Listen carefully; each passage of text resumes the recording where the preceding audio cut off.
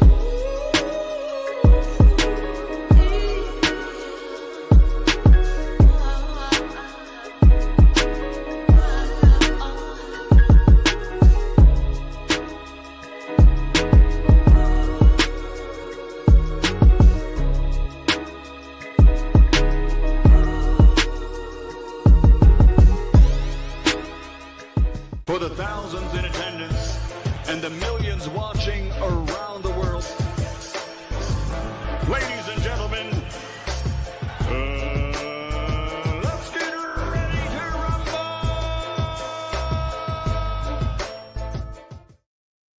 Yeah. Hold on, y'all. Hold on, family. Hold on. Let me get everything together. Bear with me one moment. Camera kind of blurry.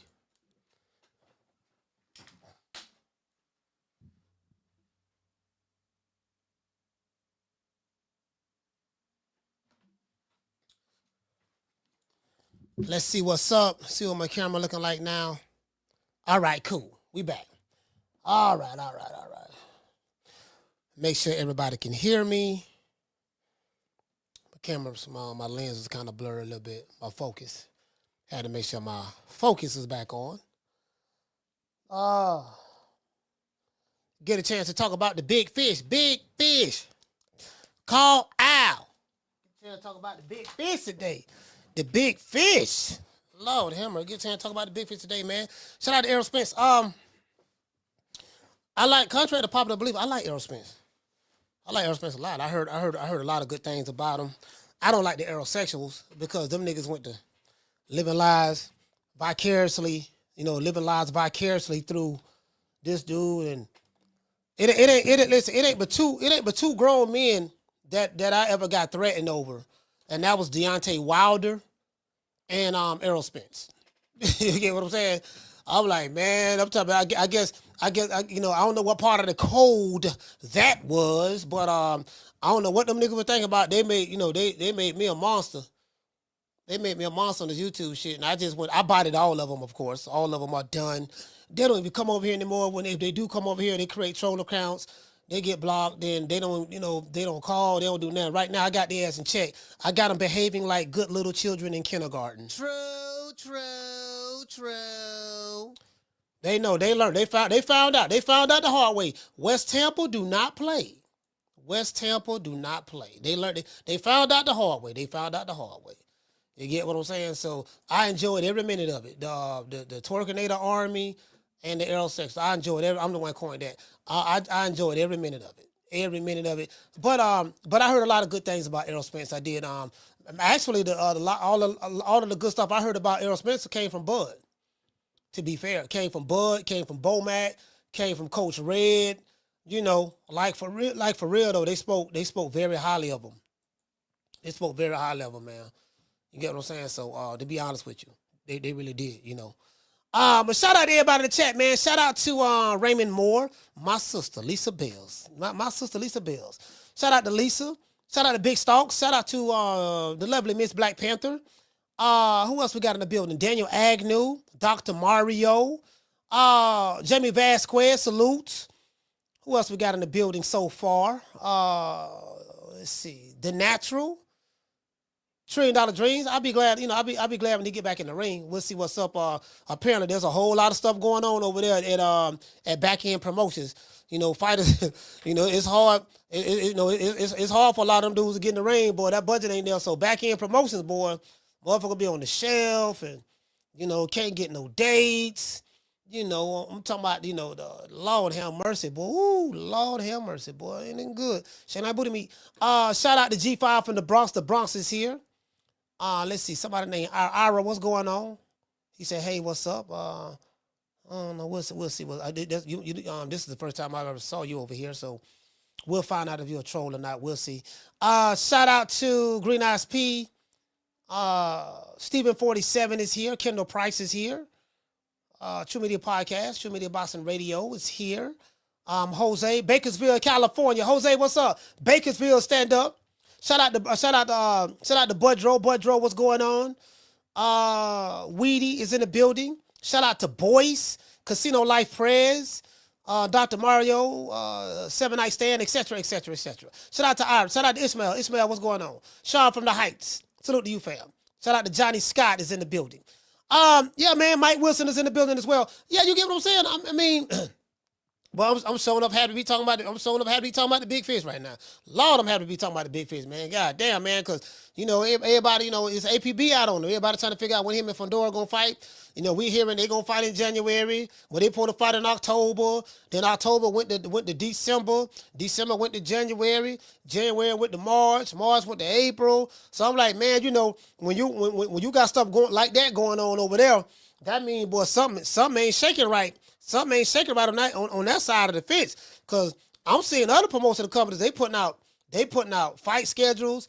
They announcing dates and stuff getting done, stuff like that. So it may be someone pull out every now and then, but for the most part, there's stability.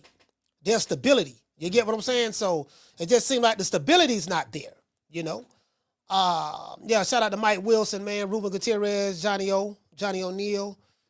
Salute. Anyway, we'll see what's going on. But I'm glad to hear that the big fish is back. Today's show has been sponsored by Foster's Barbershop, that you can see on the screen below. Foster's Barbershop, 1923 West Main Street, West, y'all. West Tampa, Florida. So anytime you're in the barbershop, man, stop by Foster's Barbershop. Let them know that the coach sent you. You will get a 10% discount. Now, I'm gonna tell you something. Now, this barbershop ain't like no other, like them other barbershops. This is a classy barbershop. Not saying the other barbershops are not classy, but I'm saying this it's a barbershop for, you gotta have some money to come in this barbershop. Celebrities go in there, get cut. You gotta have some money. You get what I'm saying? Because you're gonna get a nice grand experience. It's super clean in there. You ain't gotta worry about it's very elegant. Some would say it's a bougie barbershop now.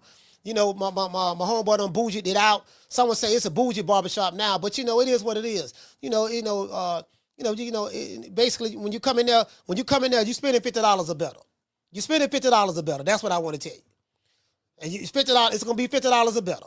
Now you go in there, you let them know what time the TI is. Say, look, man, the coach sent me, man. He gonna look out.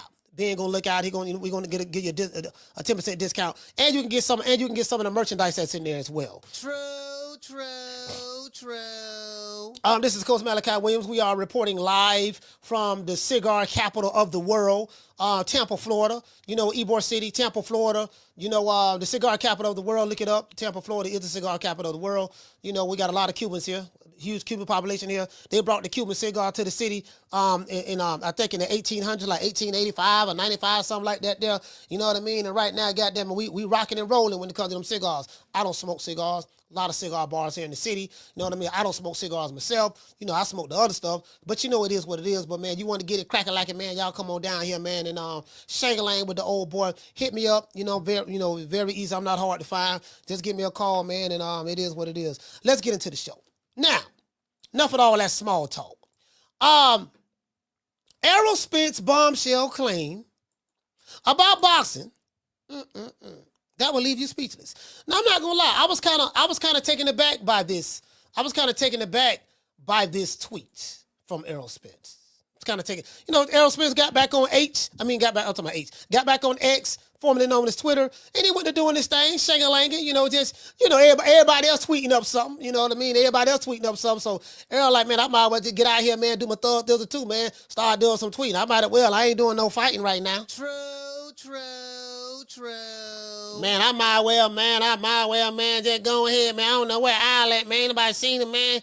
I don't know, man. Like, I'm from DeSoto, Texas, but I'm just saying, man, I ain't seen him, man. Like, I'm trying, man. I've been trying to get back, y'all. I've been trying to get back. I stepped in the ring against Fundora when he beat doggone Tim Zoo back in March of 2024, man. I've been trying to, man, man, goddamn. What's going on?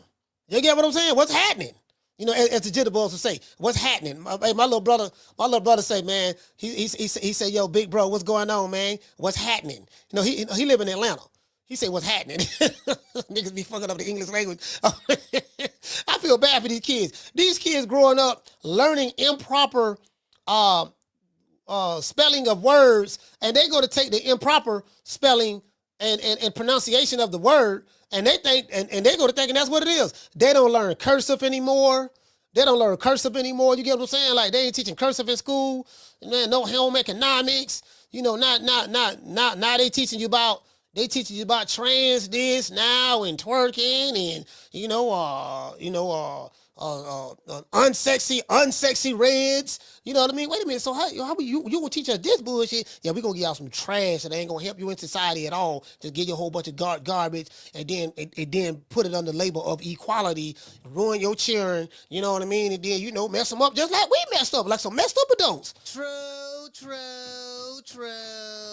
These are twisted, deranged adults are doing this. But that's neither here nor there. That's a whole nother story. That's a whole nother story for another day. You get what I'm saying? Shout out to Warlock Boxing is in the building. Warlock is here. Now, man, shout out to Eric Gomez Bomb Squad. To this day. Hey, Eric, boy, I'm hearing that y'all. I'm hearing that the bronze bomber, he may be coming back. He may be coming back to fight Anthony Joshua after all. Now, this is the crazy part about it, right, Eric? I was listening to the Boxing Voice today. I was in the gym listening to the Boxing Voice. I heard this one twerkinator, Deontay Wilder fan call the show. This nigga was crying. Boy, the Boxing Voice got some of the cryingest niggas I ever seen in my life, boy. Listen, I'm a member of the Boxing Voice. I like Ness, man. Ness good dude. I never met him before. I don't agree with everything he says, but I don't, we don't have to agree on everything. That's how it is. We respect each other.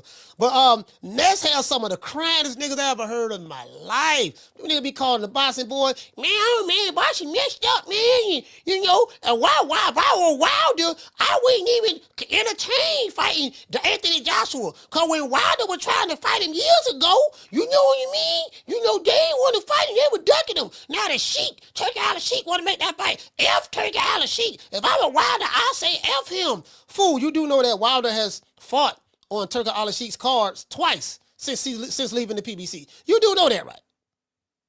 Wilder ain't listening to you dumb ass niggas. You niggas from the you Wakanda niggas online. He ain't listening to you niggas. Y'all know that, right? Wilder's in his mansion in Alabama. And he going to get that Turki Alashihk money. He not listening to you broke ass nigga with a net worth of 2 figures because I don't like Anthony Joshua. I don't like Turki Alashihk. Who cares, nigga? You still that same broke ass nigga. True.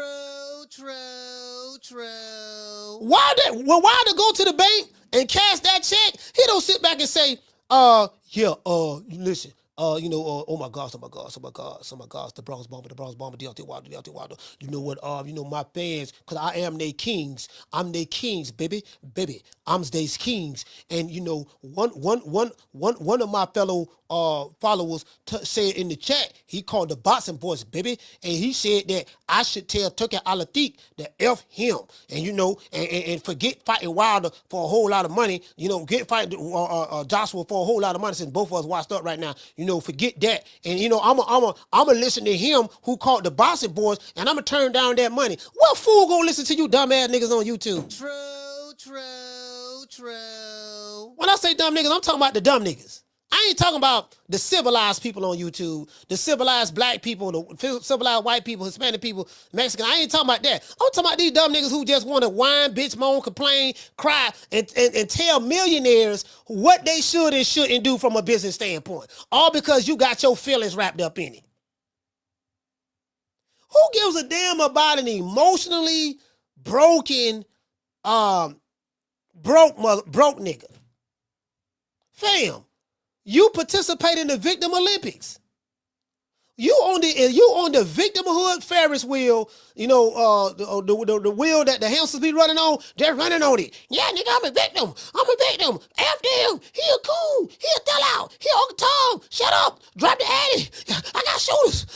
I'm getting tired running on this wheel. Oh Lord, I'm getting tired. I can't come up. I'm broke. You know, my father, that's a multi-millionaire who don't know I exist. Sure, listen to me. Let me give him some business advice. Dude, you don't know what 1 + 1 is, but you trying to give someone who don't know you exist, don't know you're breathing, never comes on your platform, don't even respond to you mofos, you know, flying around the world in private jets. You're trying to tell him what to do. True. Oh, Lord have mercy, boy, you can't make this shit up, boy. Oh, listen, man, only on social media, boy. Only on social media. Shout out to P.D. Russell. Only on social media. Shout out to Tough Glove Boss. Anyways, I love desecrating these niggas. I love it. You know, there's nothing more I love doing than you know, just kicking a low IQ, you know, male groupie down. Just love kicking them. I just love kicking them and messing, just talking to them any kind of way, because that's what God created them for. God created these male groupies for my personal entertainment and enjoyment. God said, you know what? God said, you know what, coach? I'm gonna do you a favor. I said, what's that, God? He said, listen, son, I got some male groupies who participate in the Victim Olympics, who beta males. They got a net worth of 2 figures. I said, God, why would you create some motherfuckers that got a net worth of 2 figures? Excuse me, God, I mean to curse. But why would you want to do that? Well, I created you. I know what you're made of. I know how much you love to laugh. I know how much you love to kiki. I know how much you love to just have fun. So I just thought it was right that I, create something for you to just have fun with and toy with and get them emotionally invested and then move on to the next subject matter. True. I've been thanking God ever since. Been thanking him ever since. You get what I'm saying? Shout out to the lovely Miss Connie. Anyways, let's read my opening monologue. In a recent tweet on X, Errol Spence expressed his opinion about the state of boxing. Spence said, and I quote, boxing is so fucked up now, right? In an era where the American boxing scene is at an all-time low. To this day. It's at an all-time low right now, the American boxing. Not boxing. Boxing is in a great place. But if I listen to the nigga, I should have wrote that nigga name down, but I forgot the nigga name, called the boxing boy. That nigga cried. He paid Ness. I think Ness will let you talk for a certain amount of time, and then when the bell ring, you'll pay for if you want to do like a rebuttal or an extension or whatever, right? This nigga paid Ness just to get up there and cry. All I heard was this nigga crying. Man, I don't like Turki Alashihk. Boxing messed up. Wilder shouldn't be trying to fight Anthony Joshua. Forget DAZN. My baby mama bow-legged. My baby mama pregnant from another man. I thought it was my child. My ex-girlfriend knock-kneed in one leg. My sister lost the doodle brown contest at the script club. Like, this dude literally was just whining. He was just whining. Bro, I was laughing so hard. I'm on the, I did bench press today, right? I did chest today. I was like, this dude was just whining, dog. Just crying. I said, oh, now I see why Ness be having motherfuckers pay. You know what? Now I ain't gonna lie, Ness told me to do that.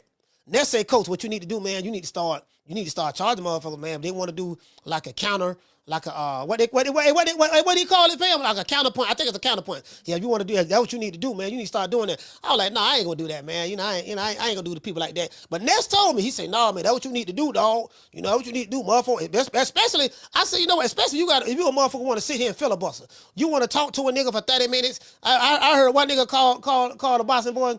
What you doing? Nothing. Just chilling.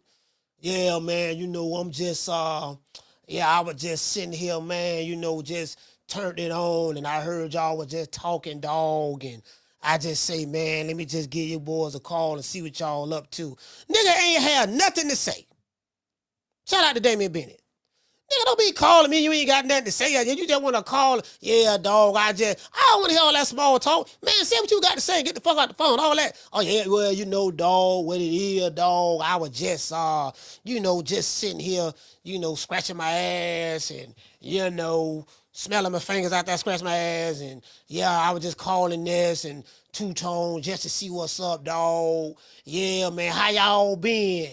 And then, Ness High, Tone on his phone, they ain't really paying attention to this nigga, because he ain't saying nothing. True.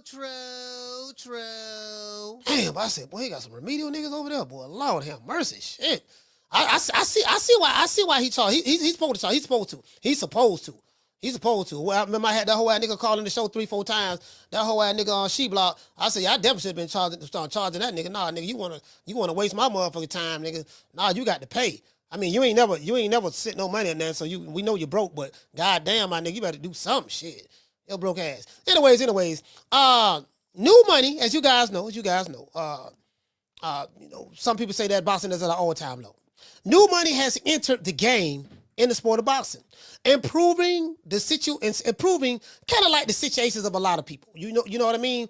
But it's kind of improving the situation a lot, because new money has came in the game. Thanks to the Saudis. Gotta say that. Thanks to the Saudis. You get what I'm saying? So, just thanks to the Saudis. Thanks to the Saudis, and other opportunities have been available and are available in the sport. Other opportunities, right?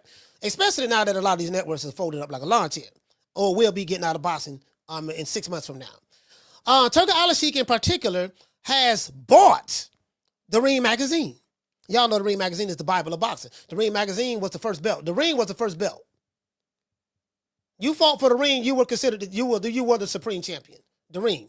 That's a historical fact. That was the belt. You get what I'm saying? So, lineal champ, all that stuff there, so it is what it is. It ain't none of this shit that's going on today. None of this stuff that's going on today. You get what I'm saying? So he, Turki Alashihk bought the Ring magazine. He bought it.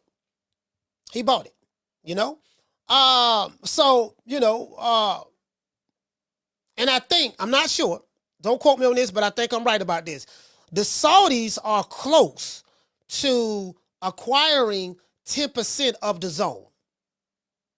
I think the DAZN is worth a lot of money. They worth billions, dog. Like, they got a lot of cash and cash infusion that's being put in their company. They got a lot of money. They got loan money.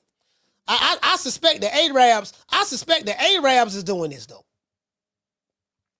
The Arab, I'm saying, they putting a lot of money, goddamn, this on, boy. Listen, it's big bank take little bank. Big bank take little bank. You get what I'm saying? So that's pretty good. But by the Saudis buying 10% of the DAZN, this will allow them to control all of the boxing content. Anything boxing on the DAZN will go through them.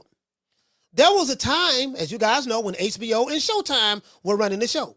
HBO folded up in 2018, and the pro Showtime fans celebrated. I remember, oh yeah, nigga, yeah. Ooh. See, that's what it was, right? Oh, hold on, this is what it was. I see why people blame Floyd Mayweather, and I'm gonna tell you why. I don't like blaming Floyd, but you kind of do have to blame Floyd. Floyd was so popular amongst the black community, the black boxing community, that and a lot of people worship Floyd. They loved Floyd. They worship Floyd and they love Floyd. You get what I'm saying? So Floyd was the reason why people knew who Al Heyman was. If you know anything about back in the day, 2012, 13, what did Floyd used to say? Well, first of all, like I said before, I would like to thank Al Heyman. When he was over there at the HBO and stuff like that, he used to thank Al Heyman. Y'all remember that? So Floyd had the Floyd sexuals or the Flomos, they had such a infatuation for Floyd. And they was able to live their lives vicariously through Floyd. So so that's what it was. So when the PBC formed in 2015, it was because of Floyd. That was used as leverage. We got Al Heyman connected to Floyd Mayweather. You get what I'm saying? So Floyd has such a huge, crazy following, amongst the black boxing fans that whatever Floyd said, they ran with it. He co-signed Tank. Tank is popular right now because of Floyd Mayweather. He got the co-sign from Floyd. Facts.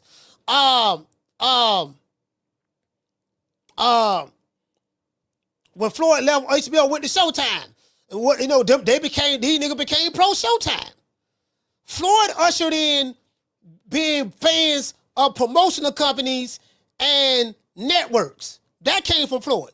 Not saying that Floyd told everybody to worship the promotional company that he's involved with or not. He didn't do that. But a lot of these low IQs, a lot of these low IQs and shaped by the lifetime revolutionaries, because they a lot of them have low IQs. They do. They started becoming real radical. So that came from Floyd. Floyd think Al Heyman, all the fighters think Al Heyman. Floyd think Al Heyman, all the motherfuckers on Twitter and all that. That's where they start. That's where that came from. That's where that came from. Floyd Mayweather. True. The wrong side of the street stuff, that came from Floyd. I don't need you. I can pick and choose who I want. That came from Floyd. Floyd is the one that popularized all of that. You get what I'm saying? He popularized all of that. That came from Floyd. So he had such a huge impact on the psyche of today's radical fan. Whether it's Mexican, whether it's black, whether it's white. Today's radical fan, Floyd had an indirect impact on that. Literally. Like a lot of these motherfuckers, they crazy as hell. They broke, ain't got no money, but they cuckoo for Cocoa Puffs and they like to argue. What I look like arguing with a broke nigga all day? True. Just a waste of my time. Literally. You know what I mean? So it is what it is. So Showtime folded like a lawn chair, right? Pretty much back then, I think in 2000, that was 2023, Showtime folded, right? Showtime folded in 2023. Thanks to its parent company, Paramount Global. Those good white folks over there, right? To date, Amazon Prime has refused to invest any money in boxing, in American boxing, or in boxing at all. Long gone are the days of the wrong sides of the street. Long gone are the days of, if you ain't signed to my promotional company, the PBC, you can't get the fight. Those days are over with. Long gone are the days of call Al, cap. You get what I'm saying? Without the financial backing of those good white folks at Paramount Global who own Showtime and still do, the PBC is not what it used to be. You get what I'm saying? They can't go to these shaped by the lifetime revolutionary and say, look here now, we need about another 20, 30 million from y'all. Like all them niggas together got a net worth of $15. All them niggas together got a net worth of $15. That's it. You get what I'm saying? It is what it is. It is what it is. Got a net worth of $15. But want to argue all day. Screaming facts. That's all niggas do. Facts. They say facts with so much vigor too. Dude, you do know just because you yelling and screaming facts don't mean that what you're saying is actually factual. True. They yell facts and don't have no receipts. And then when you show them receipts, they get rid of, and then when you show the receipts, they get rid of the receipts. They ignore it. Now, wait a minute. Now, hold on, man. What that is? That's a receipt? Shoot, yeah. Damn, what a nigga got the receipts on? What a nigga got the receipts on? God damn, this nigga got a receipt. You know what? You the cool, you shut up. Nigga, you bitch ass, you this, you that. Sir, you're acting remedial right now. Calm down. Sir, this is the receipt. You said A, B, C, and D. This receipt says that what you're saying is not factual. You just making this shit up. Now you better not come to the fight. When I see you, I'm going to do this and do that. Sir, you can't even afford to go to the fight. Do you know what I pay on average when I get on a plane and travel? I fly Delta. I go to a city, I'm going to spend anywhere between $1,500 to $2,000. Do you have $1,500 to $2,000 to spare, sir? Man. Ray. Pookie. Or Pookalicious. Do you have that, sir? Y'all just gonna get on a plane, I'm gonna fly over there, and what I'm gonna do when I see you, I'm gonna pull up. Oh, Lord have mercy. I love talking bad about these niggas. Anyway, that's neither here nor there. As you guys know, the Ring Magazine, which is owned by Turki Alashihk right now, the Ring Magazine has put out a fight schedule for February. You know, like real sports put out fight schedules. You know, the NBA puts out a schedule, right? NFL puts out a schedule. Right now, they have a schedule of when the playoffs games are going to start. Baseball puts out a schedule. Soccer, European football puts out a schedule. Hockey puts out a schedule. You know, so boxing, you know, they put out, the Ring Magazine, Turki Alashihk put out a schedule. Okay? There's no guessing. There's no hoping. Man, my fight ain't been in the ring since 1975. We need coming back. You get what I'm saying? You know, there's none of that. All that digital game banging, you know, there's none of that, right? The Ring Magazine put out a fight schedule for February with Beterbiev and Bivol as the main event. The Ring has announced that Turki Alashihk is in advanced negotiations to finalize deals, plural, for upcoming fights with Canelo Alvarez, the only cash cow in America, Canelo Alvarez. In America, we just got to be honest. Put all biases aside. Nationalities, all of that, right? In America, there's only one cash cow. It's Canelo, and then there's everybody else. Motherfucker got a net worth of $275 million. It's Canelo, then there's everybody else. Those are the facts. Do consistent numbers, even on the low point in this time, and get paid $30 to $35 million guaranteed before he steps in the ring. There's no fighter in America doing that. Whether you like Canelo or not, you feel he'll duck, and that's fine. I ain't got no problem with none of that. I mean, I'm not. Canelo's not one. You know, he's one of my favorite fighters, but I'm not messed up. I'm not like these. I'm not like these Canelo male group of YouTube channels. Ain't none of that shit there. Cause Canelo don't know me. He don't know you niggas. But that's the only real goddamn cash cow in America. Everything else is fictitious cash cows. Because when motherfuckers fight your favorite fighter, they making $500,000 guaranteed. Maybe $750,000 guaranteed. When they fight Canelo, they making 8 figures guaranteed. True. So why one cash cow can pay his opponent 8 figures, but the other cash cow can only pay his opponent 6 figures? The math ain't mathing. Just want to throw that out there. Anyways, so upcoming fights. So the Ring Magazine, Turki Alashihk, is in advanced negotiations to finalize fights with upcoming fighters with Saul Canelo Alvarez, Anthony Joshua, Terrence Crawford, can't forget about the Monster, Ryan Garcia, Devin the Dream Haney, Shakur Stevenson, Teofimo Lopez, J.O. Pathaya, Chris Eubank Jr., Conor Ben, heard that's already done, Isaac Cruz, what y'all call him, the Mexican Mike Tyson? I call him the Chihuahua, but I like Isaac Cruz. Isaac Cruz, PBC fighter, right? Isaac Cruz, you get what I'm saying? William Cepeda, Martin Bocole, Anthony Yard, and Adam Azim. All of these names have one thing in common. A couple of them are free agents. Probably about 3 of them are free agents. And the rest come from different promotional companies. So that means Turki Alashihk got all these promotional companies coming together to work under the one banner. Why would you have a PBC fighter over there fighting on that card? The Chihuahua. Shout out to my sister Foodie. Shout out to Foodie. Why would you have, a Golden Boy fighter over there? Why would you have a Queensberry fighter on that card? A Matchroom fighter on that card?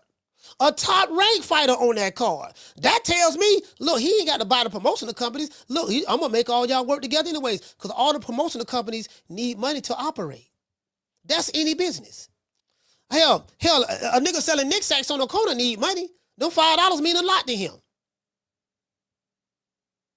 So when I hear this, oh man, y'all bending the knee. Nigga, you bend the knee every day when you go to work for them white folks on that job.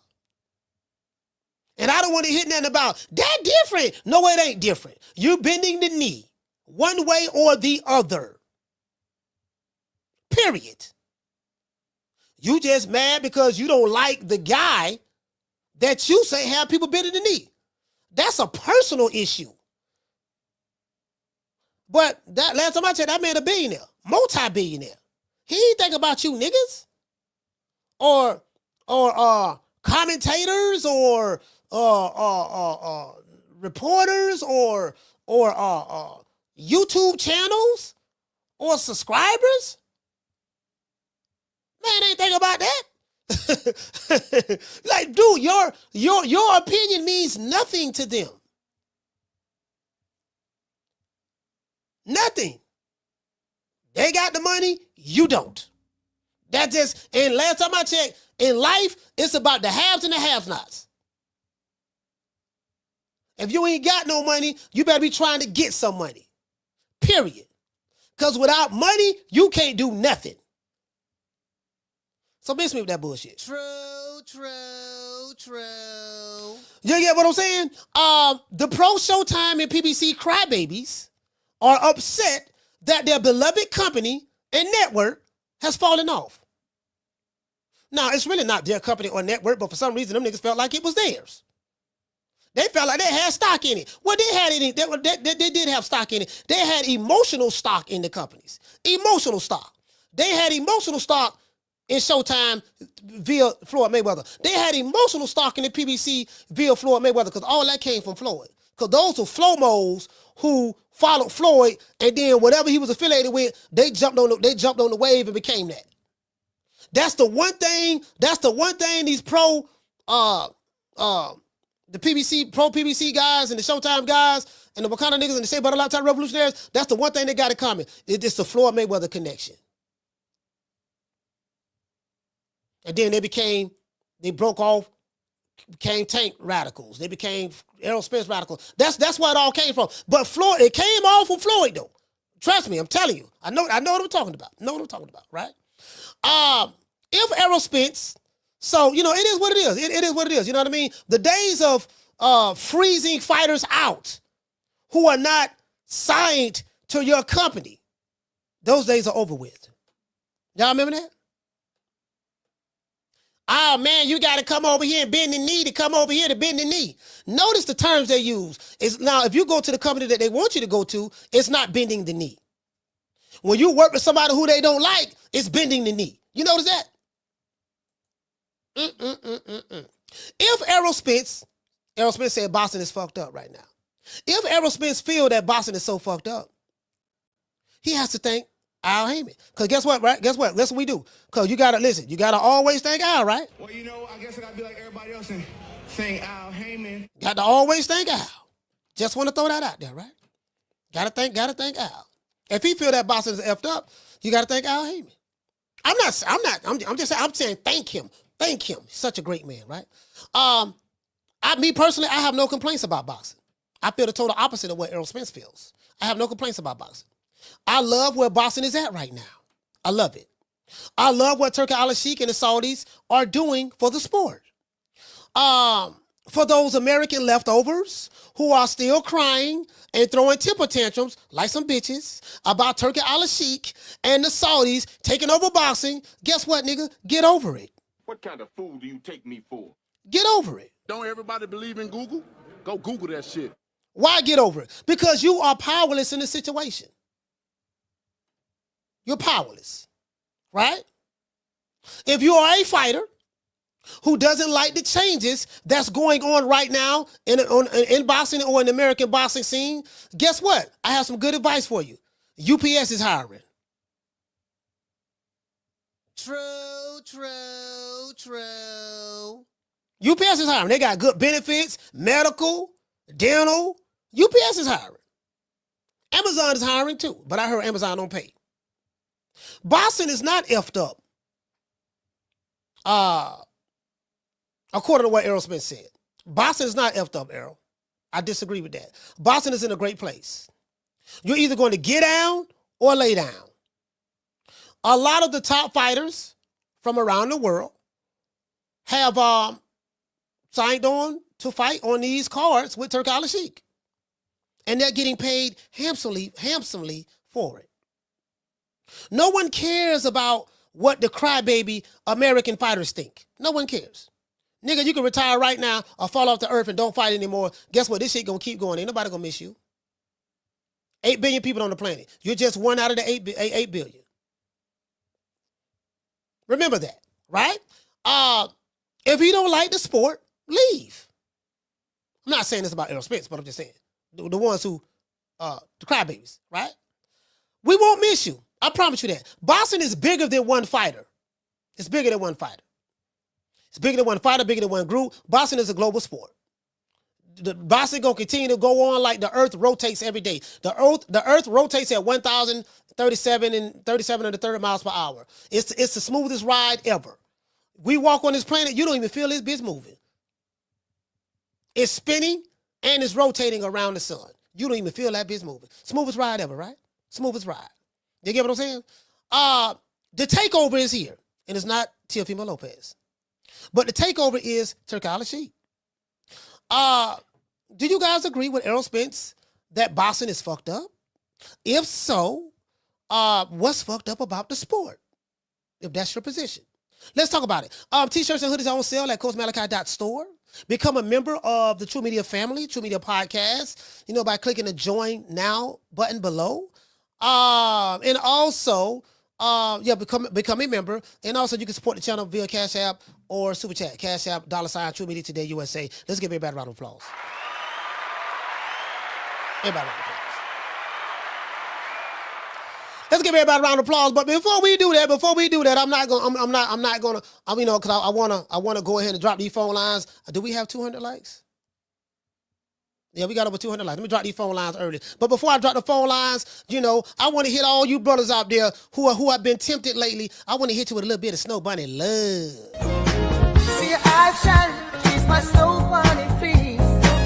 In the winter lights, so she's my sweet love for free. Talk to my nose, this lover's got is so raw.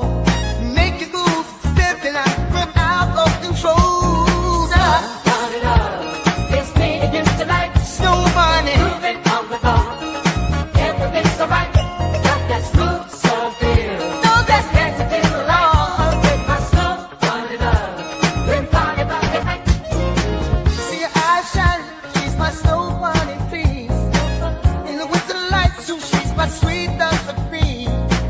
Talk to my nose, this lover's got it so raw.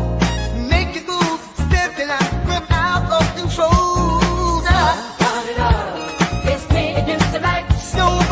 Moving on the bar, everything's so right. Got that smooth, so feel. No, that's next to the law. With my Snow Bunny love, been party about the night. See your eyes shine, she's my Snow Bunny, please.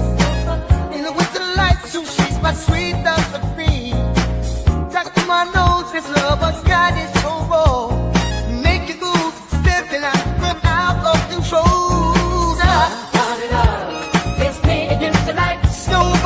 Moving on the bar, everything's so right. Got that smooth, so feel. No, that's next to the law. With my Snow Bunny love, been party about the night. See your eyes shine, she's my Snow Bunny, please. In the winter lights, so she's my sweet love for free. Talk to my nose, this lover's got it so raw. Make you move, stepping out of control. Moving on the bar, everything's so right.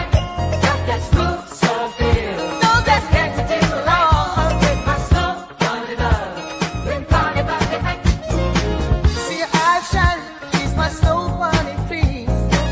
In the winter lights, so she's my sweet love for free. Talk to my nose, this lover's got it so raw. Make you move, stepping out of control. Moving on the bar, everything's so right. Got that smooth, so feel. No, that's next to the law. With my Snow Bunny love, been party about the night. DJ Coach Malachi's on the ones and twos. DJ Coach Malachi's on the ones and twos. We known for breaking hits. We the only boxing channel that break hit records. You get what I'm saying? Snow Bunny Love will be #1 before the year is out. We gunning for Beyonce. We gunning for Jay-Z. We gunning for Kendrick Lamar. And listen, Chris Brown, whoever hot out there. You get what I'm saying? Snow Bunny Love is the #1 song in the country. If not, it will be. We are pushing. We know, you get what I'm saying? We know. True. Right now, you know, sources say that Jay-Z and Beyonce is dancing to Snow Bunny Love right now. Sources say. Now I ain't got no proof of that. I ain't got no proof of that, but just take my word for it. Hey, shout out to my brother Ali. Just take my word. I ain't got no proof of that. You get what I'm saying? But just take my word for it. Sources say. Anyways, let me show y'all what our good brother Errol Spence says. And you know, Spence is going through a lot right now, so I hope everything works out for the brother. Spence tweeted this yesterday, January 15th, if you can see, 283,000 views. Errol Spence say boxing so fucked up. I don't know what he meant by that, right? I really don't know what he meant by that. But Teofimo Lopez said something on here. I don't know what that nigga told. He say like King James hairline. Oh, I guess he's trying to say boxers messed up like King James hairline. Teofimo ain't got nothing to talk about. Nigga, you turning down fights. You ducking smoke. Teofimo, you ducking several fighters and ducked several fights, you know, offers and stuff. So I don't know what you talking about. If boxing messed up for you, for your bigoted ass, and you got the nerve to talk shit about black fighters, but you got Muhammad Ali as your avatar. You call black fighters monkeys, but you got a black fighter as your avatar. You can't make this shit up. True. And why you don't have a Honduran? Why you don't have a Honduran fight on there? Ain't he from Honduras? Why you don't have a Honduran fight on there? Shame of your people? Lord have mercy. Anyways, Two-Tone Superstar said that you had an amazing career. I got you cooking Fundora. I don't listen, boy. Listen, but I don't know what the hell. Two-Tone said. He said he got Errol Spence cooking Fundora. Who? Lord have mercy. All right. This dude right here, Ricardo Hernandez, say thank you, Al Heyman. We gotta thank Al. We gotta thank our good brother Al. Well, you know, I guess I gotta be like everybody else and thank Al Heyman. We gotta thank Al, right? Gotta thank our good brother Al, right? All praises due. Let's see. Let's continue to go here. This dude right here. All right, okay. All right. This person right here said, I think it's getting better. No more fighters running or saying they aren't getting paid enough. Turkey is giving us the fights that we want to see. This guy right here said, if you're on the side where the grass is less green, then yes. This guy said, yeah, now, if you're on the side where the grass less green, then yeah. You feel me? Shout out to Marcus King. Salute, fam. Shout out to Marcus King. This person right here say, that's why we need you in the game. You ones of the only real ones. Okay, I'm listening. Let me see if I'm reading this right. That's why we need you in the game. You ones of the only real ones left. Lord have mercy. Okay, I'm gonna just say that's a typo. I'm gonna hope that's a typo. This guy right here says it's way better now. You PBC boys are fucked. This person right here say, if you ain't working with Turkey, then yes, it is messed up. This person right here say, definitely corrupt, but I love the sport. Catch 22. Well, he didn't say nothing about corruption, but that's neither here nor there. This guy right here says, Muhammad Zain, he said, when is your next fight? Shout out. Yeah, when your next fight? Maybe that's what he's talking about. The man, listen, maybe that's what he's talking about. Man, I ain't got no fight, man. Man, boss, man, I can't get no fight. Man, I'm trying to fight, man, knowing, man. Man, here, man. Man, I call Al, he ain't on the phone. Don't nobody know where he at. You hear where he? Man, don't make no hits, man. Man, I'm telling you, man, I ain't fought since I fought Coleman. You know, I could have fought the rematch with Coleman, but, you know, they told me not to fight because he beat mad last time, so they told me don't take the rematch. So, you know, I activated the rematch clause, then I didn't take up on it, and I had Cadillac surgery, I had Cadillac in my eye, so I got that done, and then goddamn, I ain't had no fights in there, man. Man, what going on? You got fight there, James. I ain't got no trainer. I ain't got no fight day. God damn. So you know when you look at it that way, Errol Spence might have a point. That's wrong, isn't That's wrong. He did nothing to you. He might have a point. Ran off on the floor twice. You know, now that I you know what, when he tweeted that, I didn't look at it that way. But now that I think about it, I'm like, you know what? Damn, out of all the shit, you know, he done been through. He probably like, Yeah, man. You know, I had to look at it from his side. I didn't think about that. This guy said, yep, the shark got to come back. This person right here said, why do you say that? This dude right here, his name Brandon, he said it is, but explain why you think so. Yeah, explain why you think that boxing is effed up. Explain why you think boxing is messed up. This person right here say, he say, thanks to your boy Al Heyman. This person right here say the business ruined the fun. Okay. This person right here say, Ayub said, nah, it's coming back. AJ says, man down, cap, I'm down Texas.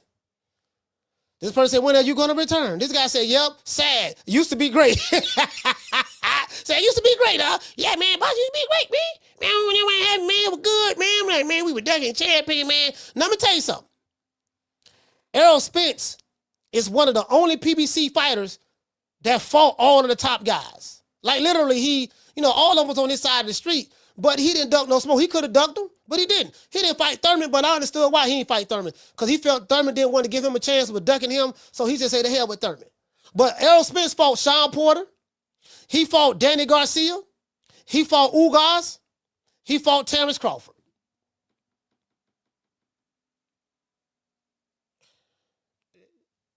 There's other fighters over there. Jamel Charlo fought all the top guys, well, most of them, in his quest to become undisputed at one. And I will get to the super chats. The super chats I will get to him. Jamel Charlo fought all the top guys at junior welterweight, junior middleweight. He did that. Deontay Wilder fought. He fought the boogeyman of the division that they made up. And what? Hey man, this man King Kong, we got to do that King Kong team, man. He been fighting. He been fighting since. Remember the movie The Mummy? Yeah, he was in that movie. He was one of the mummies. Yeah, he for real. Yeah, man, shit. He fought. And King Kong Ortiz was 55 years old when he fought Wilder the first time. You get what I'm saying? You know that brother. You know how them Cubans is. They got Cuban years and then they got American years. Tell you something right now. I'm from Florida. I know what I'm talking about. Any Cuban that's and guess what? Take it out to Miami, you'll find out. The Cubans, like they have. That's why these Cuban fighters who defect come from Cuba. They look so old, but they be like, "How old you? I'm 28. How old you was again? How old you was again? Oh, how old are you? Yo tengo 25 años. Tú lo tienes 25 años. Sí, claro. 25? Yeah. But you got gray hair everywhere, fam. Why your face so wrinkled? Yeah, I'm 25, dog. Yeah, I'm 25. Hey, for real? Yeah, man, you got a full white beard and, you know, what the fuck going on? Like, you cannot tell me, what's the dude name? What the dude name is, man? Rigondeaux. Rigondeaux looked old, bro. When Rigondeaux was boxing, Rigondeaux looked old than a motherfucker. Y'all saw that? How old this motherfucker is? How old y'all say he is again? No, he older than that, dog. See, he giving you them American years. See, in American years, he 20-something. But in Cuban years, he in his 40s. Ran off on the floor twice. Nah, for real though. I say what I say, and I deliver it. In the Cuban years, his real age, he 45. In American years, bro, when they come over here, they gonna knock off anywhere from 7 to 10 years off their age. 7 to 10 years gonna be knocked off their age. They gonna get a new birth certificate, gonna get all of that. So you really don't know. You get what I'm saying? King Kong Ortiz, man, that man older than the motherfucker, man. But Wilder fought King Kong Ortiz. Wilder fought Tyson Fury 3 times. You get what I'm saying? Wilder fought he fought Joseph Parker and he fought Big Bang Zane. So Deontay Wilder. Oh, I can't forget about Sean Porter. Sean Porter fought everybody. Sean Porter fought Errol Spence. He fought Keith Thurman. He fought Danny Garcia. He fought Ugas. He fought Adrian Broner. And he fought Terrence Crawford. And he fought Kell Brook.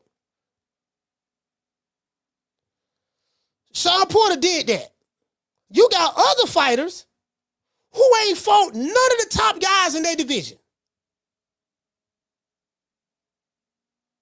They ain't done what Errol Spence did.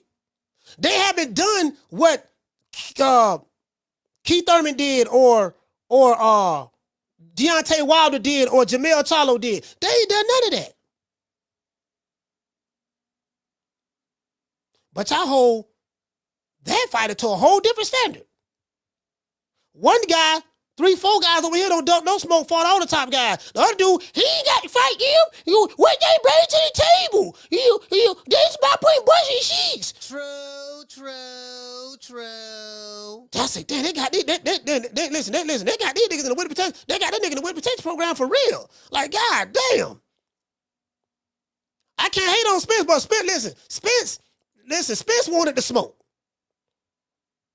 And I'm pretty sure we would have been got that Crawford and Spence fight earlier, but it was the politics. It was the wrong side of the street. Terrence Crawford wrong side of the street. I mean, he won't fight. I fight on Showtime. I fight on Showtime PBC. I mean, if you or Fox. I mean, if he won't fight with me, he gonna have to leave his situation and come over here with us and don't make fight happen. But if he don't leave his situation, then what they gonna have to do? They're gonna have to come together and figure out some type of way to make it work. He fight on top rank ESPN. You know what I mean? So, remember that wrong side of the street? Somebody from Saudi Arabia was looking like, what, these motherfuckers over there tripping in America. I tell you what you want to do? Let's buy the whole street. We're gonna buy the street. We're gonna buy the street. How much do you want for the street? You want to buy the street? Yeah, damn, we ain't never thought about that. We ain't think nobody had no money to buy the street. Yes, how much do you want? 100 million? That's all you want? Yeah. What you gonna pay that? Yeah, I'll tell you what. Here you go. Here goes a thick, okay? Now this is what I need in the process. I'm going to use your fighters. I want to put your fighters on my cards, to make fights and stuff like that. The ducking and cherry picking is over with. If your fighter wants to get paid some big money, because we know you ain't got no more money no more because Showtime folded up. So if your fighter wants to get paid some big money, he can fight for me over here. There's no long-term contracts. There's one fight, but we're going to do the matchmaking. What you mean you going to do the matchmaking? Yeah, we're going to do the matchmaking. Man, them dudes be getting beat up when they go over there.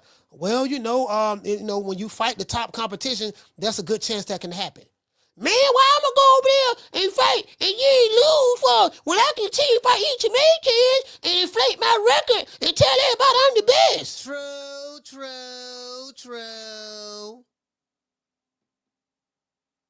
Nigga with a net worth of $10 million. Telling a billionaire.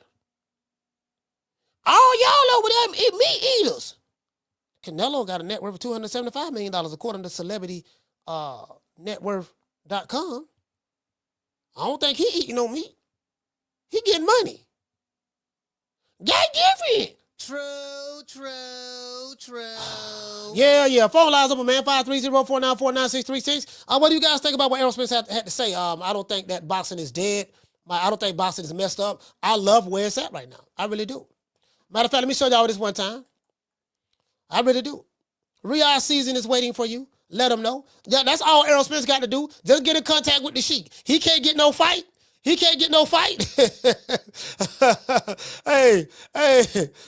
you know what I mean? He can't get no fight. Yeah, man. Hey, this guy say boxing faces challenges because information about matchmaking has spread rapidly, exposing everyone involved, leaving only the snatching of legacy opportunities standing in the smoke. This guy right here says, all on you. He said you can go to Riyadh, but instead you rather wait for Al Henry to give you a date. Black and Brown boxing say, speak for yourself because the sport is thriving at the moment. Yeah, the sport is pretty good. This guy right here say it's a lot better than it was when boxers were hiding behind promotional companies. That's what the people are saying. When boxers were hiding behind promotional companies and the best fights weren't being made. I totally agree. No more hiding behind it. This guy right here, Texas May, say, nah, you effed up, clown. Why he said that? He said, just because you lost your O, you think everything is effed up. You haven't fought in years. If boxing is effed up, it's because of the PBC. Y'all fought nothing but bulls. But this ball been taking the easy matches, fighting other balls. This dude, he from Texas. Texas. He from Texas. He from Texas saying this. He said, no, man, boxing effed up. It's because of the PBC. He said, y'all folk now but bums. He said, but once y'all left the PBC island, he said, and y'all got, y'all, he said, what he said? He said, once y'all left the PBC island, all y'all got murder. I guess you gotta say murder. You trash. Oh, man, come on, man. Don't say that, man. Ron Boy Fresh, my brother, Newton Street, my main man, Ron Boy Fresh, he say, nah, you mean PBC. And that janky ass Amazon Prime deal. Well, he can't get no like, ooh, Lord have mercy, Lord have mercy. Hey, man, go ahead and drop these phone line, man. Let the people call the show, man. Because we do it for the people, by the people, of the people, because we come from the people. They say, Coach, you talk fast. No, I don't talk fast. You just listen slow. You get what I'm saying? Been talking fast all my life. Phone lines open. You want to talk some shit? Call me. Start some shit, bitch. Sup, fool? You gonna talk shit about me, homie? Where you from? Hundreds of niggas is waiting for your motherfucking call, and they all talking shit about you right now. Call the coach at 530-494-9636. We waiting on your bitch ass. Nah, man, Boston in a good place right now, man. I like where Boston is at right now. Shit, I can't even front, man. I'm like, I ain't got no complaints. I like what's going on in American boxing. I like the tweets. I like people leaving comments. I love all of it, but like that, I love it. And this is the best time I've had since I've been on this app. Caller, what's your name? Where you calling from? Coach, what's going on? Rob from New York. Second time in 2 days. First caller of the day. Rod, talk to me, fam. You know, when I saw that post from Errol Spence, you know what the first thing that I thought about? What's that? You remember when the first time that the PBC came out and everybody lined up, they had this whole kind of like, it was like a gala, and everybody was like, oh my God, Al Heyman. Yeah. Like, nobody thought about, how the business fucked Oscar De La Hoya. No one thought about how they fucking stole all his fighters. So, yeah, boxing is fucked up. But you see, what goes around comes around, and look who's on the other side of the street now. But that's my call, Coach. Shout out to Rod. New York, stand up. I want y'all to go back to what I said. Floyd Mayweather, for all of you Flomos who may not know, Floyd Mayweather is the PBC. He the one was the reason why people knew about the PBC. People didn't know who Al Heyman was until Floyd Mayweather. Floyd Mayweather popularized him, kept his name out there. So whatever Floyd whatever Floyd went with and approved and spoke of, because he was such a cult-like figure within the community, or as CJ would say, community. They followed him. They became pro Showtime, pro PBC, pro Al Heyman. Wrong side of the street. If Floyd didn't like Oscar De La Hoya, the Flomos didn't like Oscar De La Hoya. If Floyd said something bad about Bob M, they said something bad about Bob M. If you notice, the people who don't like Oscar or Bob M, those guys are diehard Floyd Mayweather fans. They took all of Floyd's talking points. It became whatever Floyd said, that's what they became. You get what I'm saying? Like, just go back and look at it. Go back and look at them old videos. I know what I'm talking about. What nobody, cause remember, I used to tell y'all, I said, bro, I ain't never heard of no time where, when I was watching boxing, when did we become fans of promotional companies? When did we become fans of promotional companies? I told y'all, I've been watching boxing a long time. I ain't never seen a time where we were fans of promotional companies. I didn't say, you know what, man, if you ain't signed to Don King Promotions, I ain't watching nothing from Top Rank. I don't care nothing about no Top Rank. You know what I mean? Bro, like we didn't game bang for promotional companies, but in this era right here, yeah, niggas, they threaten you and everything. True. Oh, we got a lot of cash outs. I got to get to the cash outs. Caller, what's your name? Where you calling from? Jamie from New York. Jamie from New York. Talk to me. Hey, Coach, what the hell was Spence talking about, man? Bro, I mean, he says boxing is dead. Is that how it really feels? No, he didn't say it's dead. He said he didn't say that. He didn't say that. Nah, I think it's jealousy, bro, because he's not landing the fight. Bro, listen, maybe his career is dead. Somebody needs to tell him. Between the long layoffs, partying and drinking, getting thrown out of a car, getting beat, the beating he took from Bud. Bro, maybe his career is over, Whatever happened to the Fundora fight, Coach? I thought that was up next. Don't nobody know that. Don't nobody know the answer to that. Man, bro, I don't know, man. I don't know. I don't know what he needs to do, bro. But I don't know. It's safe for him to get in the ring. You know, I think he fights Fundora, man. I think Fundura's gonna really hurt that guy, bro. I think he's washed. I mean, the boy can't even talk straight. So I don't know, man. I don't know where he's going from here. I wish him well, but I don't think it's a good idea for him to come back, Coach. That beating from Spence, bro, that he took from Bud, man, that was a tough one, man. That's tough to come back from. So, anyways, that's all I got, Coach. Peace, man. Salute, fam. See, I remember. Let me read the super chats. I remember these days right here. Shout out to Donald Banks for dropping that quarter of a bam dub on your boy. Super chat received. Playtime's over, boy. I'm gonna read all the super chats before I answer this phone call. Hold on. Reading super chats. Caller, hold on. I gotta read the super chats. Donald Banks say Boston did not leave Spence speechless. The ass whipping Terrence gave him left him speechless. Like how he beat the brakes and rotors off of me like that. Shout out to Tyrone Winston, man, for becoming a member. Salute, fam. I want to say shout out to you, my brother, for becoming a member. I really appreciate you. And shout out to Donald Banks as well, man. I'm glad to see you back, brother. Shout out to Braska Raj for dropping that quarter of a bam dub on your boy. Super chat received. Playtime's over, boy. What you say, fam? You say greetings from the mean streets of North Omaha, Nebraska. Showtime pulled the rug from under their feet. Yeah, they knew it was coming though. They knew it was coming. Shout out to Marcus King for dropping that half for bam dub on your boy. Super chat received. Playtime's over, boy. What to say, fam? He said, I'm love what Turkey is doing for Boston. It's old school, the best fighting the best. The old days of Boston was something serious. Absolutely, I totally agree. It was something serious. Shout out to Watch for the Hook. Dropping that $2 super chat. He said you got to use Errol Spence to get views. No, not really. I get a lot of views, fam. You probably ain't been over here watching my shows. If you've been watching my show, we've been doing very, very well over here. And you still send them same ragged ass $2. If you was over here yesterday, we had about 800 over here yesterday between X and YouTube. But you still send them $2. You over here, but I appreciate it. You probably need to keep that $2. Get your half on the Knicks hat. I got some Knicks hats too. Shout out to Miss Connie. Dropping that half for bam dub on your boy. Super chat received. Playtime's over, boy.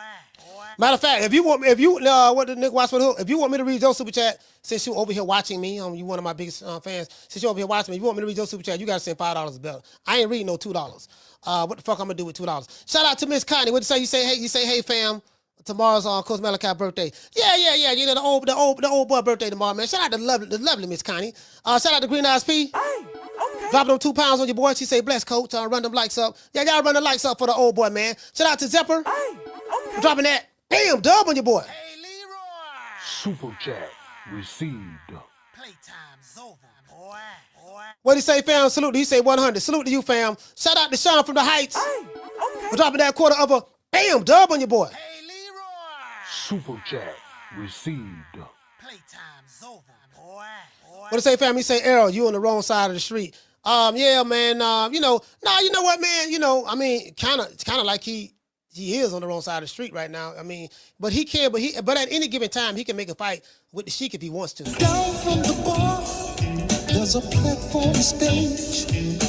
People pimping, sharp as razor blades. Caller, what's your name when you calling from? Oh, Tough Glove Boxing, Coach. My bad. Tough Glove. Talk to me, fam. You sound kind of muffled a little bit, but I got you. Oh, my bad. Can you hear me a little better now? Yeah, I think so. I got you. So my fault. All right, well, let me get the call on the way. I'm not going to be on long. I just want to say, man, look, I don't think Errol Spence is coming back. And if he is coming back, he's going to have to take a tune-up, bro. Like, he just, even with the post under the one that he put about boxing and tough stuff, somebody asked him, they asked him, yo, you should take a tune-up. And he put that as dead. Like, that's a dead issue. So my thing is, he's been off almost 2 years. If he comes back, he's not taking a tune-up. It's going to be his first time with whatever trainer who he got now that we don't even know who he's training with and if he found a trainer. So I don't know why Spence fans still expecting him to come back and demolish it the way he was doing it. It's not looking good. Mm-hmm. Yeah, I think he's speaking from his personal situation because Boston is doing very, very well. There's a bunch of fighters that tell you differently. Boston is doing very, very well right now. So I think he may be talking about his personal situation. Yeah, the only people out here complaining about like boxing sucks right now is like PBC fighters. I'm not even capping right now, right? And I find that kind of strange. Also, and I'm gonna get off the call. You're right. I don't think boxing is dead, right? It's starting to revitalize. Like I'm starting to see it come back, and we got some good fights lined up. I like what Turki Alashihk is doing because while I don't think it's dead, I do think that it's going through a transition right now, and that's what people are struggling with. I think that the old way of doing boxing is pretty much over, and we're transitioning into making it more commercial for the people of today. For instance, that Ring Award show was pretty good. Yeah. You know, I never even saw anything like that for boxing. I really enjoyed that, and I thought that was a phenomenal idea to get the boxing, you know, out there to the casuals. But anyway, that's my call code. Salute to you. Salute, fam. Hey, shout out to Talk Club Boxing, man. Texas, stand up. Texas, stand up. Yeah, Boston is in a great place right now. I ain't gonna lie, bro. Like, fam, like, shit, I got a chance. We got a chance to see undisputed heavyweight champion of the world. We got a chance to see the undisputed light heavyweight champion of the world. We got a chance to see 2023, which was Spence and Crawford. We got a chance to see the undisputed welterweight champion of the world. So, and then now boxing is great, bro. A lot of 50-50 matchups. You know, big name fighters are fighting each other. You know, it's taking the guesswork out of. It's taking the guesswork out of, you know, this big name fighter fight this big name fighter. What's gonna happen? You know, all of that. Like, no, they gotta fight each other. They gotta throw hands. You get what I'm saying? Everybody gotta earn their keep. And I love that. I love that. Carter, what's your name? Where you calling from? Hey, Slim, what's wrong with the Bama, Mo? What's wrong with him? Look, hold up, though, Slim. Ain't he supposed to be a goddamn promoter? How come he ain't out here promoting Frank Martin and shit? You got man down promotions. Get out there and start promoting. What the fuck is the problem? Man down promotions. Shit get real. Shit get real when the rabbit got the gun. I remember when it was cool when Uncle Al was trying to isolate motherfuckers, run the island and all that shit. now that this motherfucker's on a milk carton somewhere up in Cleveland, nobody know where the fuck he at. Shit ain't sweet no more. This motherfucker, that Cleveland Bama is on a milk carton. I'm trying to tell you. They don't know where that man at for real. And wherever he at, he on his last fucking legs. Man, but at the end of the day, Slim, like I said, Mo, I think the caller hit it. It's a new joker in town, and he running this shit like it was supposed to be running. No island. I don't give a fuck where y'all at. Y'all gonna fight each other. Period. I don't give a fuck about I buy this motherfucking Turkey. Like fuck your I buy your promotional company. Now what? Y'all gonna fight one way or another. Yeah. Or you don't eat. And that's the way it should be. None of the motherfuckers should eat. If you don't want to fight the best, you shouldn't eat. That's how the game should be. Starve them out. You ain't willing to fight the best, you shouldn't eat. Earl don't want to get a trainer to fight the best. Earl don't want to do shit but stay on that gravy train Uncle Al had them Bama motherfuckers on. That's all they doing is crying now. Yeah. Every last one of them crying. Oh, all of a sudden, y'all got to fight somebody now. All of a sudden, Al done burnt all the motherfucking bridges. He can't get no network deal. That's why I said, y'all got that janky-ass Amazon Prime deal, and you and your feelings. He said janky. He said ain't janky. Nothing wrong with boxing. The only thing wrong with boxing is that them Bamas that been milking the game, not fighting nobody, all of a sudden they know they got to fight somebody. Period. That's what the game is now. Fuck you. But that's all I got for you, Mo. I'm out, Slim. Man, salute, fam. Rob, boy, fresh. You know, I remember the days You know, I remember the days. Hold on, where is that? Oh, do y'all remember? See, these were the days right here, boy. This was the day. Do y'all remember these days? They used to party like it's 1999. Let's go over here. These were the days right here, man. Long gone are these days. Fight hype. That was 7 years ago. Y'all remember this here? Hold on, I'm gonna play that. I'm gonna play this. Fight hype. I'm gonna play this. I'm gonna play that, boy. Them days over with there, boy. Boy, them days over with, boy. Carla, what's the name you calling from? Man, what's happening, coaches? Casino Life Players, man. Man, Casino ATL, talk to me, brother. Yeah, man, I ain't doing nothing, man. I'm over here just chilling. You know what I mean? Waiting for my favorite fighter to get back in the ring. I don't know what the hell going on with the truth. You know what I mean? What the fuck? He trying to, Errol Spence, man. Yeah, he trying to get back in there, man. But the thing is, gotta wait on Al. Gotta wait on Al, man. Gotta wait on Al. So. Yeah, man. I'm really just bullshitting. I was talking about how you said that nigga called in on the next show talking about done chilling. Sound like, bro, man. Yeah, yeah, man. Nigga ain't had nothing to say. Man, he PBC. See, I don't. You said what? Nah, the nigga ain't had nothing to say, dog. Yeah, man. And shit, at the end of the day, I damn near ain't got nothing to say because shit, man. I mean, I ain't never really paid attention to it. But I mean, I don't care about the promotional companies and shit. But shit, all my favorite fighters ain't on PBC. But goddamn, Errol and Tank is a big part of what I like to watch and shit, man. I'm sitting over here feeling like, bro, man, wondering when the fuck these niggas gonna get back in the ring. I mean, Tank, he got a date, but shit, I mean, he fighting his best friend. Yeah. So. I mean, shit. I mean, you know what I mean? So I'm really waiting on the next one. Because this shit, I mean, we already know what's up with the Roach fight. Yeah. And then Errol Spence, in all seriousness, I don't want to see him again because the nigga he's too goddamn hard-headed. Like, that's the reason he was my favorite fighter in the first place, because the nigga hard-headed. But now, like, no, nigga, you got to listen. Nigga, you need a tune-up, my brother. You need a tune-up. Like, at the end of the day, I don't want to see you get your ass whooped like that before. I mean, again, like, I can't even watch that Terrence Crawford fight, bro. You did so bad, like, he dismembered your face, my brother. Like, you gotta go goddamn take us off church. You ain't got the coach. You ain't got Al Heyman. You ain't got nothing. So, I mean, bro, you gonna have to goddamn take a tune-up, or else I really don't want to see the shit, bro. I don't want to see that man get destroyed. Like, that nigga acting suicidal. But see, everybody assuming he gonna get destroyed. I don't know. Now, I do agree with you on this. I do agree that he needs a tune-up. I wouldn't fight Fundora coming out of the gate. I do agree with that.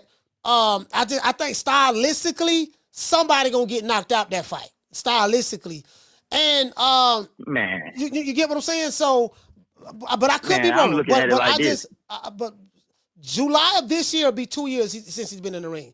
So if he get back in the ring in March or April, it's going to be April, May, June, July. It's going to be like 21 months he's been out of the ring.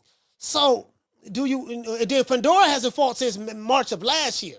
So if him and Fundora do fight, it's going to be like a year or so since Fundora has fought. So you get what I'm saying? It's kind of, man, he might all I know, you know what I'm saying? Man, that's my dog. You know what I mean? I love watching. I love watching them fight. You know what I'm saying? I used to goddamn, you know what I'm saying? Used to goddamn be excited when Errol goddamn finna fight. But now, I can only judge you off your last performance. And your last performance was 2 years ago. Then a year ago, you goddamn came in the ring with that tall ass motherfucker. And all I can see is this nigga. You looking up at this nigga, and I'm like, bro, ain't no fucking way. Especially like, bro, I just feel like it ain't no fucking way. Like, they don't even look like they supposed to be fighting each other, bro. Errol Spence and Fundora, bro, it looked like he was taking a picture with his favorite basketball player. Yeah, but Fundora's like 6'5", 6'6". That's a tall motherfucker. That's a tall dude. Even though Errol Spence 5'10", he tall himself. But Fundora just tall. What Jamel Charlo say? Where that tall, lanky motherfucker at? He's just a tall, lanky motherfucker. Man, this nigga fighting goddamn Dirk Nowitzki. This nigga trying to fight Dirk Nowitzki, man. Man, Errol, you need to sit your ass down, Errol. Man, real talk, man. I don't know what's going on with all them dudes, but they might as well go ahead and all announce their retirement if they ain't gonna goddamn fuck with Turkey. You know what I'm saying? Like, shit. Huh? No, you got to go where the money at, fam. Okay, listen. This what I don't understand. Everybody say, look, you got to go where the money at. Al got the money. Al paying the most. You got to go where the money at. Okay, how come that rule only applies to Al Heyman? Now that Al Heyman ain't got the money, PBC ain't the place to go no more. Why is there a problem when people go to Turki Alashihk? If you say go to Al because he got the money, well, guess what? He ain't got the money no more. Turki Alashihk got billions. And the country of Saudi, and he's not spending his personal money. The country of Saudi Arabia is spending hundreds of millions and stuff like that. So you only supposed to get money from one guy because you can racially identify with him, and you can't even see the nigga. Nobody has ever saw this man. What do he look like? Man, it don't make no sense to me, man. But all I know, 5 years ago, it was called Al. Now it's 2025. It's called Turkey. It's called Turkey, my friend. It's called Turkey. You need to call Turkey, man. You know what I mean? Call Turkey, get you a fight, get out there, and goddamn fight the best competition. Because that's what's going on over there. If you ain't rocking with that shit, bro, I mean, I don't know what else you're going to do, bro. You know what I mean? But that's my call, coach. All right, salute, fam. Hey, I'm like, man, I remember shit. I remember. Hey, y'all remember this? Hey, see, these were the days right here, boy. These were the days. That was them niggas were clubbing. Yeah. I remember Tank used to say, yeah, we Al Heyman boys. We Al Heyman boys. I'm finna play the video. I'm finna play it. Carla, what's your name? You call it from? Hey, Coach, what up? It's Fee on YouTube. Fee, talk to me. Hey, so what's going on is that, from what I gather, is that a lot of these fighters have pledged their allegiance to Al Heyman and to, a promotional company. And so that now that the money has shifted, the promotion has shifted, overseas over there with Mr. Turkey, because they have already pledged their allegiance, they don't want to seem lame and disloyal for switching over to the winning side. You get what I'm saying? That's crazy. You know what? The only dumb niggas think about that, like disloyal. Yeah. Fighters leave promotional companies all the time, and businessmen, there's no such thing as business is business. Business is business. Point blank, period. And that's a mentality that comes from the hood mentality, street mentality. I'm real street and I'm real hood and I'm loyal to my hood, this and the other. And it's to their own detriment. It's to their own destruction. And they kind of just move that mentality over into whatever they're doing. In this case, it's boxing. And, I feel like Errol would make a money move and go ahead over there with Mr. Turkey if he hadn't already pledged his allegiance to Al. You know what I'm saying? Deontay Wilder is smart now because Deontay Wilder said, like what Kanye West say, Bush said, if y'all, because I'm out of here. I'm telling y'all, like Deontay said, I'm out. Yeah. You know what I'm saying? Period. I got to do what's best for my career. And I feel like a lot of these fighters are stagnant right now because they don't want to do what they have to do in order to, go up in this boxing, because American media and American promotional companies dropped the ball on the sport when we were once spearheading it. Yeah. You know what I'm saying? And then you got these crazy people out here, these channels, they are crazy. Talking about fighters like Crawford and other fighters, oh, y'all disloyal. The only reason why y'all going over there to Turkey because y'all can't sell. Let's really talk about it. Well, yeah, let's really talk about how stupid that sounds, because you don't go where you tolerate it. You go where you celebrate it. And if American media, and if you can't get paid over here in America or whatever, then you go where they going to celebrate you and help you get on.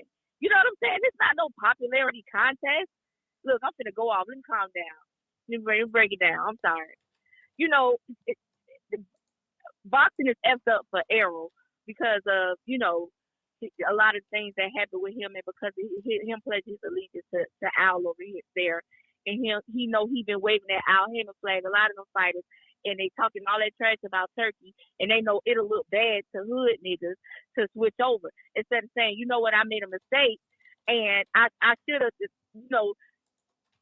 I should have said that. You know what I'm saying? I should have thought more business minded instead of, bringing that ghetto mentality over here. And now these niggas suffering for it, because a lot of them would move over if they ain't talk so much trash. Tank would too. And that's why Tank retired, because to be honest, he know he done talked so much trash about that man. He know he'll look stupid to go over there and fight for him. You know what I'm saying? So he got to retire, because boxing in America is done as we know it, period. You know what I'm saying? That's it. That's all. And that's all I got to say. Salute the chat. I love y'all. That's it. All right. Shout out to Pete. Duval County. One brother say that he say that's the American. boxing promoters' fault. Yeah, the brother said something about what he say? He say since Turkey taking big fights, he say the boxing markets in America will be dried up and gone. The less known fighters here will soon be gone. They don't have big cards to showcase anymore. No, the less known fighters can fight on the undercards. The less known fighters can fight on the undercards, and if what you're saying if it does pan out to be like that, American boxing dried up and it's gone and stuff like that, then that's the American boxing's fault. See, there's no one to blame but the American boxing. Shout out to everybody watching the show, man. We got over 800 watching the show, got 300 watching on X, and we got 595 watching on YouTube. And what we got on Rumble? Okay, we got 10 watching on Rumble. Let's give everybody a round of applause. Yeah, that's American. Yeah, that's American. Don't blame Turkey. Blame the American boxing fault. That's the American boxing fault, fam. They did that. Y'all want to blame? See, that's the thing. See, no accountability. There's no accountability. That wrong side of the street and all that stuff there. We got all the fighters on our side of the street. Those days are over. Y'all remember this? Hold on.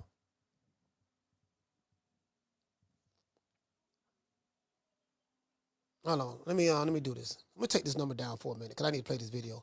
Caller, what's your name? Where you calling from? Caller, what's your name? Where you calling from? Mike out of Bridgeport. You hear me? No, sir, I don't hear you. What you say?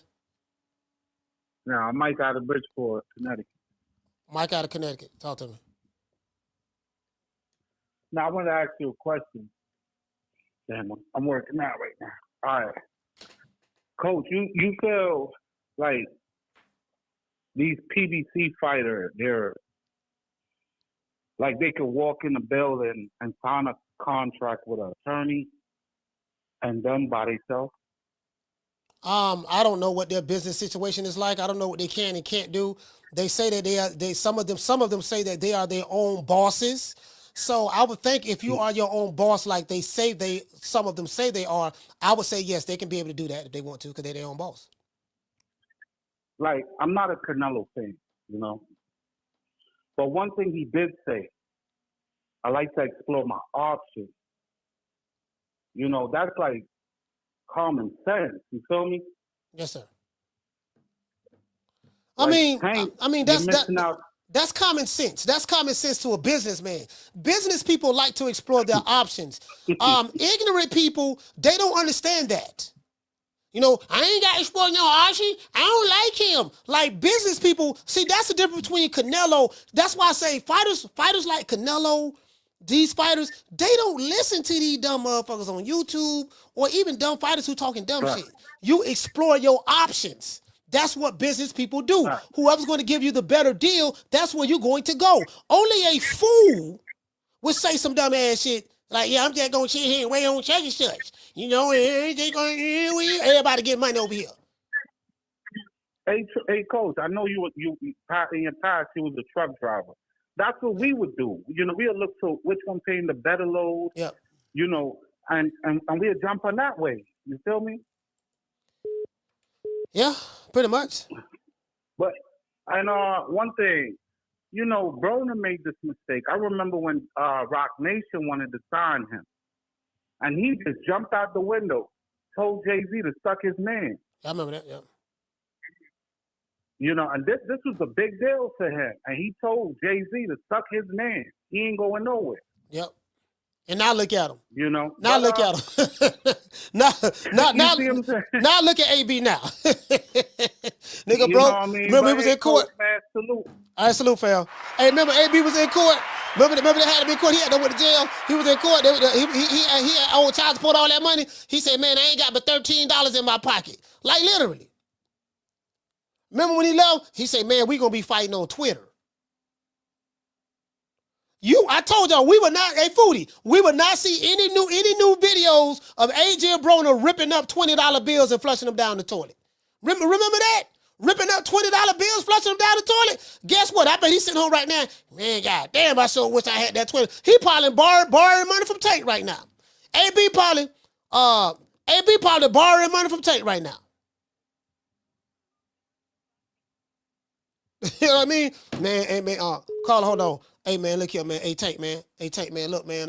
You know, I'm the one discovered you and turned you on the floor. If it weren't for me, you probably wouldn't be the biggest. You probably wouldn't be a big name fighter that you is now. Cause I'm the one turned you on the floor. And the floor gave you that cosign. All I'm saying, little bro. All I'm saying, little bro, is this here, man. Man, help me out, little bro. I know you got it. Let me get about 100,000. You know, I want to take it and invest in some junk bonds and flip it. You know what I mean? Nigga probably. Hey, you know, yeah, I'm still waiting on my back end money. Everybody getting back end. That's why we call it back end promotions. Nigga waiting on that back end, huh? Him ain't no fool. Anyway, let's go. Y'all remember this here? We got the best fighters over here. Oh, God. And we all got a check. Listen. AB, we coming back on you. We got the best big names in boxing. Hold on, let's do it. Y'all remember this? We got the best fighters over here. Oh, God. And we all got a check. Come on. AB, we coming back on you. We got the best big names in boxing. Hold the smoke. Hold on. Yeah, I remember. Hey, yeah, hold on. Let me let y'all see this here. Let's do it like this here. Cause y'all can't see it. Let's do it like this here. Let's go back. And I'm gonna play it from the top. Let's go back and I'm gonna play it from the top. We got the best fighters over here. Oh, God. And we all got a check. Listen. AB, we coming back on you. We got the best big names in boxing. Hold the smoke. Don't push him. Everybody face off. We all fight each other. Everybody face off. We fight each other. Everybody listen to these notes. Face off.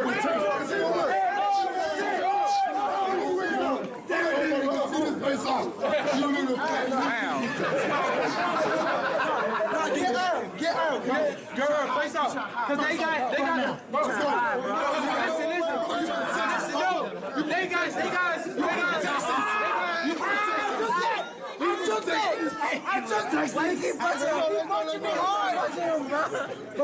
Y'all remember that? I even got bad fight in the box. Y'all remember that? Look, do y'all remember that? Everybody drunk? Yeah, man, Errol Spence wasn't really saying that. Errol Spence just sitting there smiling. But you get what I'm saying? Y'all remember that? Jamal Charlo in the background talking about, please. Take talking about, I haven't got best fight in boxing. We got all the top fight. Y'all remember that? You know what I mean? It was all good just yesterday.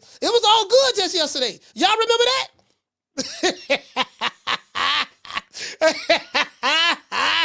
Oh, I be damn. Lord have mercy.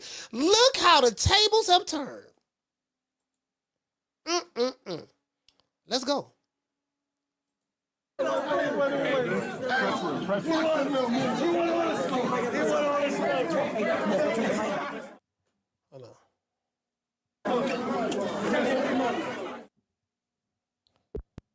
Hold on. Trying to get this.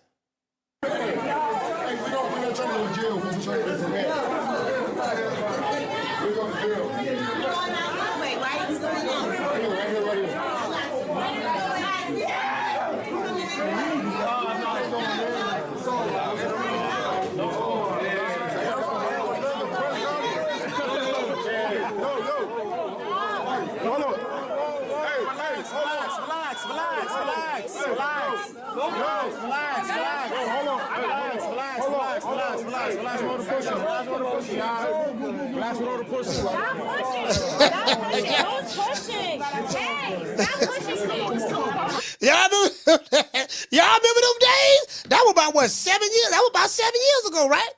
About 7 years ago. Y'all remember that deal? Back then, but it was hot back then, boy. Guess what? Ain't nothing like that now. True. Boy, shake like booty meat right now. Hold on. All right, caller, hold on. Shout out to Sean from the Heights. Dropping that quarter of a bam dub on your boy. Super chat received. What did say? Sean say it was all good just a week ago. Yeah, it was all good just a week ago. I totally agree. Shout out to Deal. Dropping that quarter of a bam dub on your boy. Super chat received. What did say? Family say, Coach, it was on that day Spence fired the first shot in the fan base war of Spence versus Crawford when he took the podium and started going off on Bud. Yeah, when Spence went off on Bud, that's when all of the alphabet boys, the LDBC, the pro PBC guys, that's when they turned on Bud. That's when they turned on Bud. When he did that, when Spence did that, that's when he turned on Bud. I got down from the bar. There's a platform stage. People pimping, sharp as razor blades. And everybody who was down with it, because through Floyd, because Floyd the one made the PBC popular and Al Heyman popular, and whoever was signed over there. So whatever Spence said or whatever PBC fighter said about another fighter or a promotional company, then it became like a cult, and everybody started regurgitating what they said, and that's when they started tearing Bud down. Because prior to Bud moving to the 147, wasn't anyone saying anything bad about him. They loved him, but that's what happened though. Caller, what's your name? Where you calling from? Hey, what's up, Coach? It's Jerry, Baltimore. Jerry, talk to me. Hey, good show as always. About Turkey. People are so quick to either crown him a savior or a villain. Me, I'm 50-50 on him right now. Why not? Let's wait and see. Let's see how things progress. One thing I question is, I know when he has his events in Saudi Arabia, where he's looking to promote tourism, the fighters get big bags. But what I read is when he had that one event in California, the Bud Crawford fight, the State Athletic Commission released the purses, and it appears that he left the bag at home because it had Bud Crawford getting $1.9 million and Madrimov getting $900,000. It had all the fighters' wages listed there. And, yeah, he left the bag in Saudi Arabia. So, I'm using a wait and see attitude with him. Let's see what he does. He's involved in lots of sporting events. He hosts big sporting events over there, tennis, golf tournaments, UFC, WWE, all that. And it could be that he's just trying to get, a grip, and maybe after 5-6 years he looks at it all and says, okay, what really has drawn the tourism, and the things that don't, maybe he puts to the wayside. We don't know. We don't know really what his motive is right now. I don't think it's to make money, because the purses that he's paying, like for that Yusuf Fury fight, I don't know, man. I'm not inside that business to know like that. But it's hard to see how that fight could have made money to match those purses. Well, let me say this. Do you know what's reported when Tank Davis fight? You know, it's reported that he's making $1.5 million to the Nevada Athletic Commission. Do you know that? Well, I haven't seen anything from the commission like I did for the Crawford fight. I'm telling you, I have. His guaranteed purchase. Okay. That's his guaranteed purchase. So yeah. if you're going to go by that, then okay, then ain't nobody making no money. If that's the case. Well, I can believe that. Yeah, I can believe that. I've said all along, part of the way they promote Tank is to promote him like that, that he's making all this money. But I don't have the pay-per-view numbers that get reported, at least. It's hard to see that mathing. But it did strike me as peculiar that with all those big purses that he's paid, that when he did the Crawford fight, the commission will report those purses. And it's like, well, what happened? Well, how come Bud Crawford didn't get at least 7 or 8 million? Something commensurate. So you believe that what's reported to the Nevada Athletic Commission is what those fighters really are actually making? Well, I would quicker believe what the Athletic Commission reports than I would any YouTube insider. Okay, that was an official document from the commission. All right, your point well taken. Shout out to Jared for being more. Salute, fam.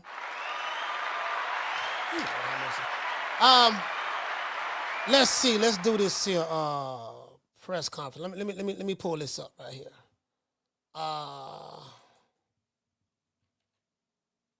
Pre-fight press conferences. Where is it at?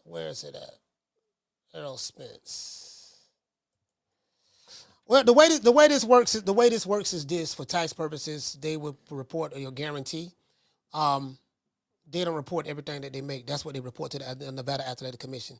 Jerry's of the opinion that, hey, when it says that they made $1.5 million or whatever, or 1.9 or whatever, it reported Crawford more than that, but that's neither here nor there. That's what they're making. He has the right to believe that. I'm not here to argue with him on that. I know a lot more about that than he does, but that's neither here nor there. That's what they want to believe he can. No problem. Carla, hold on. Let me see.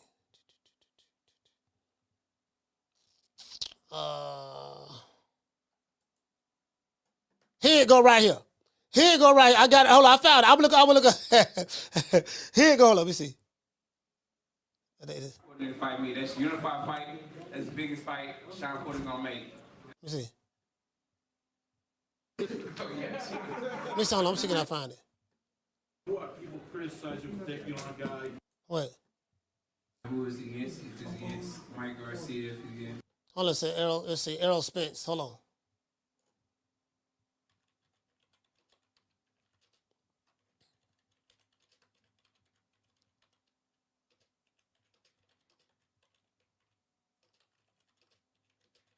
Hold on, y'all. I'm trying to find this video because I wanna show y'all. I got the video.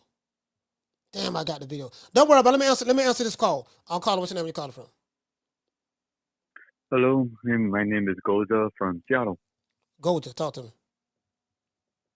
I don't mean to interrupt your topic, that is boxing related.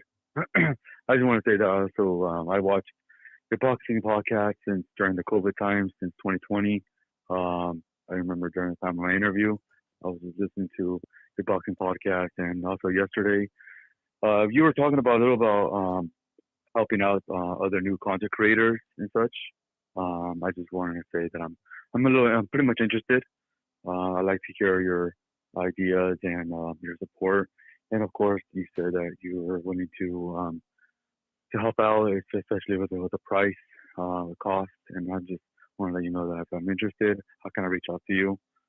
Yeah, what I'm gonna do? I'm right now. I'm putting together a training program, and setting it up right now, just to really show people exactly, just pretty much how they can do it.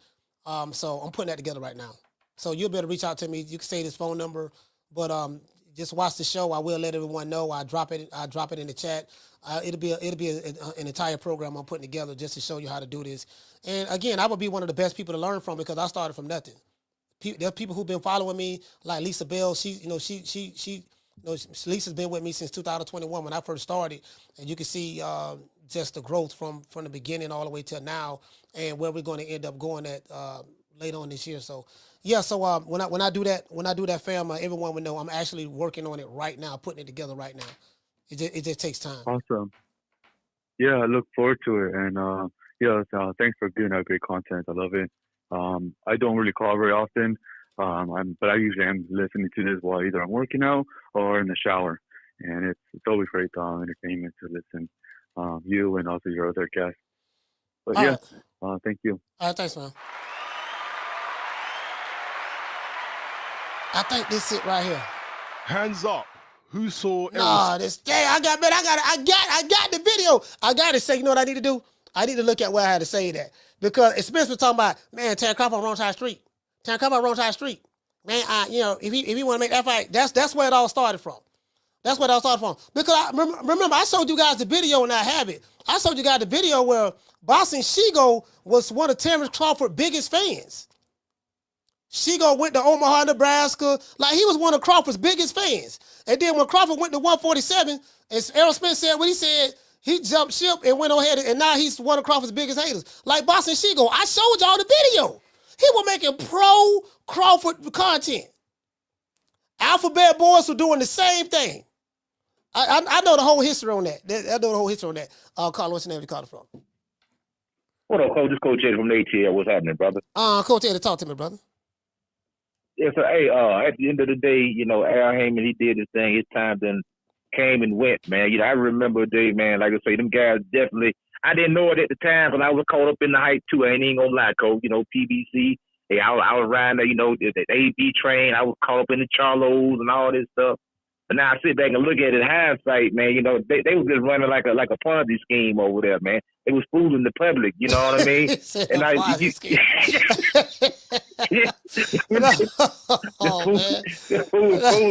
were fooling the public, Cody. No, you know, and I really didn't know what I mean, I'm just jiving. I didn't even know what I was looking at, but I remember, man, several times. Think about how many times them fighters got pulled up on.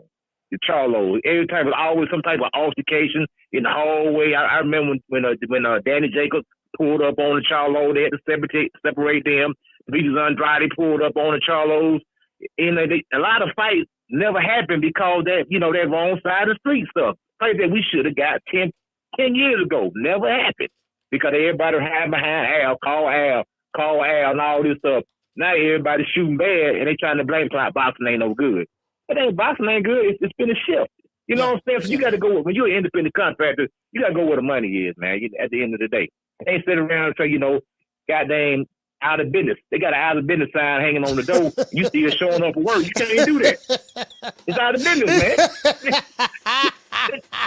He said, it's out of business sign. Man, I sure had to wait, man. What going on? Man, okay, what's up, man? Why the door closed? I'm like, man.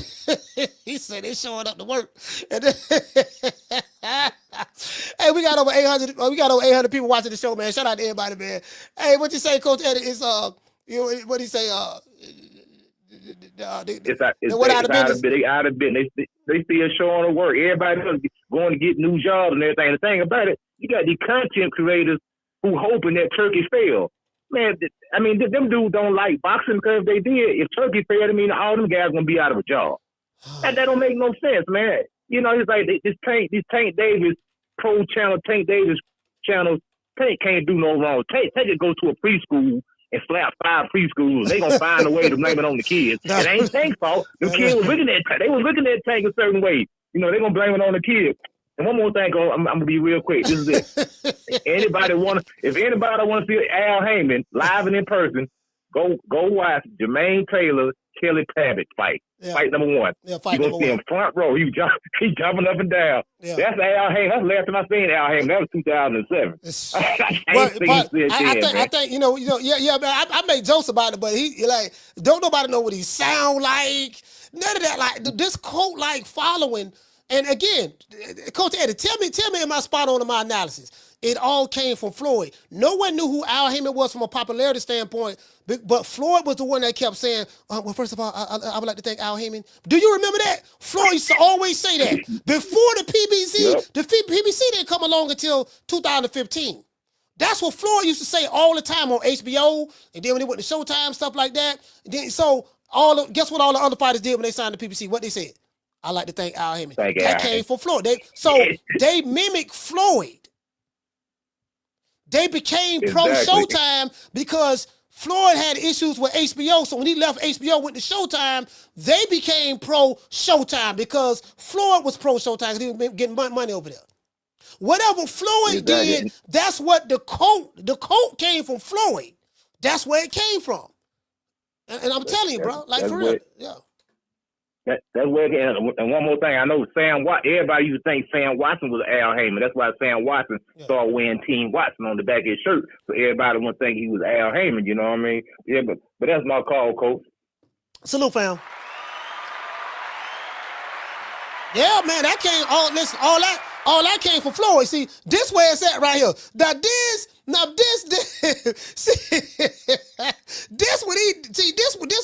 where the Bud Crawford hate came from on YouTube. This where it came from on YouTube. I got the receipts. I'm gonna show you right now. Shout out to hold on. Here you go right here. I got the receipt right here. Play. Shout out to Fight Hub. I do not own the rights to this materials for education purposes only. Y'all remember this? Hey, and I just want to say something. A lot of people like want to talk about when I say, oh, we on different side of the streets and things like that. It's true. Like me and Terrence Crawford on different side of the streets. He's just signed with ESPN. I don't fight for ESPN. I fight for Showtime or Fox. Talk to him. You know what I'm saying? So he's on different side of the street. Al Heyman, you know what I'm saying? And then like Bomac said, oh, I guarantee EJ living paycheck to paycheck. I'm definitely not living paycheck to paycheck. I guarantee you, if we check our tax reports at the end of the year, I guarantee I'll make more than him. He got 3 coaches. We don't know who the head coach is. So, I mean, at the end of the day, I'm a way better fighter than Terrence Crawford. Who has he fought? The only name fight you fight is York's game boy, the guy that he fought. Now, this is when the hit piece came. This was 7 years ago. It say 6, but it was 7 years ago, 2000. This was 2018. Because this is now it's 2025. It's 2018. Now go back and look at those videos. Go back and look at those videos from 7 years ago. Look at the videos before Spence said that, and then look at the videos when Crawford went to the welterweight division and Spence said what he said about Crawford. And look what happened to all of those content creators. Shigo, Fagnon, the Alphabet Boys, the entire LDBC. This what happened. The Boxing Boys. This what happened. All of them was a part of the code. Lamar Peterson, Chris Algieri, Kell Brook. I mean, and how many fights he got? 30-some fights? You know what I'm saying? Like I said, he's a great fighter, things like that, but you can't put him to me. Like the guy he just fought for the undisputed welterweight, light welterweight champion of the world, Regis Prograis stopped him later than he did. You know what I'm saying? So you got to add that all into conclusion to who you say the top welterweight. You know what I'm saying? A lot of stuff is smoke and mirrors. That's what Bob Earl do. Bob Earl do a lot of smoke and mirrors. It's a lot of smoke and mirrors with him. That's how it is with Terrence Crawford. If you name one of y'all name me a guy he fought. Never talk about it. Name me a top guy he fought that's better than Chris Algieri. Now listen to what Errol Spence is saying, and listen to all of those Errol Sexual YouTube channels. What they used to say. Man, who Crawford fought? He ain't fought. They still saying that right now to this day. Man, he ain't fought nobody, man. Who he fought? Man, the man ain't fought nobody, man. Man, I'm trying to tell you. That started with Errol Spence. I told Bud this. I said, look, the hate came with Errol Spence. I told Bud, listen. If you ever talk to Bomac ain't gonna talk much, but say, Coach, Carla, hold on. Say Bomac, Coach said that when he interviewed you, and I talked to him in Omaha, I said, look, man, the hate started right here. I showed them. It was me. I told Bud. We was in his gym. This is an exclusive. This is a true story. I was in the gym 2022, February 2023. I say, man, you ain't gonna get that fight, man. That man told you, man, you on the wrong side of the street, this and that. You was never in the plans. I spoke about the video that Ellie Sucker nigga Nutsack shot when I think somebody had on the red sweater. I think it was Spence had on the red sweater. Somebody it was at the Mighty Mo Hooker and Virgil Ortiz fight. Terrence Crawford and Spence was right there. They met in the back, and they had remember that Spence was saying, I swear, I promise you, I'll crush you. He said, you too light in the ass. Remember all that there? And then Crawford said, yeah. And when I beat him, y'all gonna say that we waited too long or he was weight drained. He said all the excuses they were gonna say when I beat him. He said everything what y'all were gonna say, and that's exactly what happened. True. I'm gonna pull that video up too. I got the receipts. Carla, what's your name? Where you calling from? Man, Coach, what's going on, man? It's Casino like 2 times, man. It's gonna be quick, man. Casino, talk to me. You got me over here reminiscing. You know what I mean? Because I ain't gonna lie, man. I ain't gonna lie, bro. You met me at the right time, bro. I used to be a young, goddamn, ignorant ass little nigga, man. I ain't gonna lie. And me sitting back looking at them videos you playing, man, I would have felt like that's the place, that's the move. You know what I mean? That shit, nigga. I wouldn't want to be signing no other promotional company other than that one right there. Them niggas look like they was in the backstage at the club. You know what I mean? Like, nigga, I ain't never seen no promotional company look more lit than that as a young African-American brother. You know what I'm saying? Yeah. But, you know what I'm saying? And it remind me, I got a quick story, bro. It remind me of when Gucci Man came through my hood. He signed 3 of my homeboys. No, for real.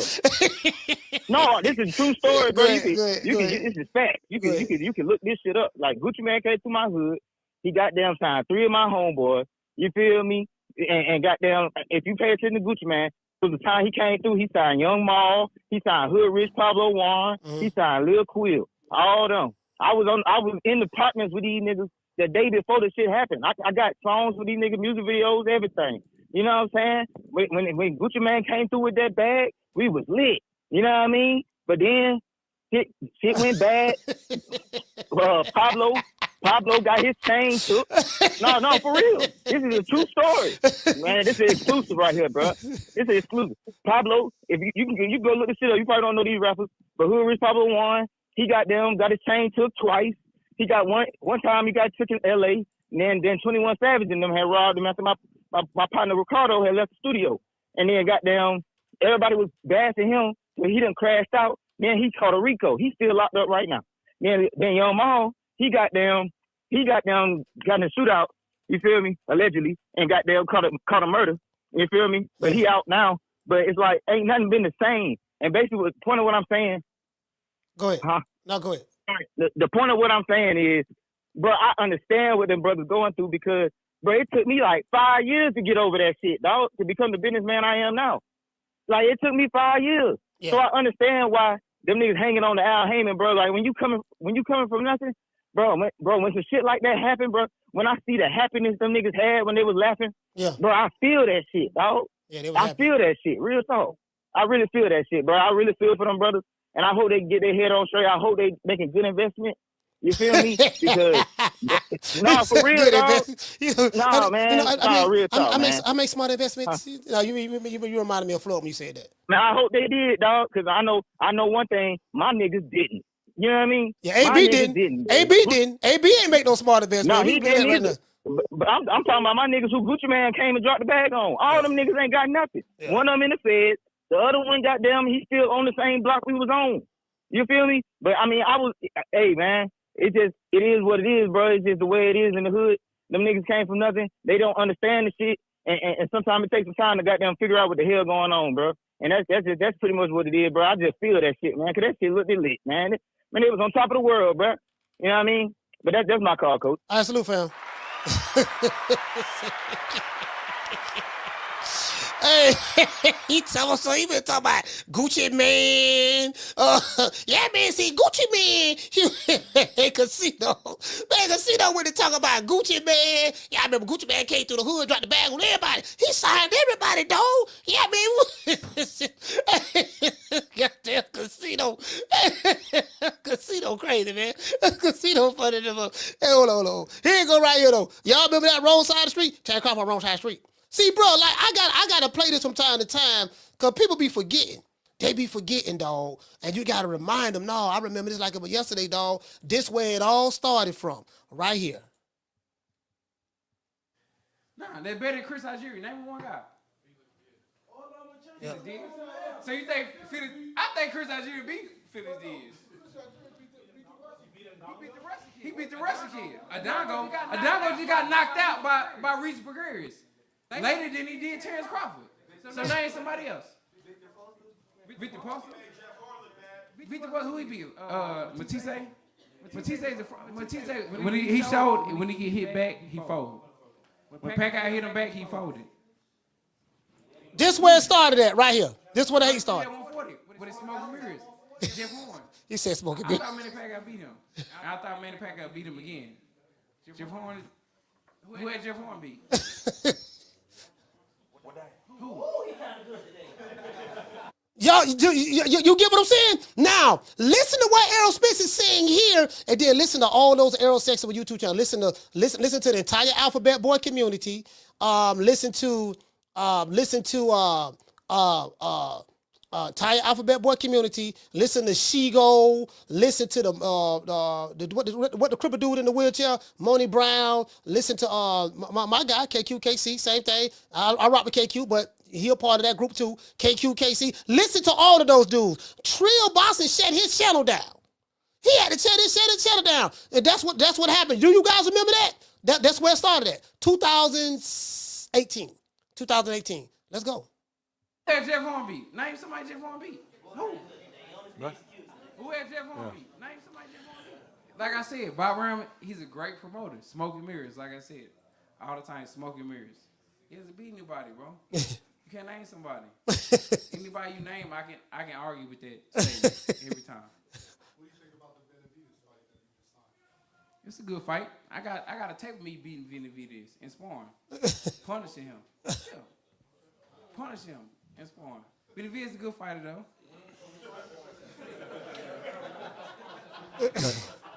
It was all funny. Regardless of the street, wouldn't you love to fight Terrence Crawford? Wouldn't that be a spectacular fight? Just fantasy. Wouldn't it be great? Like, it's a big money fight because a lot of people, drinking the Kool-Aid. Look, there's a lot of streets in boxing right now. There's a lot of streets. But that being said, if the fight gets big enough somewhere down the road, and we're talking about a lot of commas in the numbers, then somewhere down the road they'll find a way to make the fight. But at the end of the day, I feel like me and Keith Thurman is the fight to make. Like a lot of people bring the You get what I'm saying? See, y'all, listen. Now, see, I had to go back in history. This where it started from. This is where it started from. Right there. Guess what? Turkey bought the street. Turkey bought the street. So there's no more of this now. There's no more of this right now. Turkey bought the street. You get what I'm saying? Turkey bought the street. Let's go. But I just had to show y'all where it started at. You get what I'm saying? So it is what it is. Keith Thurman been inactive.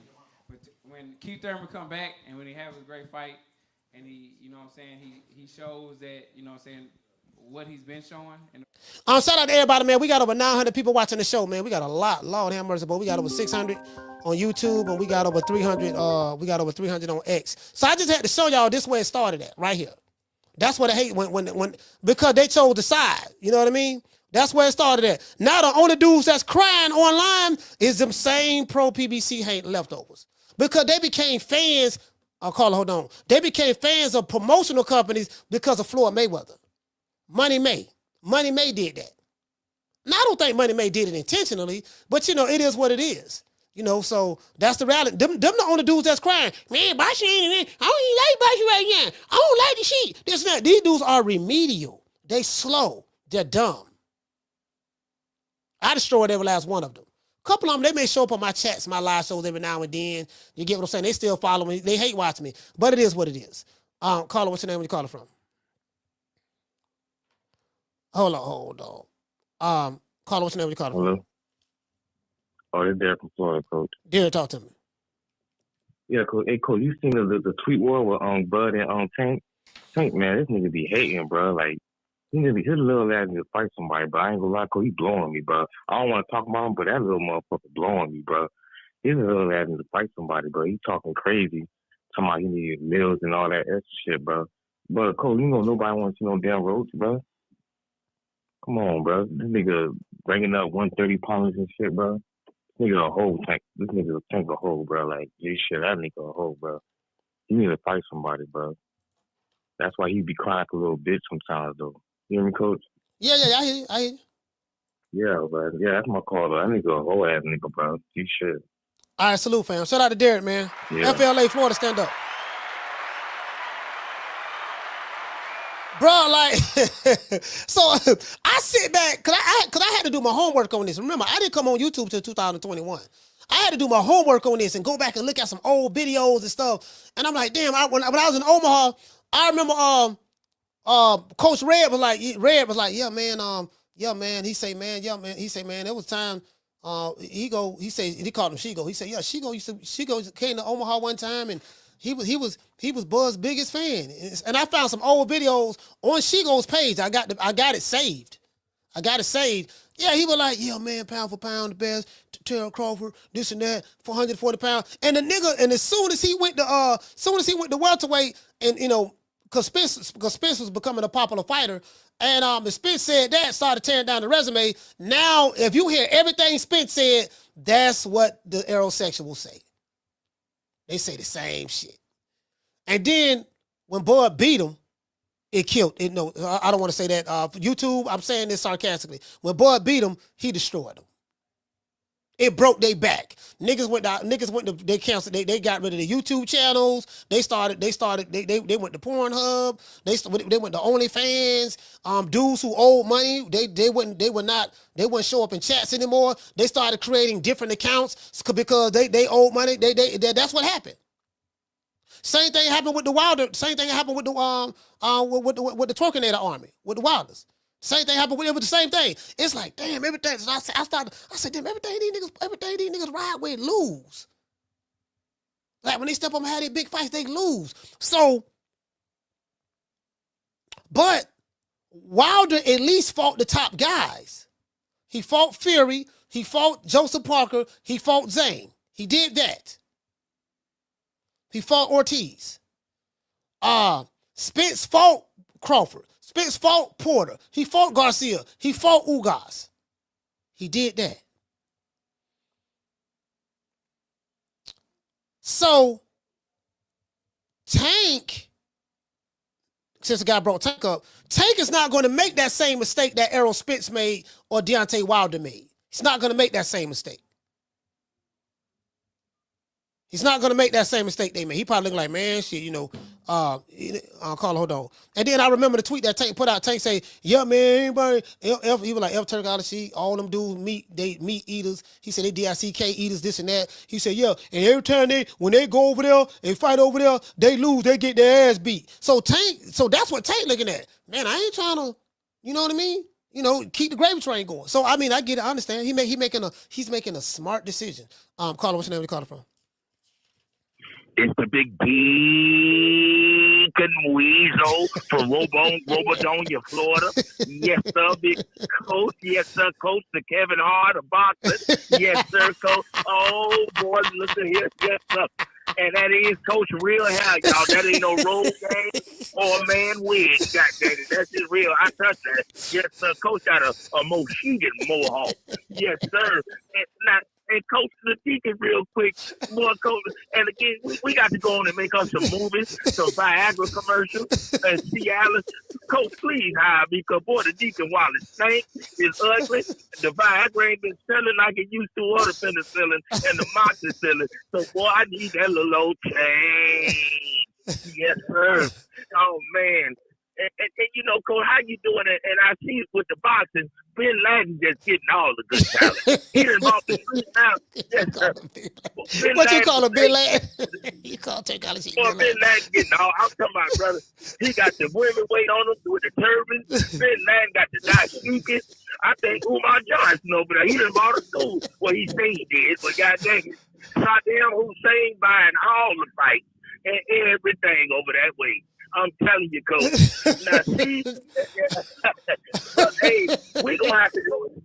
Yeah, tell him the Deacon we need to put up something together, Coach. Reach out to him. I tried to get in his inbox or something, but boy, they told me, Deacon, they say, you god dang it, you answer everybody. And the thing too with this whole situation, with the way boxing looking around here, these Negroes would rather fight on Twitter and Instagram than in the ring. Oh, man, these are pity pack boxers. Soon as you say anything, they go right and tweet about it. Don't you hate that, Coach? Remember Mike Tyson, all the greats? Yes. And now it's like everybody either best friends or they'll wait to, I ain't going to fight Kevin because that's my brother. We went to boxing camp together. What in the hell is boxing all about? How you gonna go from Sugar Ray to Tommy the Hitman Hearns to that bald-head Negro like the Deacon that hit hard, man? Man, everybody was fighting. And, Coach, who was that one boxer that used to drink out that shot mug? Boy, I know he was cheating, but, boy, he fought good with that ugly. He had a perm like my mama. The one they give him that mug. Yes. I said, boy, look at him. Boy, that dope was good back in the they give him that mug, that shot drink. I say, man, they made sure it was a Pacific mug he sipped out of when he had to go and spit. What was that Negro name, Coach, with that little glass purse? I forgot. I'm telling you, Coach. But man, look at it, Coach. I am so glad, and y'all make sure y'all share these videos. Shout out to everybody that's listening to the Coach. And Coach, you know the Deacon got to check on in with you to make sure everything going good. Yeah, I appreciate you, Deacon, sir. man. I appreciate you, brother. Amen. I'll call you after the There show. ain't no problem, Coach. And before, man, Coach, call the Deacon. Let's chop it up. All right, salute. Shout out to Deacon Weezo, man. Bruh. Bruh, so this probably what Errol Spence was talking about. I had to. Why did I go back in time and play the old stuff? I went back in time to play the old stuff because it's relevant to what's going on today. You got to tie the knots. See, you got to make the connection. This how it started right here, and this is how we got here to where we at. Because some people don't remember, they forget. Because we are in the social media age, so you got to remind people the reason why American boxing is in the situation that it's in right now is because how it was 7-8 years ago. Do you see where it's at now? We did it to ourselves. Carla, hold on. So don't blame nobody. Don't blame the Saudis. If the American promoters was doing what they were supposed to do over here, guess what? We wouldn't be having this discussion right now. I'm looking at the tweet right now with Mike Carpenter. I'm pull that up. Carla, what's your name? You called from? What's up, Coach? It's Mark from Jersey. What's going on? Mark from Jersey, talk to me. Coach, this is the problem right here. You got in that era mess up a lot of. It kind of like ruined the fighters' mentality. The promoters didn't do their job, and then at the same time you got fans. You have fans acting like the fighters themselves, and it seems like the fans became a part of it. Like protecting fighters. Yeah. Now we have a guy that is actually a fan that has money. And is willing to put his money up to make the fights that we used to have when, believe it or not, Don King was around. You know what I'm saying? Like we were getting all the fights. Like that card that he has coming up right now is similar to those type of cards that we used to have back then in HBO where Don King was around. Like, and then you got guys like Jerry from BMO. Sorry to tell you, buddy, but you regurgitating the same thing over and over again. You keep saying, "Oh, I'm not sold on this guy yet because I'm not sure he's doing promotion." Yeah. Bud didn't actually get paid all that money when that fight happened, Coach. I remember you giving us the same report about how it was going on, how they report the fight, but you want to get stuck on that because you want to be. He doesn't like Bud. He doesn't like Bud, and that's fine. I mean, it is what it is. So he's going to always say that. I know he doesn't like Bud, obviously, but he hating on Turkey, and Turkey's giving us a fight. He gave us 2 undisputed fights, and twice, and almost less than a year. Like, what do you want? Like, you want to watch undisputed or not? You understand what I'm saying, Coach? And he was hating on Bud too, because I remember Errol Spence is gonna beat him because he's too strong, this and that. To turn around the next day when Errol gets his ass handed to himself to talk about he was wagering and all this stuff. Like, which one is? But anyway, Coach, Turki Alashihk is doing a great job. You know what I'm saying? I want to watch the fight. I don't care about none of that other stuff that people are talking about, man. I'm with you, man. I want to watch the fight. And he's giving us a fight. You got everybody over there that wants to fight. You're going to get paid, or you're going to fight. That's it. All right. Well, shout out to Martin, man. Jersey, salute, fam. Like I said before, in one of our commandments, I say, look, I'm a fan of the sport of boxing. I'm not a fan of promotional companies. See, this is the male groupie era. Now the male groupies are going to be destroyed in this era now.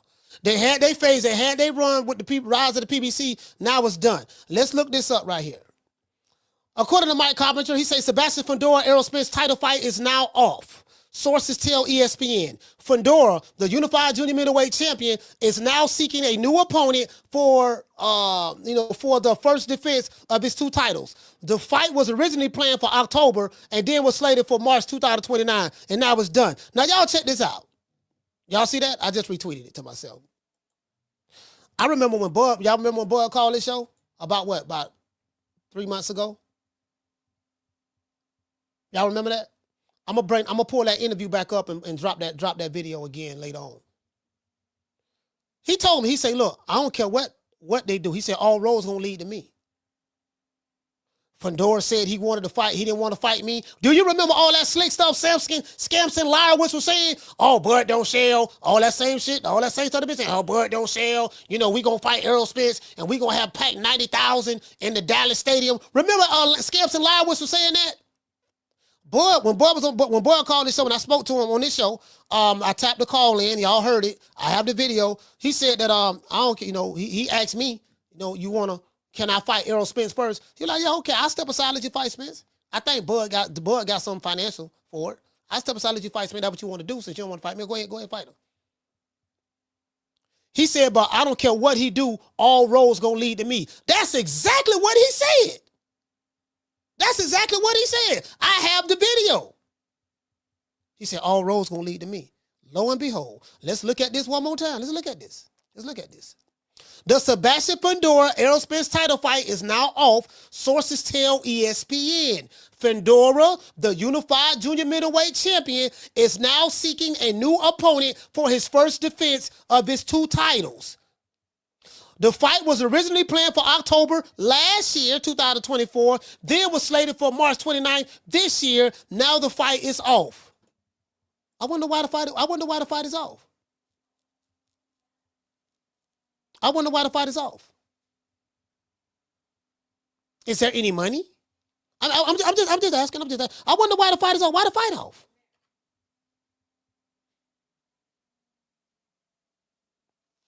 I'm just asking the question. Well, I wonder why it's off. I ain't got but a GED. I'm just asking the question. Now let's see what the people saying. This guy say people owe Rick Glazer an apology. Rick Glazer put the tweet out and he said on this show, he said, I seriously doubt that fight between Fundora and Errol Spence happened. That's what he said, Rick Glazer. You know the guy who everybody love to hate, the pro PPC guys? The guy who y'all said, the pro PPC guys say is racist. They say anybody racist who don't stick to their narrative. That's what Rick Glazer said that. Oh, you just hate the PBC. You just a hater. Well, guess what? The hater was right. True. He was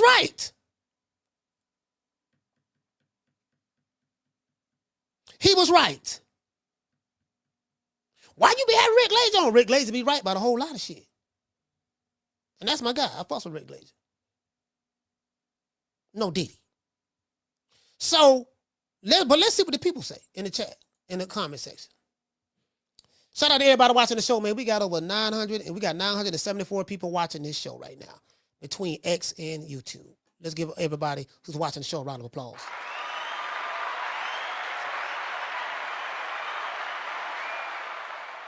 Bud said it. He say, all roads gonna, I don't care what he do, all roads gonna lead to me. Mike Carpenter, he said Glazer called it. Mike Carpenter said it right. He said Glazer called this. Rick Glazer called this. Big Flame say why. This guy says Errol should be banned from the sport at this point. Dude just holds up whatever division he's in. That's extreme. This guy says Spence is finished. This is the account I muted. If I mute an account, it's because they be trying to troll me on X. This guy say Spence not trying to hear no back end money nonsense. Put some respect on Rick Glazer's name. This guy say I don't blame Fundora. Why sit around and wait over a year for Spence? Stay busy and keep fighting the top guys.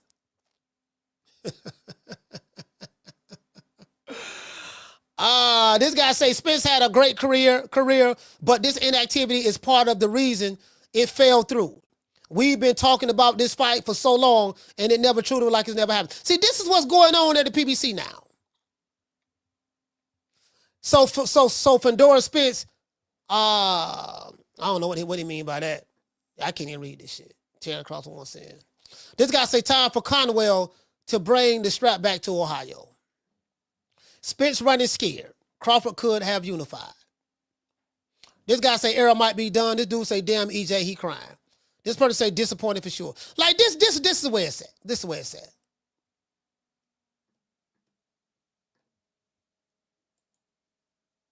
They're all Rick Glazer. We got over 1,000 watching the show. We got over 1,000 watching the show right now. Let me go ahead and screenshot this here. We got over 1,000 watching the show right now. Y'all share this video, share this live. Let everybody know that that Coach Malachi is here. We are here. We live right now. Let everybody know, share it. Let them know. We here. This is where it's at. This is where it's at now. Let me go ahead and drop the phone lines. See, what happens is, as I said before, when people have an emotional, when people are emotionally invested in hating you, that even when you tell the truth, they won't accept it, because if it doesn't resonate with what they want to believe, the confirmation bias, if it doesn't confirm what they want to believe, they allow their tribalistic instincts to take over. They going down bad, bro. Like this ain't, bro. Like the Shea Butter Laptop Revolutionaries, bro. Right now, bro, they looking crazy right now. But the good news is you got David Benavidez and David Morrell fighting February the 1st, and then you have Tank Davis fighting Lamont Roach on March the 1st. So y'all got something to look forward to. True.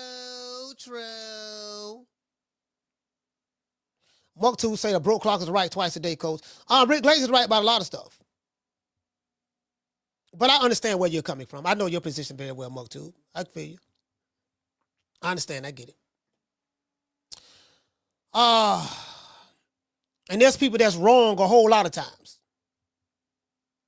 If a broke clock is right twice a day, then there's a whole lot of people who probably take your position that are wrong a lot of times a day. Wrong a lot. You get what I'm saying? So,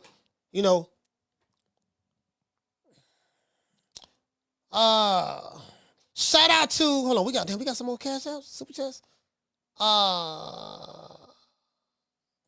Shout out to Petard. Dropping that $2 super chat. He said Carpenter just tweeted Spence Fundora's off. Yeah, I just read that. Shout out to Jahoni. He say Tank got $200 million deal with Amazon, 28 million to fight. According to celebrity net worth, he only has a net worth of $10 million.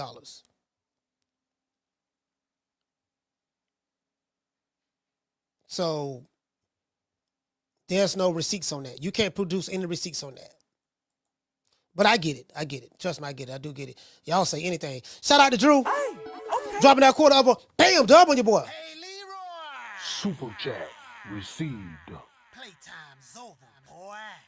He said, he say left my ass off. He said, Coach Carpenter, breaking news. PBC in hell. Check his tweets. I did, brother. Shout out to Grip. Dropping that quarter of a bam dub on your boy. Hey, Leroy. Super chat received. Playtime's over, boy. What did he say? He said the same thing happened to the PGA Tour. Looking it up, Coach. He say, look it up, Coach. Now we have Live Golf, funded by Saudi Arabia. Shout out to Tegler. Dropping that half a bam dub on your boy. Hey, Leroy. Super chat received. Playtime's over, boy. Shout out to my sister Tegler for the super sticker. I really appreciate you, sis. Yeah. You get what I'm saying? Down from the bar, there's a platform stage. People pimping, sharp as razor blades. Can't nobody show me a receipt where Amazon did anything like that. Gave any fighter no $200 million deal. That's a lie. That's a lie. When they actually say, okay, when you say show me the receipts, they can't show you. You want to know why? Because they don't exist. Ain't nobody gonna get no $200 million deal fighting on Lamont Roach or Hector Luis Garcia. It's not happening. But anyway, believe what you want to believe. Tell yourself whatever you want to tell yourself to make you feel good, to cope. You get what I'm saying? To cope. Just show me the receipts. I promise you there are none there. If you can show me the receipts of that, I will send you $1,000. My cash app is $ True Media Today USA cash app. You can't show me the receipt because it doesn't exist. Shout out to Tegler. Tegler say fake news. It is. Shout out to Brandon. Brandon, what's going on? Brandon say that. He said that cope is coping. Yeah. what it is a lot of these guys, they be living their lives vicariously through their fighter. So they'll say anything to make them, hold on. They get a dopamine spike. And they'll say anything to make them feel good. I'm like, okay, fact of the matter is all these fighters got more money than us. So I don't give a damn about how much money they got. But since you want to talk about money, I mean, according to celebritynetworth.com, that guy got a net worth of $10 million. That's it, which is way more than what I have. And the other guy who he said he make more money than got a net worth of I think either $18 or $20 million. You make more money than the guy who has a net worth greater than you? Okay, cool. I think it said something about Canelo got like a net worth of $275 million. So that's why I say that there's only one cash cow in America. That's old Canelo Alvarez. Only a fool would try to argue that. He went to the quote-unquote pro-black revolutionary company, PBC, for 3 fights. And guess what? He got paid $35 million guaranteed. How many other fighters, black fighters over there that got that? Zero. None. And when he fighters, they get 8 figures fighting him. See, when you're a cash cow, you're able to pay your opponent 8 figures.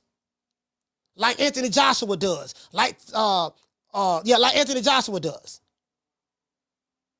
That's what cash cows do. Cash cows don't make, they don't pay their opponent 6 figures. And got to get the rest on the back end. I'm just saying, B. Just saying. True. Anyways. Anyway. Hold on. Look like we got some more cash apps. Here. Shout out to the Opinion Sports Show. Hey, okay. For dropping that quarter of a bam dub on your phone. Hey, Leroy. Super chat received. Playtime's over, boy. He said Benavidez and Tank is all the PBC has now. Who else do they have up and coming behind those guys? Yeah, that's a good question, man. I don't know, man. We gotta ask Al. We gotta ask Al Heyman, brother. We gotta ask Al Heyman. We gotta call Al. Call Al. Cap. You know what I mean? I guess we gotta thank Al Heyman though. Well, I guess I gotta be like everybody else and thank Al Heyman. Caller, hold on. Shout out to Drew. Hey, okay. For dropping that quarter of a bam dub on your boy. Hey, Leroy. Super chat received. Playtime's over, boy.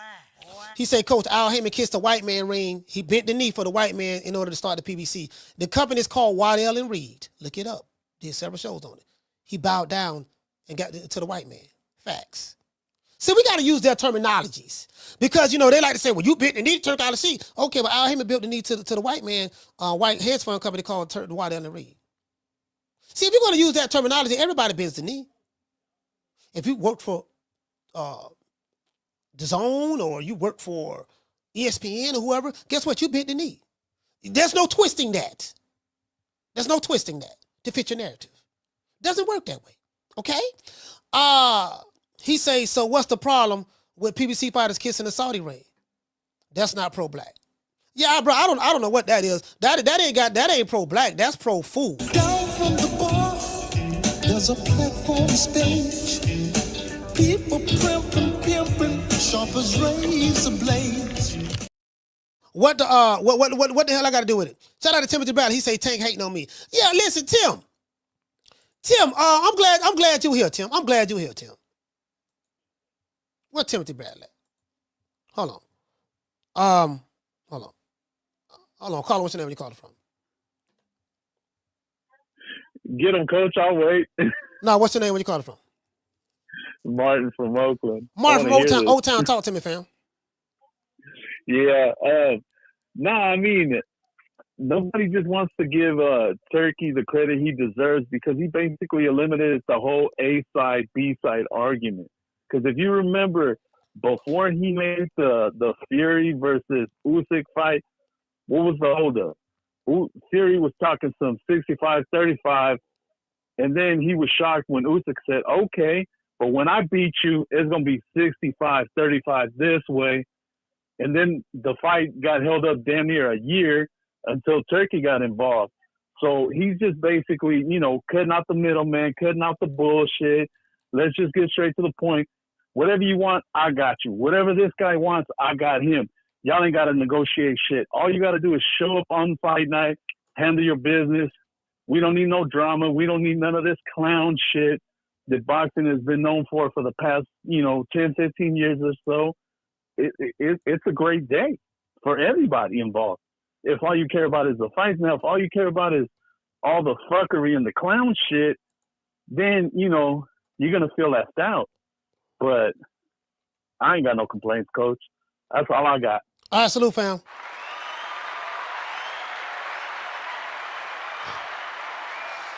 See, this is why I disagree with you on this, Tim. I got to say this, because I said it yesterday. So, Tank, hold on, I don't want to misquote you. You said something of the sort where Tank standing up to Turki Alashihk, or he ain't bending the knee. I can support you. I like what you're doing. And for me, to me, and I say this all respectfully, Tim, you know I got a great deal of respect for you. But to me, I thought that was some of the dumbest shit you said. I'm going to tell you why. Tank sat right there after you tweeted that, and I can show it to you, and he called you a bitch. He said you still a bitch, but I get it. Yeah, Tank, I can roll with you now. It's the dumbest shit in the world. I'm going to tell you why. Fighters, and you being a fighter yourself, a former fighter, some of these same people were calling you Uncle Tom. They said you was a sellout because you stayed with Top Rank. You kept re-signing with them. The same people support Tank. All these people, right? These same people, right? You call Tank, you said Tank, you don't respect him. He's a woman beater. He did this and did that. And then all of a sudden, because he don't bow down to Turki Alashihk, according to the people who don't like Turki Alashihk, you praised him. So I guess all the stuff you said about, you get what I'm saying, about the beating the woman and all that stuff there. I'm not saying you forgot about that, but you praised him. And guess what? Tank called you a bitch. Got the tweet. He said, man, you still a bitch, but I get it. How are fighters so Top Rank is doing business with Turki Alashihk. Is Bob Arum bending the knee? Queensberry, Matchroom. You have Esau Cruz is fighting on that card. What's my main man name? Esau Cruz fought on that card. All these fighters is fighting on this card. If you're a fighter, you're trying to make the most money you possibly can. So I didn't agree with that. I didn't agree with that, fam. I didn't agree with that at all. And you're my brother. I fuss with you, but I just didn't agree with that.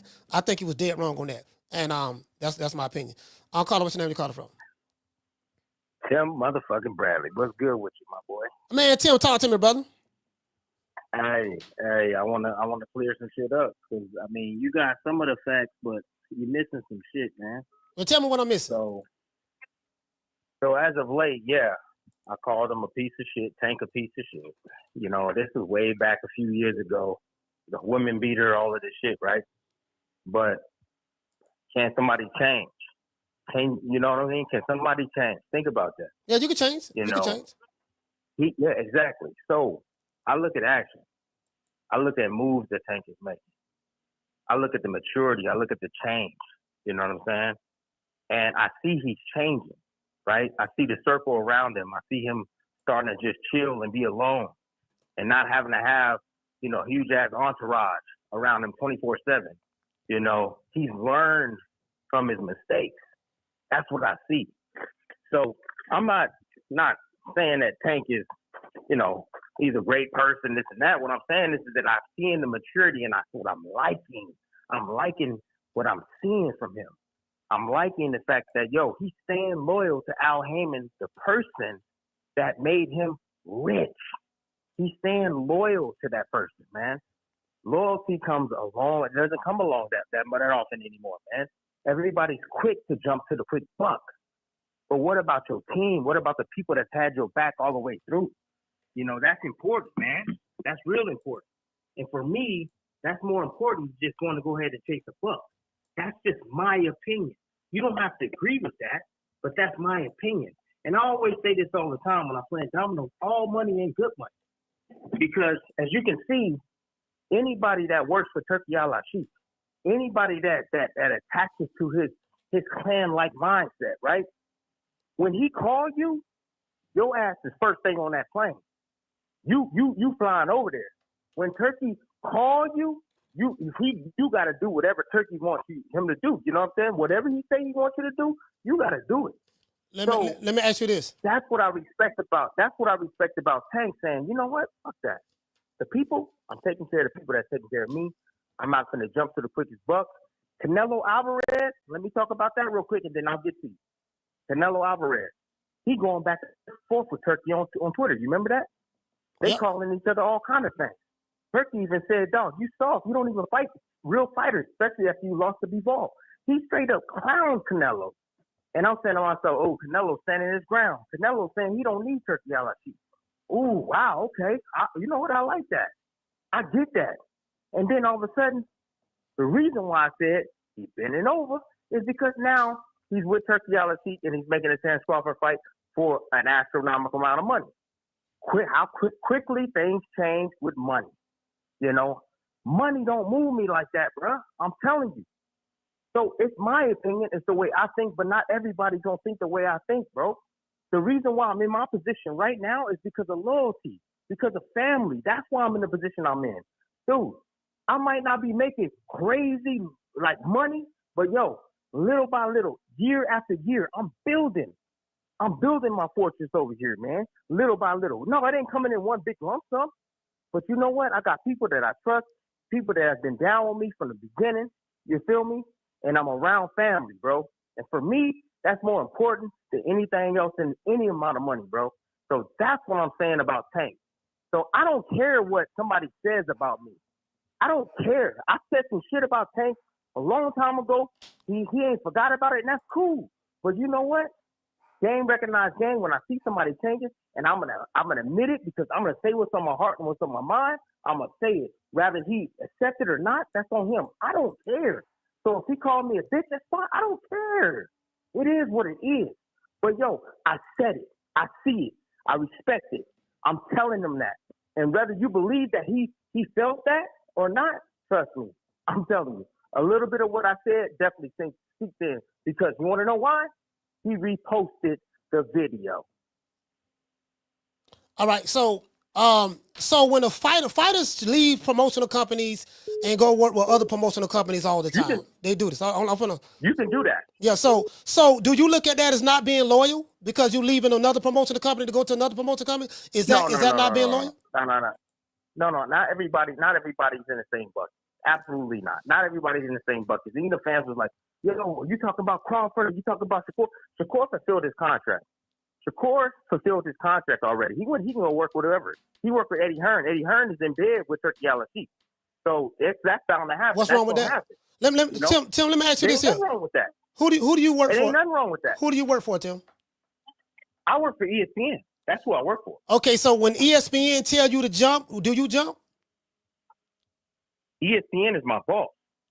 Okay, ESPN is the company I work for. ESPN is the company ESPN is the company that you work for. So if fighters like a Terence Crawford, to do a job. Hear me out. If fighters like a Terence Crawford, free agent, Canelo Alvarez, free agent, promotional companies, or all these fighters are independent contractors. Isak Cruz fighting on Turki Alashikh's card. So if they're fighting on their cards, what's wrong with that? There's nothing wrong with it. They can do what they do. They can do what they got to do. But I have my opinion about that. Yeah, that's Crawford. There's nothing wrong with what. Listen to me real quick. There's nothing wrong with what Crawford did. Crawford fulfilled his contract at Top Rank, But let me give you an example. When it's wrong.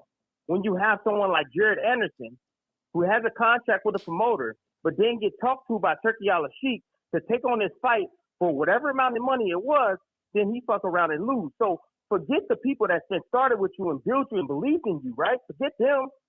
Forget about what they done. All the money they invested in you. Forget about that. But that was his decision, though. Go jump quick to what Turkey does. That's one thing. Now you got Teofimo Lopez. Hold up. Let me talk. Let me cook. Teofimo Lopez. You got Teofimo Lopez. Where is he at? He's on the contract. What's happening now? He's getting offered fights. He's getting offered great money. But where he wants to be, he's around Turkey. He's right on his right side. He's taking photos with him. Disrespecting the people that's been behind him. T-Ho has ruined his own fucking career. You know what I'm saying? But that's the Turkey influence, right? So there's good and there's bad. in both things with Turkey. I see. However, when we talk about Terrence Crawford, Crawford got with Turkey. They cool. Turkey respect him. I'm not mad at that. All right, so you saying a whole lot. Same thing with all those guys. Yeah, you saying a whole lot right now, Tim. Let me break all this down. What you're saying. So you're saying that working with Turki Alashihk again, Teofimo Lopez is a top ranked fighter. He's a top ranked fighter, and if he's working with Turki Alashihk, Top Rank is allowing him to do that. So how is he not being loyal? How is he not being loyal? No, they're not. Oh, so they're not. So they're not letting him do it. So he's doing what he want to do. Yes, no, Top Rank ain't letting him do that. So look, Top Rank has a contract with him, but they're not obligated to be at every step he's at and what he's doing. They're not obligated to do that. Is he doing something? Is he breaking his contract by working with Turki Alashihk right now? Yes. Yeah. So Top Rank is going to sue him. Do you think? But do you think Turkey cares? Do you think Turkey cares? Forget Turkey. Forget Turkey. What is Top Rank going to do? Are they going to sue Teofimo Lopez for being disloyal or breaking the contract?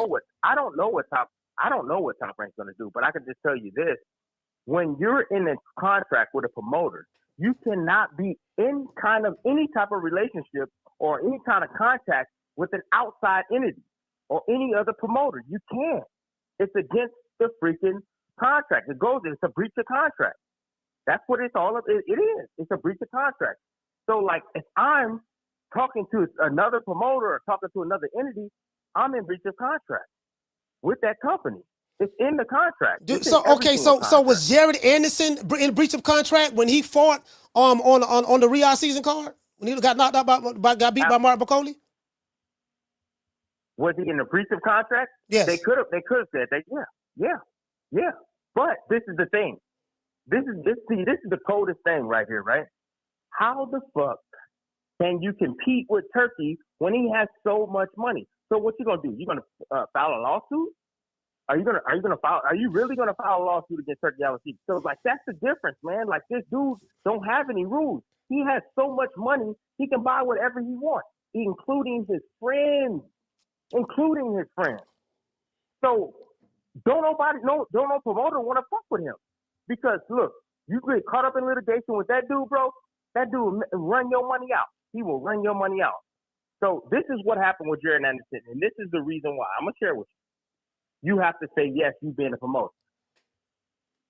If you get offered a deal right outside the contract, promoter getting a certain percentage. I don't know what the percentage is the promoter gets. However, if they don't allow Jared Anderson to make that type of money, right, that big money.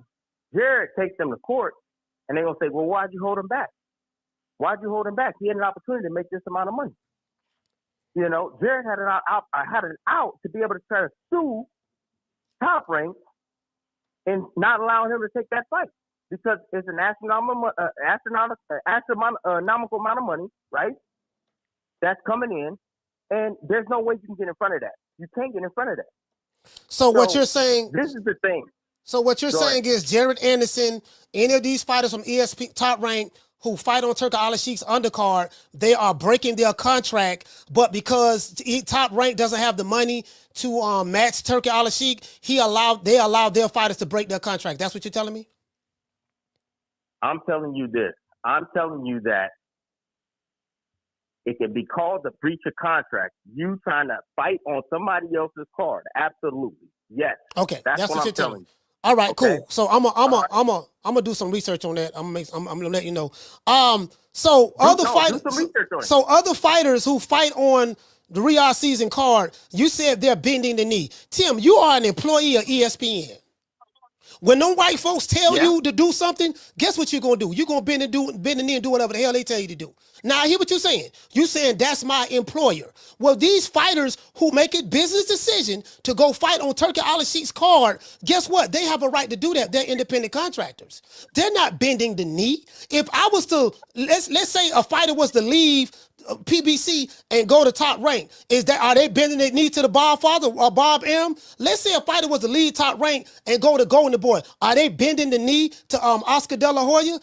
I mean, it's the term bending the knee that can go both ways. Because now you saying, yeah, when they signed the Turki Alashihk, and when he called them, they got to be there. Okay, but when the white man from ESPN call you, guess what? Your ass got to be there. And I hear what you're saying. Well, that's my employer. I'm loyal to them. Okay, well, business is business. If a fighter fulfill their contract and they want to go fight somewhere else, they can. If fighters are breaking their contract and signing with Turki Alashihk while the promotional company's name is on it and they not choosing to sue, that's on them.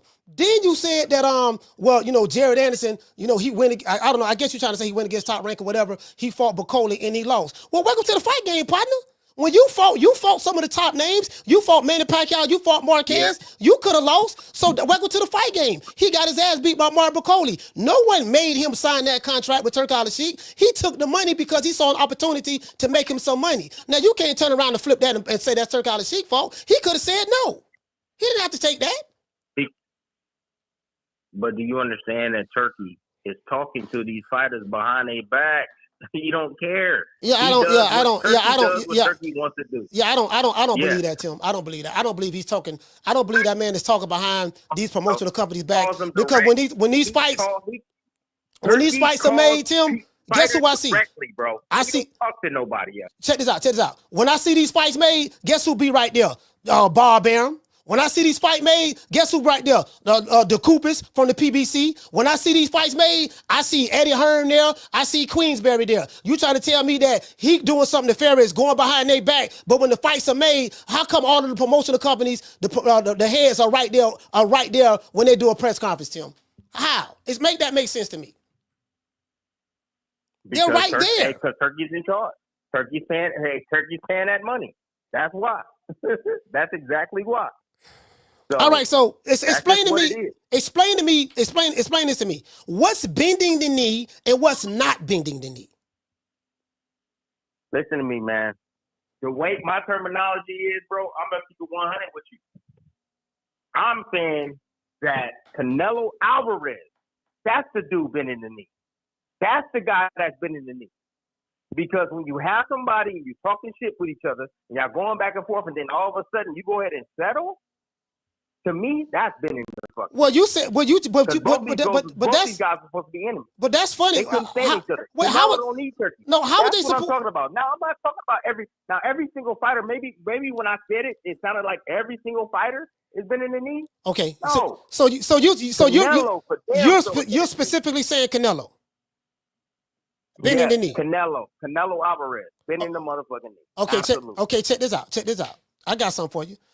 You just said earlier in the call, you said that, yeah, man, because I brought up to you what you said about Tank, and you said, hey, look, man, people can change their minds. Can't people change their minds? I said, you're right. So if Canelo said that he don't need Turki Alashihk in one breath, but then he realized, damn, you know what? If I want to make the kind of money I want to make, I kind of do need to go over there and do what I need to do. You get what I'm saying? And he take the offer or deal that Turki Alashihk gave for him. That's not bending the knee. Guess what? He changed his mind just like you changed your mind about what you said about Tank Davis. Completely two different situations. But no. It's two different. No, hear me out, Tim. It's two different situations. No, hear me out. I will let you ride with that. No, you gotta let me finish. You gotta let me finish. You're right. It's two different situations. I agree with you. But guess what? But the one common denominator in that situation, the changing of the mind. The situations are different, but Canelo is allowed to change his mind. If he say, look, I ain't going to do business with him, I don't need him, and then he realizes, he thinks about it and say, you know what? The type of money that I want to make, he got the money that I'm looking for. I can change my mind for $50 or 60, $70 million. That's not bending the knee. That's being smart. He changed his mind because he see that this is the opportunity for me to make more money. That's not bending the knee. That's smart. He's getting paid handsomely. So he changed his mind. We can agree to disagree because I call that shit bending the knee, especially when somebody that they were going back and forth and we arguing and we going back and forth. And Canelo Alvarez can make a massive amount of money, whether he's with Turki Alashihk or not. He even alluded to that when they were arguing. And then now he just all of a sudden jump on the ship like, oh yeah, well I can make this amount of money. Okay. Do you want to know why, right, bro? You want to know why? I thought that you had more pride than that, bro. That's all I'm saying. What pride got to do? What pride got to do with making? From what I'm hearing, the report is $70 million to fight Terrence Crawford. Pride has a lot to do with it. Fuck pride. I don't care about no pride for $70 million. I know. I know, but people like you, that's fine. You would take that stuff, that's fine. But me, a guy like me, somebody asked me the other day. They said, if Turki Alashihk asked you to come work for him for $1 million, would you go? I said, fuck no. They said, if Turki come to you and ask you for $10 million, would you go work for him? I said, fuck no, I wouldn't go work for him. I don't believe you. What do you mean? I don't believe you. Mean? No. I don't believe you, Tim. No, I don't believe you, bro. Bro, what are you talking about? Right now, I'm sitting in a $3 million house right now. Money don't move me like that, dog. All right. I live 5 minutes away from the beach. Flair, like, bro, money is nothing. I got cheese, bro. I got bread. But you ain't got 200. But you ain't got 230,000 or nothing. Yeah, but you ain't got 275 million. Canelo got according to Celebrity Network, $275 million, and he's working with Turki Alashihk. There's nothing wrong with that. I don't care to have that. That's what you don't understand. I don't care to have that. So I can have my opinion about certain things. I can have my opinion about Turki Alashihk. I can have my opinion about different fighters and stuff like that, and nobody has to agree with it. That's fine. That's okay. I'm not saying you're wrong, because if you really think about it, Coach, who in their right mind would pass up that money, right? You. But everybody's not me. Everybody's not me. That's just it. You feel me? Everybody's not me. All right, Tim. Well, I tell you what. So, listen. I'm gonna be watching you very closely. Y'all, please subscribe to Timothy Bradley's podcast. Let everybody know how to. Please. Please watch me closely, Coach. I'm gonna watch you closely right now. I'm gonna hold you. Tell Turki. Go ahead. Tell Turki to offer me a job and watch me turn that motherfucker down. I mean, all right. Tell Turki, talk to Turki Alashihk. Hey, get Tim Bradley on the phone. Talk to Tim Bradley. You need to get him on. You know what I'm saying? He always serving up the pot. Yada, yada, yada. Offer that motherfucker a whole lot of money and see if he bites. And I bet you he'll be like, wow, this dude is crazy. You damn right I'm crazy. Because I like my freedom. I like to choose to do what the hell I want to do. I ain't in no need of money. Straight up, no need of money. Well, you know what? You feel me? Listen, is what it is. Listen, when ESPN let you go, if they hopefully they don't, but if ESPN get out of boxing like I'm hearing and they let you go, I want to see what tune you're singing then. Exactly. I want to see that. Exactly. As soon as I leave ESPN, you're going to see what I'm doing, bro. You're going to hear everything about it. Because trust me, big dog. I got properties all over California, bro. Straight up. I know you're doing fine. I know you're doing well for you. I'm not saying you broke, you on welfare, but bro, but a man who got a net worth of $275 in Canelo, if he's working with the person, working with Turki Alashihk, then apparently, I don't look at him as bending the knee. I just don't. I mean, again, like you said, you're entitled to your opinion. There's nothing wrong with that. I'm entitled to my opinion. We just agree to disagree, my brother. That's all. We just agree to disagree. Hey, Coach, I respect it. I get it. I hear it. I see what everybody else is saying. And when I even comment, I comment and say, yo, you know what? I didn't even think about that. You're right. You're right about this. Turki Alashihk, he's putting on great fights. You're right. You're absolutely right. He's putting on the best fights. This and that and third. But my personal vendetta with him, I don't really even know him. I just from the outside looking in. But I just know from the hood. When you in the hood and a motherfucker walk up to you and hand you some keys to a car and say, it's yours, and you're going to say, what the fuck for? My car? Hell no. You're going to say, hell no, that ain't my car. Here, you're going to get them keys back because guess what? There's something behind that motherfucking car, bro. That's what I see when I'm looking at Turki Alashihk. Now, this can be a season. All the fighters that want to fight on this card, it could be a season. Get that money. However, me, I'm staying far away, B. Y'all do what y'all do. I'm staying far away. All right, Tim. All right, man. All right, I'll let you, man. Hey, shout out to Timothy Bradley, man. Tim, when you going live again? I don't know when I'm going live. It's for the moment with me, big dog. But I appreciate y'all, man. It is what it is, and everybody ain't on my mindset, bro. Hey, All money ain't good money. Remember what I said. All right, salute, fam.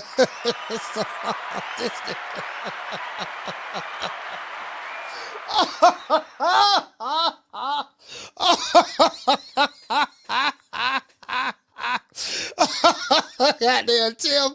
Hey man, hey, look here, man. Listen, I do disagree with people who I'm all right with. As you guys see, I disagree with people who I'm all right. No, I got a lot of love for Timothy Brown. That's my guy. Y'all know that. But boy, I wholeheartedly disagree. Canelo ain't been in no knee. I disagree with that. You get what I'm saying, bro? Like that to me, that's some crazy logic to me. That's crazy logic. Well, yo, he said he wasn't gonna do this, he wasn't gonna do that. He changed his mind. Okay, well, we just said in the beginning of the call that people, that people change their mind all the time. He has a right to change his mind. That's not bending to me. He's looking at his options. If you say you wouldn't do something from a business standpoint, but then you weigh your options and you looking at, well, you know what? I ain't gonna make the kind of money that I thought I was gonna make over here. What's option B? Well, option B is I can make a lot more money over there. So guess what? You're gonna reevaluate what you initially said and say, you know what, man, I need to make the right business decision.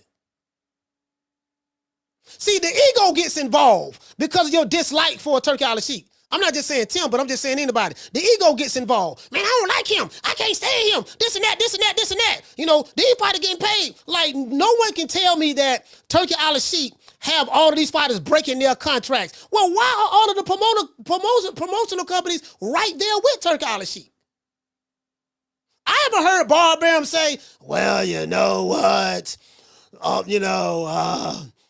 Jared Anderson is breaking his contract. I don't know why he's fighting on the Martin Bacoli on the Riyadh season card. If that was the case, Bob Arum could say, look, I got a contract with you. You can't fight over there. If you fight, I'm gonna sue you or whatever. Like, he could stop that. Bob Arum is right there with Turki Alashihk. He's right there with him. So I don't believe Tim on that. I totally disagree on that. All these fighters just breaking their contracts. Ain't no promotional company suing them. Come on, fam. Carla, what's the name you calling from? Yo, Coach, this is Mason from Flint, Michigan. What's going on with you, boss? Mason, talk to me. Man, that nigga full of shit. If that nigga Turki Alashihk was to offer that nigga $10 million right now, nigga, you would see that nigga on Riyadh season card capping for fucking fighters like he do on Top Rank. That nigga full of shit. And a lot of that shit he was saying was contradicting the fuck out of each statement. Yeah. Every time he say something, he would contradict himself with the next thing that he say. Nigga, ain't nobody been in the knee. Nigga, this prize fighting. Niggas is fighting for a motherfucking prize, and the prize is the money. Yeah. So all this bend in the knee shit, no, niggas is making money. Ain't nobody bend in the knee. Ain't nobody slaving for the niggas. Yeah. They ain't fighting for free. They ain't fighting for peanuts. Yeah, he making it seem like they slaves and they getting paid $25. Yeah. You know, the promoters don't know nothing about it. He breaking the contracts. I'm like, dude, Bob Arum is literally right there next to Jared Anderson with Turki Alashihk.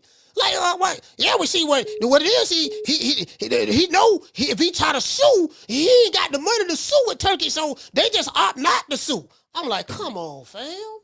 That's not what Bob Arum is saying. That's not what Bob Arum is saying, fam. And what Bob Arum get? What 30% of whatever Jared Anderson purse was for that Martin Bacoli fight? Yeah, I don't know what percentage he's getting, but you know. They getting something. They definitely getting something. Yeah. So I got that 30% number from Brian Norman Jr. or Brian Norman Sr. when they was negotiating with Boots. They had to give. I heard seniors say they got to pay Top Rank 30% to go over there. That's where I got that fucking number from. But yeah, you're right. You're right about that. You're right. You did say that. Yeah. So you gotta pay him something. So nigga Bob Arum like shit, nigga. I advise against it. Shit, nigga, as long as you got my 30%, go your ass on over there, and good luck to you. And he went his ass over there. He made him a bankroll, and he got knocked the fuck out in front of the whole fucking world. Big fucking whoop. Like you say, welcome to the fight game. Yeah, that's a Nigga part of be the all fight. right. He got another fight coming. Hey, Mason, check this out, brother. That's a part of the fight game. But not only that, in the press conference, I don't know if you remember in the pre-fight press conference, Jared Anderson was dancing on stage. Bob Arum was up there. Yep. You know, he was dancing on stage and, you know, doing the Tootsie Roll. Had his jury on. He had his jury on, looking like one of the Ohio, looking like the 2000s version of the Ohio players. You know, all that stuff there. You get what I'm saying? So, oh yeah, yo, and he lost. See, okay, welcome to the fight game, partner. You gonna win some, you gonna lose some in boxing. That's what it's all about. He can't keep fighting them cherries. He got to step up and fight somebody. He stepped up before somebody got his ass whooped. Don't blame Turki Alashihk. If Jared Anderson was as good as they say he was, he wouldn't have lost. He got knocked out and embarrassed in front of everybody. Yep. Bob M didn't make him agree to that. That was a decision that he made, and Top Rank got paid for it. Yep. Yeah. And he went out there and fought the wrong style. He should have been sticking to moving with that big motherfucker. Yeah. And because he said he bought his ass. But if all this shit really boils down to this whole Tank situation, right? Mm. Tank is, if you ask me, Tank is starting a false beef with Turki Alashihk because you know if he go over there, nigga, Turki don't do no setup fights. And you're going to have to fucking fight somebody. Yeah, now, I like Tank.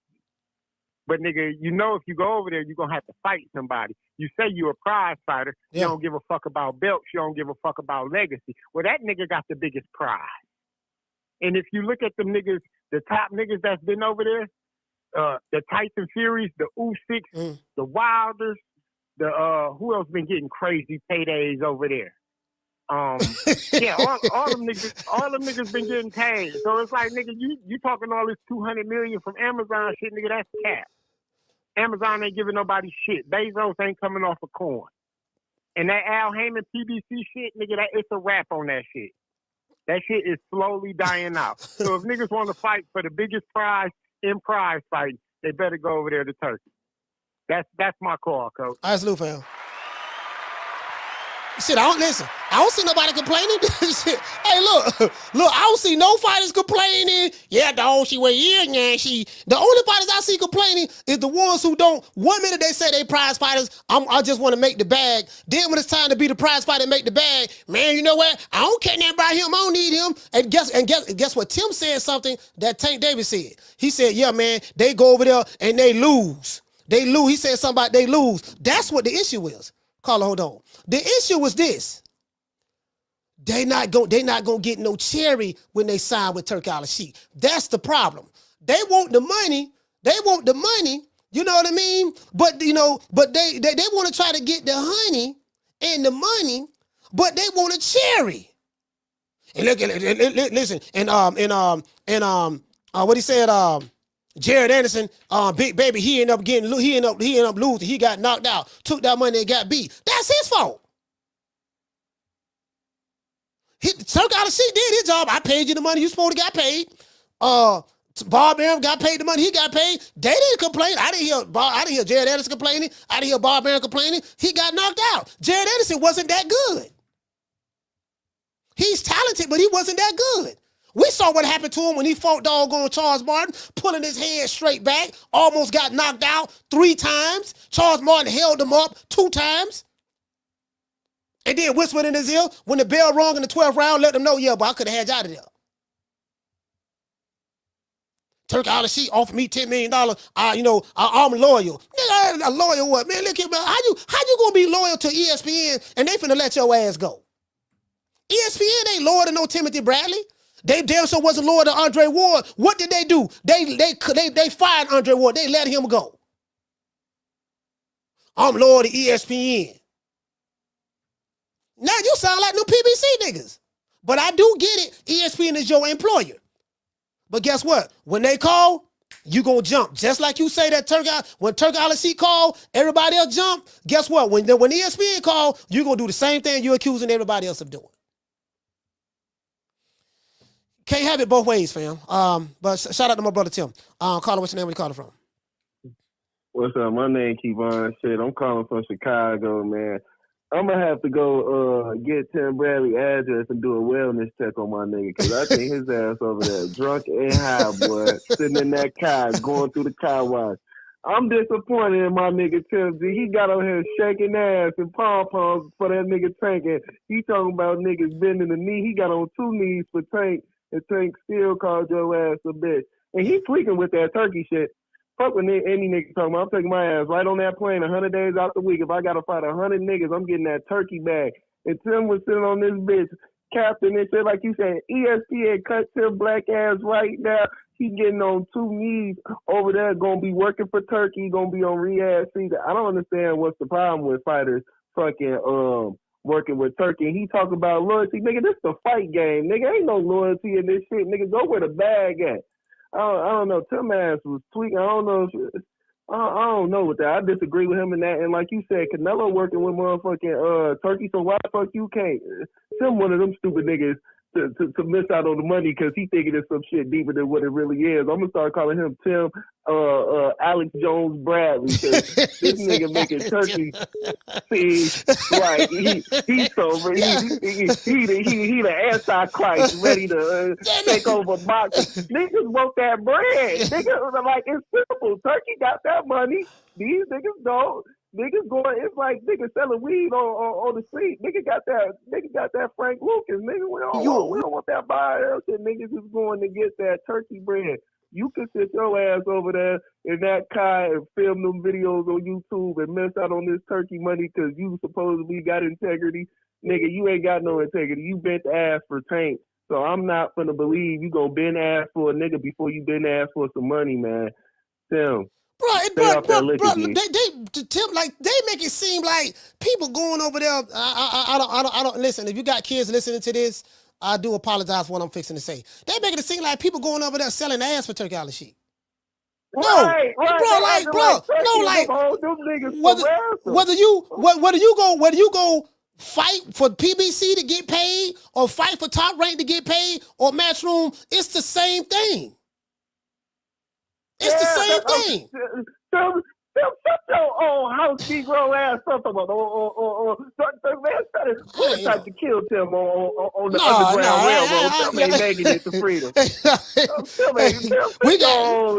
Man, I'm disappointed in my brother, man. My man, Coach. All right, salute, fam. Hey, I love Tim, though. I love Tim Bradley, but his ass was over tweaking. Oh, that was shitty. All right, salute, fam. Coach. You have a blessed one, though. Yes, sir.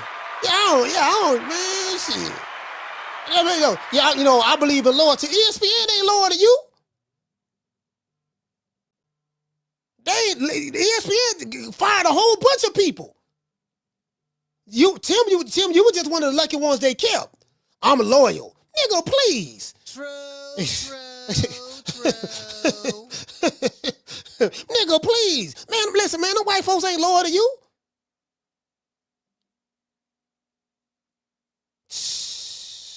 I tell you what, Turki Alashihk, my name is Coach Malachi Williams. If you offer me some money, you ain't got to pay me $1 million, but you offer me some money to come work on DAZN or come work for you in any capacity, guess what? Send me the contract. True.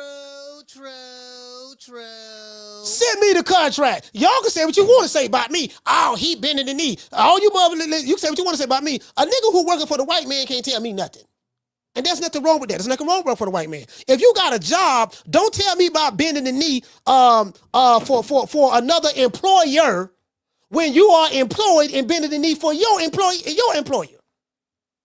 Caller, hold on. I got to be loyal. Guess what? ESPN wasn't loyal to all the people they fired. Matter of fact, let's pull up all the people that ESPN let go recently in the past year or so. Ask the people who got fired and lost their job with ESPN, was ESPN loyal to them?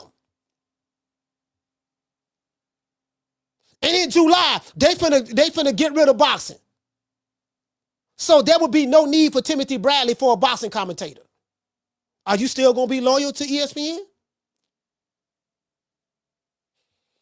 That's crazy. Caller, what's your name you calling from?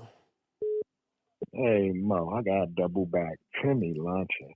Timmy is launching. But you know what, Slim? I believe him. I believe that he wouldn't take a bag. People get locked. Jokers get locked up every day for being loyal. And he probably one of them type of motherfuckers. They do exist. And he's just one of them. Whether it's smart or not, he's one of them. And, you know, and I believe him. I'm going to be honest with you. I do believe him because he's been top ranked since forever. And he's been by top ranked side, top ranked ESPN side forever. And I think he honestly feels the way he feels. The part that's irking me is this whole fucking Reggie Davis pom-pom shaking he doing is out of control. I just think this is some weird ass shit to me, Slim. This is weird. Like, I don't understand this shit. Like, this whole ass clapper for this motherfucker from West Baltimore is some other shit. And that shit is, I don't know what's going on. I don't know if Timmy's heard something going down the pipe and he trying to jump on something, but that's the shit that got me for a loop, is that he doing all this motherfucking cheerleading for this Bama from West Baltimore that don't want to fight nobody. Like, if I thought this was about, we get it, it's about the money, but it's also about the best fighting the best. So you cool with this motherfucker ducking the best fight, because he shouldn't take the money. And he should just keep doing all the cherry picking for the minimal, for the checks he gets. That's basically what he's saying. Basically what he's saying is, no. Don't get no big money fighting the best fight. Just keep cherry picking and be loyal to a motherfucker on a milk carton in Cleveland. Just be loyal to that motherfucker. But don't go to Turkey to give us the best fight. That's what he said. That's what he just said. Don't go to Turkey to give us the best fight. You keep doing what you do. But I'm out, Mo. All right, salute, fam.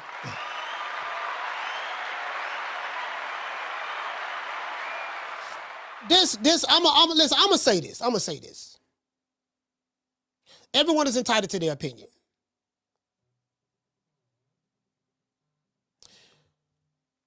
But this doesn't make any sense to me. Whether you like Turki Alashihk or not is irrelevant. I'm pretty sure a lot of people in this chat right now, you work somewhere and you don't like your boss, or you don't like your supervisor, or somebody on your job may, I don't know, rub you the wrong way or whatever, right? Everybody don't get along. But these are the facts.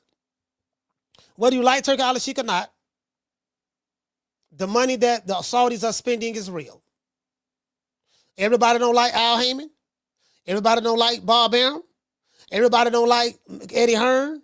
Everybody don't like Oscar De La Hoya. Everybody don't like Frank Warren or whatever. But the reality of the situation is this: you can't talk. Listen, I don't have a million jobs, trucking companies, landscaping, real estate, recording studios, you name it, I did it. I don't have a million jobs, construction, everything, right? When them white folks decide to let your black ass go, or white ass go, or Hispanic ass go, guess what? They're letting you go. There is no such thing as loyalty when it comes to the bottom line. ESPN, like this dude, like Kenny Slim said, they let go Max Kellerman. Ask Max Kellerman, is he loyal to ESPN right now? They let go Marcellus Wiley, Andre Ward. Ask Andre Ward, is he loyal to ESPN? Oh, they jumping to Turki Alashihk. Well, guess what? You jumping to ESPN? What's the difference?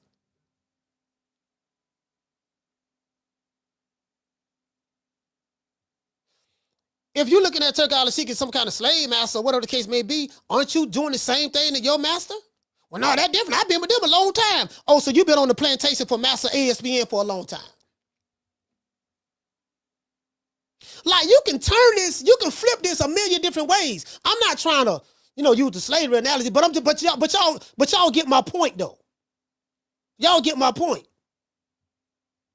These people ain't loyal to you, fam. So I want to see July, when that ESPN contract is up with Top Rank and they say they going their separate ways, I want to see what my brother Timothy Bradley do. I want to see what he do. I really want to see what he do. Let's give everybody a round of applause.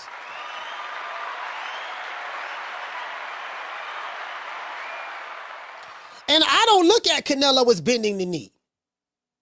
Canelo said all this stuff. Okay, well, you said a whole bunch of stuff, and you changed your mind. People say things all the time out of emotion or whatever. But when you take your emotions out of it, and you look at the bottom line, and you see things for what it is, so Canelo made the best decision that's for him. Listen, I'm not even a pro-Canelo fan. But Canelo got to be doing something right. The man got a net worth of $275 million. He didn't get this far being a dumb nigga. Canelo got this far being a smart nigga. When he left, guess what? When Canelo left Eddie Hearn and left DAZN, when he went to PBC, wasn't nobody talking about Canelo bending the knee to Al Heyman? Or maybe they did say that. They probably did say that. He bent the knee to Al Heyman. But because Al Heyman is the ones who all of the Shea Brothers love, they was happy with that. They didn't say, yeah, man, Al Heyman we got Canelo. We got Canelo. They was jumping up and down. The Shea Brother laptop revolutionaries were jumping up and down, doing the Holy Ghost, the butterfly, all that stuff. Happy. Yeah, we got Canelo. Y'all didn't say, oh, yeah, he wasn't loyal to DAZN and Eddie Hearn. Y'all didn't say that. Then now his contract up with PBC and he worked with Turki Alashihk. Oh, he bended the knee. But did he bend the knee with the Al Heyman? That different. Anyway, let me read these super chats. Yeah, man, yeah, bro. Listen, it's for me. It's the language for me. It's the language. That's all. For me, it's the language. That's all. Shout out to Drew. Hey, okay. Drew say Tim. He say Tim is nigga explaining. As Coach would say. Hey, Tim, now Tim my dog. I rocks with Tim. Fam.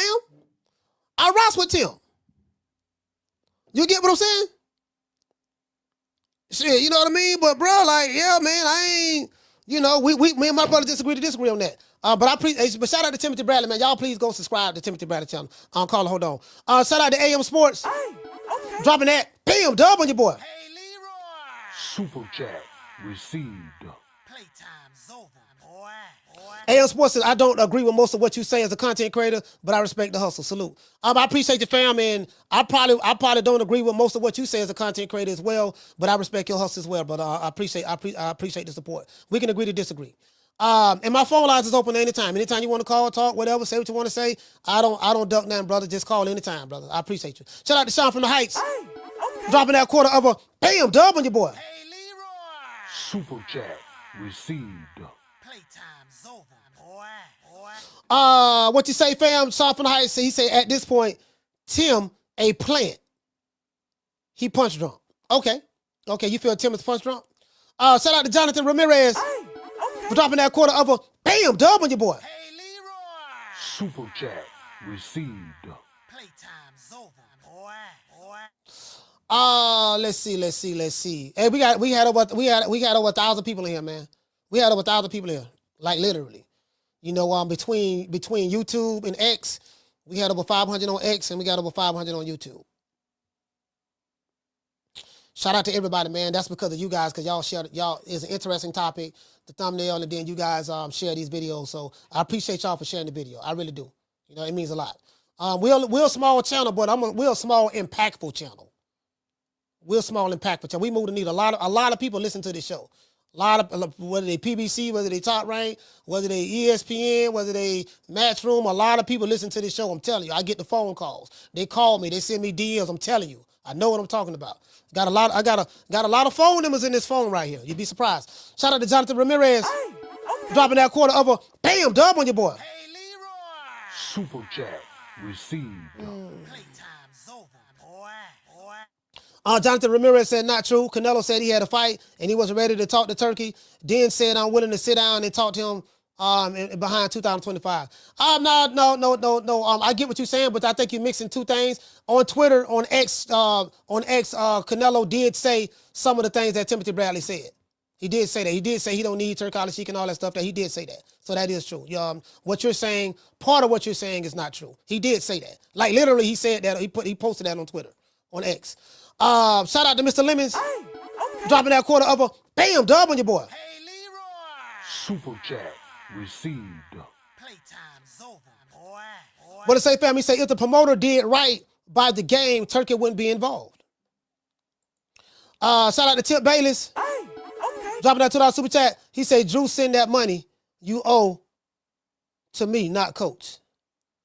Oh, Tip Bayless, you say what you say? Drew owe you some money? You be over there. You be over there on the Boston Boys, right, Tip Bayless? Yeah, I think you be over there on the Boston Boys. You say Drew owe you some money? Yeah, I don't know nothing about that, fam. Shout out to Flex. For becoming a member, man. Salute to you, fam. Let's give all the super chatters a round of applause. Down from the bar, there's a platform stage. People pimping, sharp as razor blades.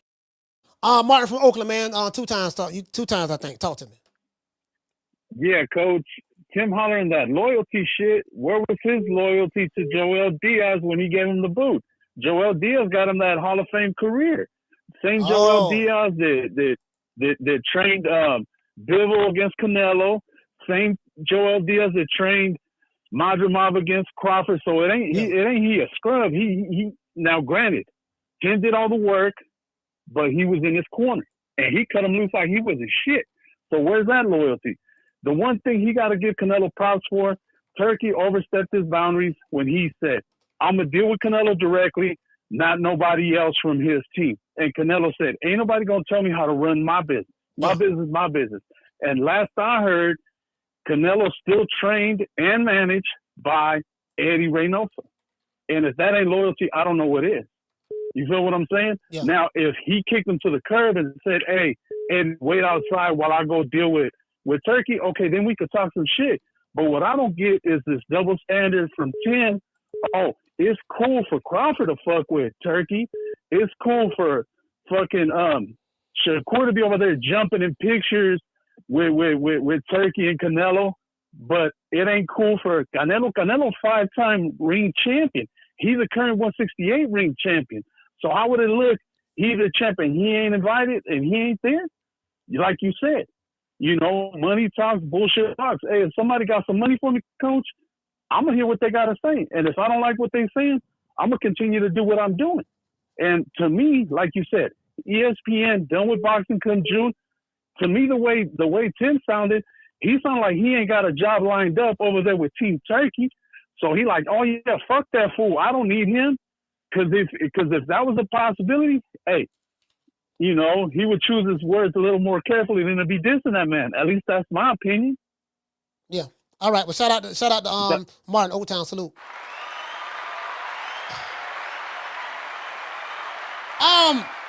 Again, there's nothing wrong with Timothy Bradley's opinion.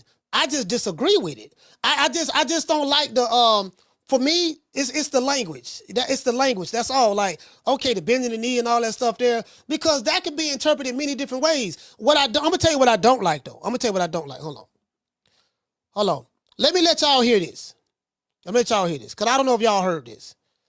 Javante Tate Davis had me blocked, but I think I can still pull up his account and play this what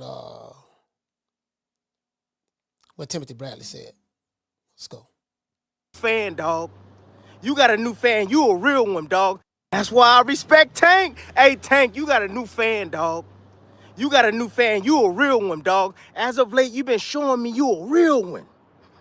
I like that. Yes, you've been showing me that you are a real one. Now, if you go over there and take back everything you said, and you kiss the ring too for 150 M's, because you know Shakur over there, and that's why I respect you. You saying like, I don't need Shakur because you don't want to go over there. You don't want to kiss the ring. But if you go back on your word, then you're gonna lose a big fan, dog. And I'm gonna come at you. I'm gonna come at you, dog, for real. But other than that, and guess what?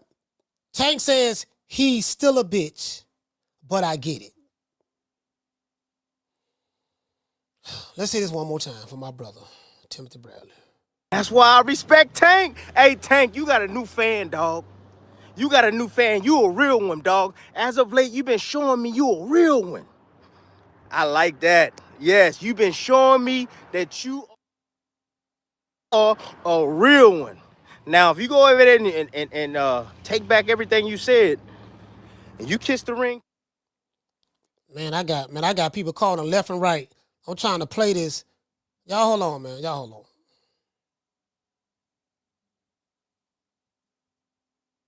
Two, for 150 M's, because you know Shakur over there, and that's why I respect you. You know, you saying like, I don't need Shakur because you don't want to go over there. You don't want to kiss the ring. But if you go back on your word, then you're gonna lose a big fan, dog. And I'm gonna come at you. I'm gonna come at you, dog, for real. But now, how do you interpret that? Let's see. Hold on.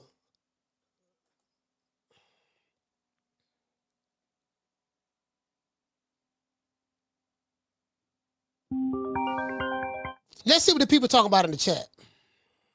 I got a couple more calls. We gonna rock out another 30 minutes. Caller, what's your name? Where you calling from? Hey, what's up, Malachi? My name is AJ. I'm calling from Birmingham, Alabama. This is my first time calling and stuff. AJ from Birmingham, talk to me, brother. I'm gonna give you a flower, man. This is the best boxing show ever, man. You bring refreshment to the game and stuff like that. I don't understand what the fans is talking about. We've been complaining we ain't getting these good fights for years on top of years because of different dogs on promotional companies, and by the time we do get it, we still ain't satisfied. I just don't get the logic to that. We get some of the best fights. We get these Don King cards. Every fight can be a main event on one card, and you still ain't satisfied. We not making none of the money, but we getting to see the best fights or whatever. Don't cut it short or whatever. Say it one more time. Congratulate True Media. This is the best show I've heard for years in the boxing without the trash. The way you attempt to, you don't care who it is. You call it straight down the middle. I wish you much success, man, and good luck, my brother. Yeah, salute. Thank you, brother. Shout out to AJ, Birmingham, Alabama. Salute. No, man, y'all gotta understand, man. Like, y'all gotta understand. I got a lot of love for Timothy Bradley, man. Like Tim, a good dude, man. That's my guy, man. For real. All jokes aside, I got a lot of love for Tim, man. He's a good dude. He's a stand-up guy. I just disagree with him on this. And Tim is a passionate person. I'm a passionate person. You get what I'm saying? Now, me and Tim was getting to fight. He'll beat my ass. I can't do nothing with Timothy Bradley. He Hall of Fame. I wouldn't stand a chance with Tim. So I ain't gonna be fighting him. I ain't gonna be talking about, yeah, Tim, nigga, what's up? I'm gonna pull up, drop the addy, put it up right now. I ain't gonna be doing none of that. Now you ain't gotta worry about that. But jokes aside, man, that's my main man. I like Tim, man, but I just, bro, like, I don't get the logic on this, fam. I just don't. It's not making sense. It's not registering to me. Maybe, caller, hold on. Maybe it's because I only have a GED. I only got a GED education. So you get what I'm saying? So I got a GED. I'm not the brightest light bulb in the ceiling. I'm not the sharpest butter knife in the kitchen drawer. But I got a master's degree in common sense. And I'm like, man, look here, man. How you gonna be loyal to somebody that ain't gonna be loyal to you? Your friend, your good friend, Andre Ward, they let him go. What was the loyalty with him? Someone just called and said that you let go your trainer. Now, Tim did type in the chat and say, no, the trust was lost, but yet and still that's interpreted as though you wasn't being loyal. You could have tried to repair that trust or whatever. So I don't know, man. So I mean, anybody, Canelo, again, I'm not a Canelo fanboy. I'm not one of the Canelo maniacs or one of the Canelo male groupies. I'm not, but I'm saying that, but at the same time, I don't look at Canelo as bending the knee or kissing the ring or none of that stuff. If that's the case, when Canelo went to the PBC, and Canelo fans did not like the PBC at all, did he kiss the ring to Al Heyman? Like, what was that energy when Canelo went to the PBC? Oh, he kissed the ring. There was no energy for that. What makes this different? He's getting paid for a service. If it ain't Turki Alashihk, it's going to be somebody else. If you are a fighter and you are a free agent, you are free to do whatever you want to do, go wherever you want to go, i.e., that's why they call it a free agent. The man got a net worth of $275 million. Obviously, Canelo know what the hell what he doing. And I'm not even the defense attorney for Canelo. But I'm just saying, fam, like, make it make sense to me. So that's all. That's all. But I get what Tim's saying. But I tell you what, Turki Alashihk, look, don't hold what Timothy Bradley say on this show against me. If you offer me the job, I'll be there. You remember that song by the Jackson 5? I'll be there. This ain't nothing. I don't give a damn nobody say. Like, bro, like, again, If anybody in the chat, if you got an opportunity to get a job that's going to pay you more money than you ever made in your life, or pay you enough money to where you can secure your family, take care of your wife, take care of your husband, take care of your kids, set up a trust fund or whatever the case may be, you would be a fool not to take that. It ain't like you got to sell some ass, or she's selling this soul for $1. I'm not saying Tim is using this, but people use certain terminologies in order to make certain situations sound bad. But as long as you over there, as long as you leave your situation and go to Al Heyman, ain't nobody saying, yeah, man, you kissing the ring. Is Esau Cruz kissing the ring? But Tim did say, to be unfair, Tim said he only meant that specifically for Canelo. So it is what it is. Carla, what's your name you calling from? What's up? This keep on. I'm just calling back because I'm high as hell watching your show. This shit is hilarious. That shit with Tim, all I gotta say is, Tim, why you hate from outside the club? You can't even get in.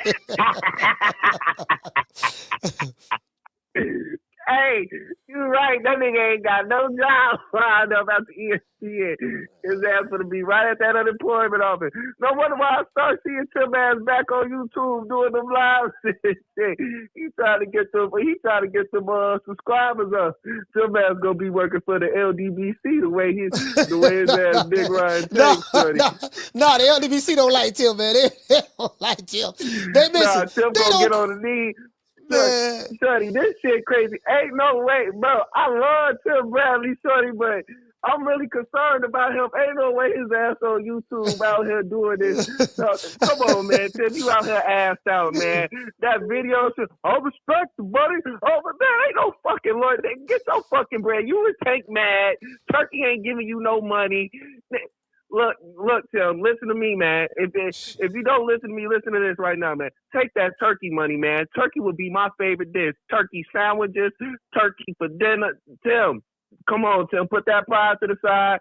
When ESPN lets you go in July, which we all know they're going to let your black ass go over there, say, Turkey, I'm sorry. You get on two knees for that dumb shit you were saying. Because, look, society missed out on. We got to start calling niggas dumb. Our homies, our friends, when they just start saying stupid shit like, Tim, you tweaking, G. Put the little bottle down, put whatever you got down, because look, nigga, you sending niggas off. We can't have you out here misleading the youth, misleading these boxers. These niggas are already getting paid pennies on the dollar. Turkey out here giving the bag. Don't listen to Tim, niggas. If you out here fighting, nigga, don't listen to Tim. He gonna send you off. You gonna be fighting motherfucking butt fuck nowhere for pennies on the dollar. Go get that turkey bag, man. Have a blessed day, Coach. I salute, fam. Yeah, man. Shit. I'm just, man, And then that's the thing. I ain't gonna lie. I was hurt when I saw Tim do that with Tank, man. I was like, bro, like these dudes, man, fam, listen. Bro, y'all don't understand. He said something about LDBC. They called Timothy Bradley every name under the sun, fam. Tank, like, yeah, I get it. He retweeted it. He retweeted it because, it was something favorable to him, but he called you a bitch at the same time. Hold on. He said, yeah, you still a bitch, but I'm gonna retweet it. Yeah, you gained a big fan in me because you turned down, because you standing on business, you turned it down Turki Alashihk. Now, if you go back and change your mind, because people do change their mind, right? If you go back and change your mind like human beings do, then I'm going to come after you. You can't make this up. So Tank ain't allowed to change his mind? Tank be saying some dumb shit, but if he was to change his mind a year from now and say, you know what, man, dog, man, shit, I had a talk with Cole Calvin and them, man, and man, I need to get me some of this bread they offering up. If Tank decide to do that, I can't get mad and go after Tank because he changed his mind. To go get some money? As talented as he is, that's not selling out for the money. You a prize fighter. This is prize fighting. You are an independent contractor. If you leave your job to go to another job that's paying you more, are you selling out the job that you was working at? Man, I've been at this job for 15 years, dog. I'm loyal. I ain't leaving. They gave me my first start. But the other job paying you $200,000 a year. How much you making now? Well, I'm making 140 with bonuses and stuff like that. Okay, this job offering to pay you $250,000 a year, getting you $100,000, $110,000 increase. You're gonna get all the stock options, 401ks, all that stuff, and you're gonna get bonuses every year. If we're profitable, you're gonna get a bonus every year. It's gonna come out in February. If you work in corporate America, bonuses always come out in February. If you work in corporate America, you know what I'm talking about. Oh man, you selling now. You ain't loyal. Who? Caller. What's your name? Where you calling from? Jasper calling the ATL. Jasper ATL 2 times. Talk to me. Hey man, Kim is dumb. I'm disappointed in him. He's misleading the youth. He's giving dumb messages out to the public and to the young people growing up. Here's the reality, Tim. Stupid. You're a product of comfortability. Because you're comfortable and you done made some money, you think none of that can go away tomorrow, bro. So you talking about you got houses and you got all of that. If you was a real man, you would have vision. And you would understand that when something is failing, you have to change your position. Dummy. What is wrong with you talking that crap to the public? And you got young men growing up in the world and you teaching them to go down with the ship. You probably be that nigga that's on the Titanic and just drown with it. You won't even try to get off the damn Titanic. You dummy. Nah, Y'all stupid. Here's the problem, Kim. Just because Bob Arum finesses the money in the business, don't look down on Turk because he's just coming straight and direct. He putting the money on the table for you. Ain't no fanciness to it. Ain't none of that other stuff. It's right there on the table in front of you. You got the opportunity to make a decision as a man. But you want to teach the public that it's okay to just what? Be loyal? Loyal for what, man? You should be teaching people to go over there. If the contracts are right and if it's beneficial, take the offer. Do a one-off. Why you ain't saying that, Tim? Why you ain't tell Tank, hey, go do a one-off then, Tank? Get your money. Don't burn your bridge. Dumb Tim. Disappointed. That's my call. All right, salute, fam. Shout out to Jasper, man. Jasper from ATL. This the thing too, right? Let me address this here. Timothy Bradley, my brother, said that all money ain't good money. He making it seem like this the mafia. So who determines whether all money is good money or not? Is ESPN money good money? Is PBC money good money? Is Matchroom money good money? I mean, that's to the interpretation of someone, and Timothy Bradley's on the outside looking in because he's not getting any of the money that those fighters are getting. Caller, hold on. Who determines what's like? I can see if you get money from John Gotti. He make it seem like Turki Alashihk the mob. Yeah, he the mob. He this what he doing. Okay, well Bob Arum working with him. Your boss, Bob Arum is working with him. Is Bob Arum bending the knee, kissing the ring? So, bro, like, it's crazy. All money, bro, like, I can see if you get money from a dope boy or something like that, or the mafia or something like that. Like, I'm just saying, fam. These fighters breaking their contracts. They can get sued. Well, why Top Rank ain't suing none of their fighters who fighting on Riyadh season cards? Why Matchroom ain't suing them? Why PBC ain't suing them? PBC fighters have fought on Riyadh season cards. Isak Cruz and doggone El Rayo. Why Al Heyman ain't sue them? Yeah, man, we finna sue y'all. You know, you went behind our back and signed our fighter. We finna sue y'all. Why you ain't gonna sue? Yeah, man, he just got so much money that if we sue him, then he got bigger money than us, so we don't want to do that. That don't even make no damn sense.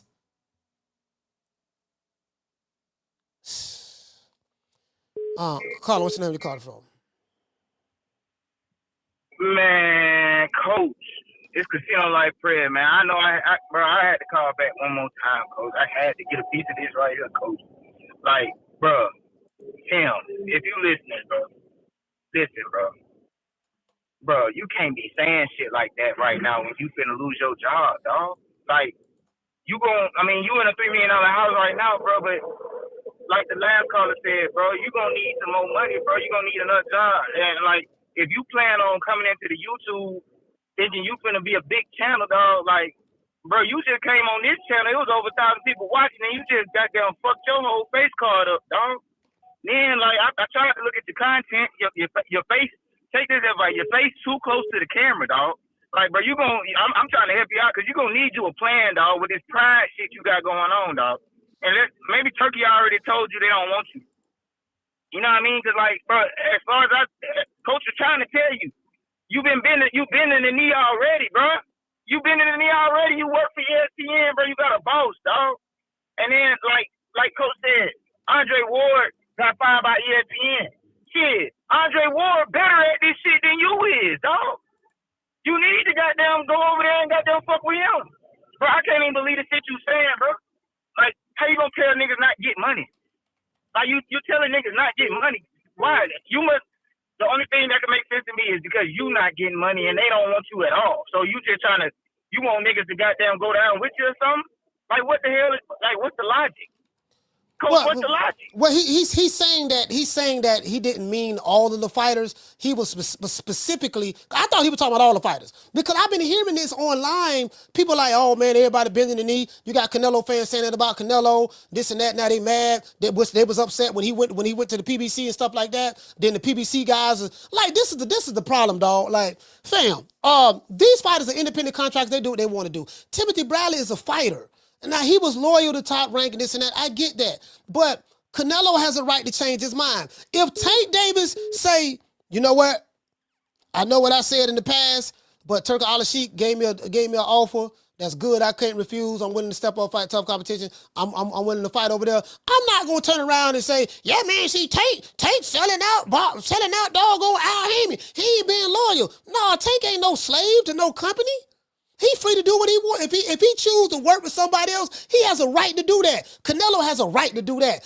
Forget what they said. What they said is what they said. But if they change their mind, just like Tim said, he changed his mind. Human beings have a right to change their mind. How many times have you said that you wouldn't do something, and then, but then as time went on, a certain situation presented itself? I'm not talking about nothing nefarious, but I'm just saying that you say, you know what? I'm going to do this. It makes sense. You get what I'm saying? Coach, we was just talking about this shit, bro. I called in, gave my testimony about how it took me 5 years to get off this bullshit. Yeah. And you got them called in with this shit. But I just want to break it down like this real quick. All right, so you mad. No, you care that Canelo went and got a bag. You care about that. But then Tank, he called you a bitch, and you don't care about that. Goddamn, you feel me? Like, that don't make no fucking sense. Then, shit, you got down ESPN, they finna go out of business. Where they gonna be at? Most likely they gonna be in Riyadh. You don't care about that. I mean, you care about that. But then Brian Norman Jr., he wanna fight you. Brian Norman Sr. wanna fight you. You don't care about that. You know what I'm saying? Like, bro, what the hell do you got going on, Tim? Bro, don't be calling it. Bro, don't embarrass yourself, bro. You looking like you falling off. You talking about the $3 million houses? Ain't nobody talking about your house. We don't know what. Bro, listen, I ain't seen no $3 million house. Every time you got them on Instagram, your face too goddamn close to the camera, dog. Like, nigga, you look like you desperate. Nigga, you trying to be a content creator. You trying to get shock value. But you finna shock your ass off the map, my nigga. Because you ain't finna be on TV no more. You ain't that good at what you do anyway. You ain't. Andre Ward, his podcast taking off. Your shit look cheap. Nigga, man, that's all I got to say. I don't even want to cook them. I'm going to pray for you, Tim. I'm going to pray for you. All right, salute, fam. I don't get it, dog. I just don't. Again, I got love for my brother Tim Bradley, but I don't get it. No, the podcast. I think Tim Bradley doing the right thing with the podcast. I told him, I say, Tim, you need to get your own podcast, man, like with your channel and stuff like that. So I'm glad that Tim is doing that. What Tim bringing to the game is very valuable. Carla, hold on. Shout out to the Gooch. Dropping that $2 super chat on your boy. What you say, fam? You say great job calling out Tribal Tim on his BS. Salute, fam.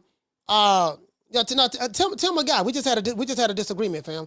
Shout out to Sean from the Heights. Okay. Dropping that quarter of a dub on your boy. Hey, Leroy. Super chat received. Playtime's over, boy. Hey, what to say, Sean? He say prisons and jails full of loyal niggas. Let's check this out. Niggas be loyal to when it's so it's time to do all that time. Get motherfuckers like Lord. Hey, the G code. Yeah, the G code. Yeah, we finna give you 35 years. Then some take it on the chin, but they may be in there about 10 years, and you get your baby mama, she out there by herself, and she messing with third leg Tyrone. You got 3-4 kids, you ain't seeing your kids no more. Collect calls ain't you get what I'm saying? Collect calls ain't being accepted like they used to, and you get what I'm saying? And I'm telling y'all something. You know what I mean? Hey, all jokes aside, hey, I'm telling y'all some real shit. I'm telling y'all some real stuff, but like this how the snitching gets started when you in jail. Hold on. I'm trying to pull up this tweet. I'm trying to pull this tweet up, y'all. Where is that? I'm trying to pull this tweet up. I'm trying to pull this tweet up. Damn, what that tweet is. Never mind. I got you. What it say prison full of jails, the Lord niggas. I'm trying to pull this tweet up, fam. My bad. What you say, fam? You say Tribal Tim. Shout out to the Gooch. Dropping that quarter of a dub. He say Tribal Tim try buying groceries and paying tuition with pride and loyalty. Yeah. Shout out to Deal. Dropping that quarter of a dub on your boy. He say, Coach, Big Baby is trying to retire by 26, crying on Roy's shoulder, but he's not supposed to not go get a bag in Riyadh season. Make it make sense. Yeah, man. And then he lost. Okay, well, that ain't got nothing to do with Riyadh season. He lost because he wasn't the better fighter. It's that simple. Down from the bar, there's a platform stage. People pimping, sharp as razor blades. All right, here you go. Call what's your name you calling from? Drew Holiday, calling out of Colorado. Go ahead. Talk to me. Yeah, Coach. I feel like we missing a person too, talking about all this money these new fighters getting, because at the end of the day, Eddie Hearn introduced the Sheik to the game. And then after that, now we're here. Eddie was trying to make waves. I don't think he had enough money to do it. And now we at the final boss with Turki Alashihk. I understand what Tim was saying, though. Tim, that everybody needs explain it to me, because explain it to me. I don't understand it. Please make it make sense to me. No. Well, Coach, you know how you always got, how some people, it's like, I just got to do the right thing, or I just got to do the right thing. You know what I mean? All I'm saying is Tim Bradley is a loyal guy, and everybody need a friend like Tim Bradley, but that don't mean you got to listen to him, because he always go try to make you do what he feels is the right thing. But at the end of the day, let these guys get their money. And as far as PBC go, yeah, it was all good 7 years ago. They was partying, bullshitting, getting money, all in the club, looking like they dope dealers and entertainers, and they wasn't in the gym. And we knew Errol Spence. We kind of knew that he was headed to a dead end. He was partying. I fell out of the Ferrari. I thank God he was okay, but, he was saying he was indestructible. Then he ran into Terrence Crawford, a guy that don't smoke, don't drink, work out, take care of the family. He a family man. He does everything a fighter's supposed to do. And Errol Spence finally realized, damn, all that partying and bullshitting then caught up with me at one time. That's all that was. And it caught up to Adrian Broner. It caught up to Robert Easter Jr. Tank, the only guy I didn't catch up with, though. Tank, the only guy. And hopefully we can get that Shakur versus Tank fight. But what you say about that, Coach? Yeah, I'm not optimistic. I'm not optimistic about that. Hey, Tank still got the O, so he the only one that survived that era of partying and being in the club with Adrian Broner and not losing. So, the difference is the reason why he survived it, because he didn't fight the type of fighters that the Adrian Broners and the Errol Spences fought. That's why. That's true. That's true. And that's what Turki Alashihk is presenting. With Turki Alashihk, if you the best, you say you the best, you got a belt, and you're undefeated, you're going to fight somebody that's just as good as you. Ain't no excuses. You're not going to be over here picking these ripe cherries and picking somebody that you can go into a camp late, or going to camp not really focusing on the fight, because you already know what you can do to a guy. So, and that's how I felt about when Errol Spence fought Sean Porter. He jumped at the opportunity to fight Sean over Terrence because he felt he can beat Sean, but he didn't feel like confident against Terrence. So, to me, that's what PBC was doing. They was matchmaking guys up that they kind of knew who already was going to win or had a great chance of winning. But with Turki Alashihk, ain't no matchmaking. You the best, you going up against the best. We not putting you up against somebody, a boxer against a boxer against someone that's at a lower level. If you get what I'm saying, Coach, that's all I'm saying. I'm just saying, Turki, you A plus, you gonna fight somebody A plus. All right, salute, fans. So. Drew Holiday, salute. All right, man. I think it might be it on the calls, man. It might be it on the calls. Shout out to Mr. Giancarlo. Hey, okay. Dropping that quarter over. Bam, dub on your boy. Hey, Leroy. Super chat received. Playtime's over, boy. What it say, fam? He say just to say thanks for the overtime, Coach. Yes, I appreciate you, fam. Thank you, brother. Shout out to Fitzy. Hey, shout out to my sister, Fitzy on the Fight. Hey, okay. For dropping that half for bam, dub on your boy. Hey, Leroy. Super chat received. Hey, Fitzy had to say, maybe we need the Snow Bunny love song. Shout out to all the brothers out there who love the Snow Bunnies. See your eyes shining, she's my Snow Bunny, please. In the winter lights, too, she's my sweet dust of cream. Talk to my nose, this lover's got is so raw. Make you move, stepping out, from out of control. It's me against the light, Snow Bunny.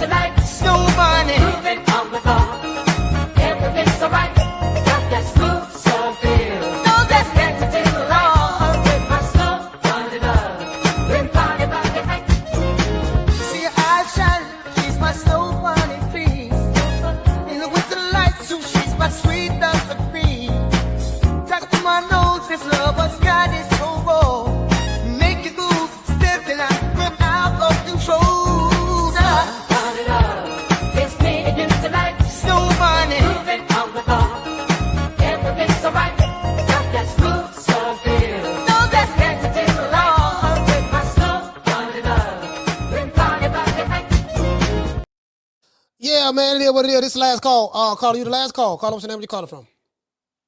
What up, Coach? Rod from LA. Rod, LA, talk to me. Listen, man, Tim Bradley's a fraud, Coach. Why you say you're a fraud?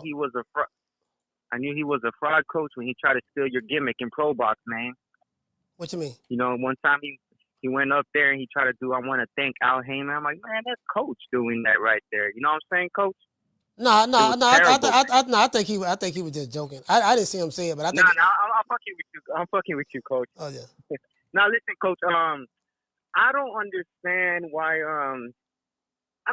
First of all, I don't know why people are mad at Turki. You know what I'm saying, Coach? Like, he's making the fights happen. He's paying these fighters. And I was kind of a bit of surprise of the comments by Tim. You know, I thought he'd be on board with this because it's just making boxing great, you know. So it is a little shocker to see Tim Bradley, like, say what he said, you know. But I don't know, man. I don't know, Coach. You know what I'm saying? Like, I mean, what's the reason behind the Tim Bradley saying that? Because he just doesn't mess with Turki like that? He explained it. Yeah, he was on the show. You heard what he said. If you listen to what he said, that's what he said. He explained it. His words speak. You know, he said why. So you just got to go back and listen to it. Yeah, I haven't had a chance. I'll check it out though, Coach. But yeah, Coach, that's my call, man. You have a good one, Coach. All right, thanks, fam. Yeah, man. Yeah, I mean, like me, I don't have a problem. You like who you want to like. If you don't like Turki Alashihk, I don't have a problem with that. My thing is the bending the knee. Oh, you bending the knee? Well, shit, nigga, everybody bend the knee. If we use that terminology again, fighters leave promotional companies all the time. Fighters work with promotional companies all the time. Ali worked with Don King before, but he was with Bob Bam first. Did he sell out Bob Bam? Was he disloyal to Bob Bam? No. He made a business decision. And then he went back to, you know what I mean? So if a person makes a business decision, I don't look at that as bending the knee to nobody. I just don't. Again, Saul Canelo Alvarez has a net worth, according to celebrity net worth, he got a net worth of $275 million. The man doing something right. He fought for Golden Boy when it was at HBO, I think. I think he fought for him when it was at I think Showtime. Then he fought over there on DAZN. Then he left Golden Boy, sued him or whatever the case may be. He started working with Eddie Hearn. Then he left Eddie Hearn, came to the PBC for 3 fights. Now it appears he's going back on that side of the fence. Free agent. Do whatever you want to do. Smart. That's smart as hell. Leaving his options open. There's nothing wrong with that. Well, he said, listen, if I was to hold everybody to what they say, that rule could be applied to Timothy Bradley. That rule could be applied to me. That rule could be applied to Miss Connie. That rule could be applied to Justin, John, Steven, the Duchess of Wisdom. Everybody in the chat have said something that they didn't like. They didn't like this person. They wouldn't do, and they went back on it. Everybody. Whether it's a job, whether you got back with an old boyfriend, whether you got back with an old girlfriend, whether you did this, everybody has done it. So we just can't be so hypocritical like, oh man, I don't respect that. He kissing the ring. Nigga, you don't kiss plenty rings. True.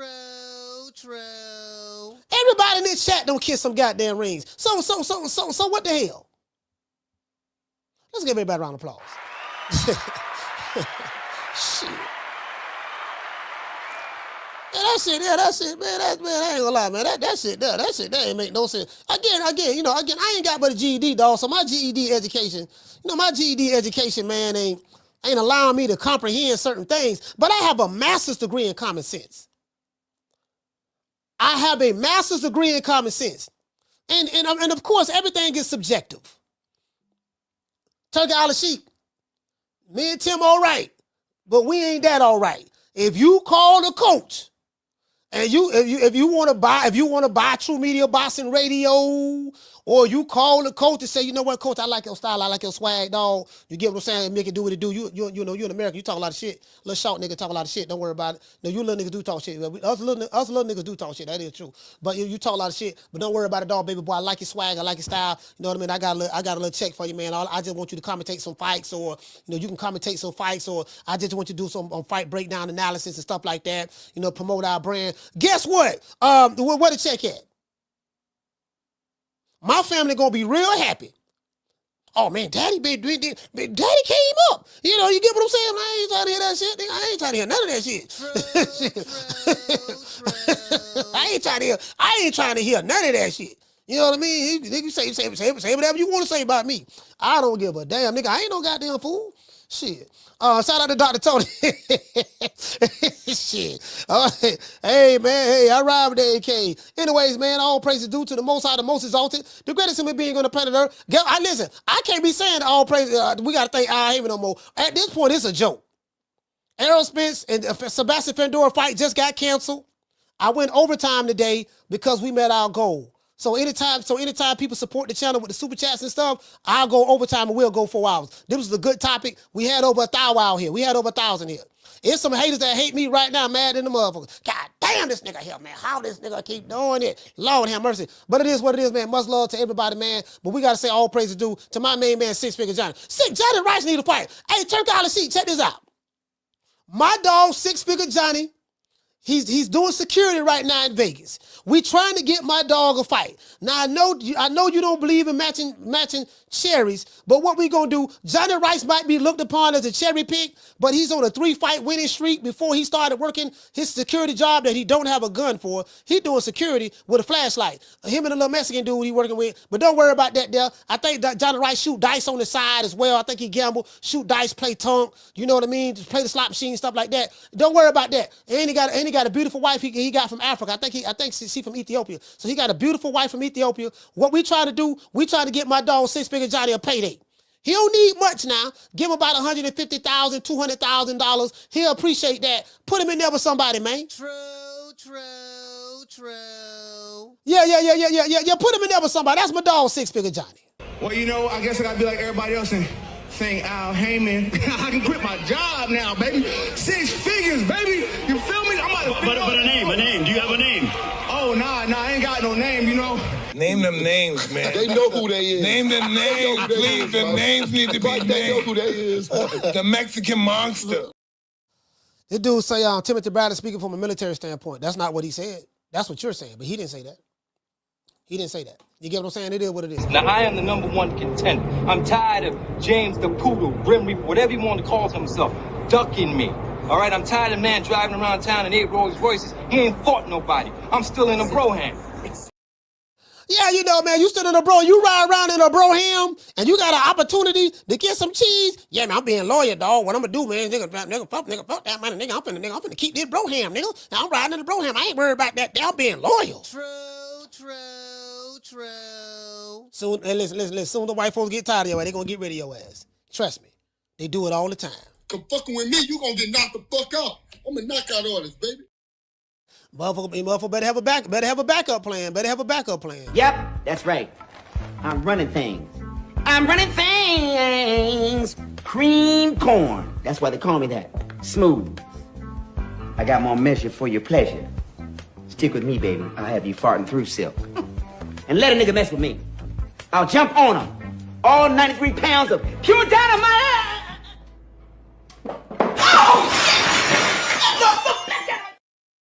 Check this out. I'm gonna give you a perfect example. Y'all remember Deontay Wilder?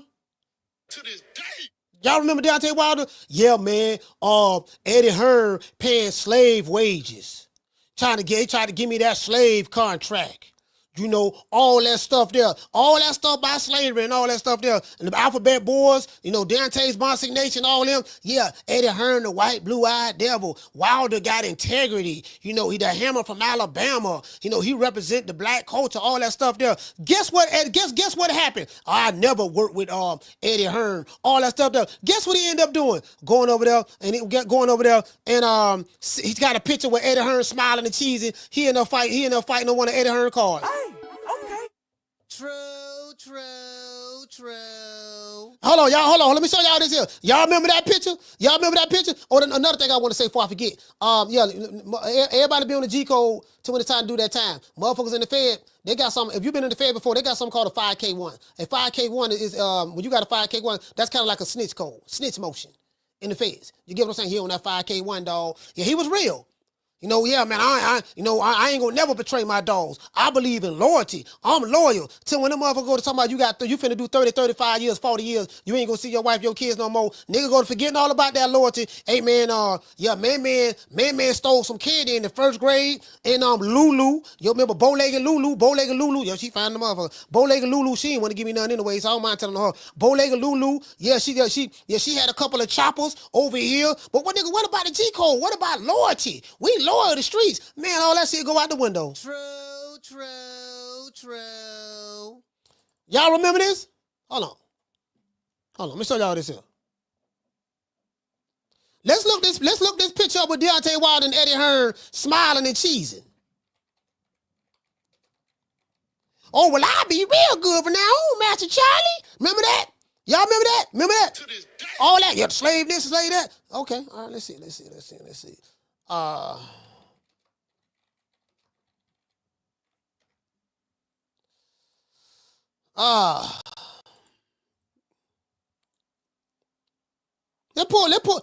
this up right quick. Y'all remember that? Zamunda. What's the mood at? Y'all remember this here? Now look at him, smiling, showing all 32 teeth. I thought Eddie Hearn was the devil. Isn't that what the Alphabet Boys were saying? Yeah, man. Yeah, you know, my integrity. You know, that blue-eyed devil, this and that. He's sitting right there with the man he called the devil, smiling and cheesing, showing all 32 teeth. Where was the loyalty to Al Heyman? What was the loyalty to Al Heyman? He's showing all 32. Let's look at it one more time. What was the loyalty to Al Heyman? That different.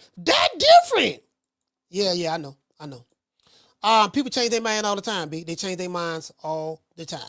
It is what it is, man. Shout out to everybody in the chat, man. Shout out to everybody in the chat. Let's give all the callers a round of applause. Matter of fact, no. The cash appers come first.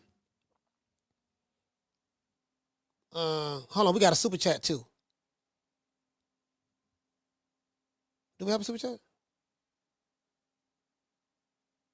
No, we don't have a super chat. My bad. No, I mean it's not super chat. Cash app. My bad. Let's give all the sponsors a round of applause. Shout out to my sister Ficiana. Okay. Shout out to Mr. Giancarlo. Okay. Shout out to Deal 87. Okay. Shout out to the Gooch. Okay. Shout out to Sean from the Heights. Okay. Shout out to the Gooch again. Shout out to Flex BK. Okay. Shout out to Tip Bayless. Okay. Shout out to Mr. Lemons. Okay. Shout out to Jonathan Ramirez. Okay. Shout out to AM Sports Media. Okay. Shout out to my main man Drew. Okay. Shout out to the Opinion Sports Show. Okay. Shout out to my lovely sister Tegda. Okay. Shout out to Grip. Okay. Shout out to John Money. Okay. Shout out to Petra. No, Patarg. Shout out to Patarg. Let's see what else we got. Shout out to Zepper. Green Eyes P. Shout out to the lovely Miss Connie. Shout out to this hating ass nigga who be hate watching me for a long time. You still a hoe, nigga. Save them $2, old dick in the boot ass nigga. Watch for the hook. You's a bitch. Your mama should have aborted you at the abortion clinic, fam. And I say that disrespectfully. This one of my old trolls, dick in the boot ass nigga. Shout out to Marcus King. Shout out to Braska Ross. Braska Ross, what's up, brother? Shout out to our brother Tyrone. Tyrone, salute, fam. And shout out to Donald Banks. Let's give all of the sponsors a round of applause, man. I really appreciate y'all.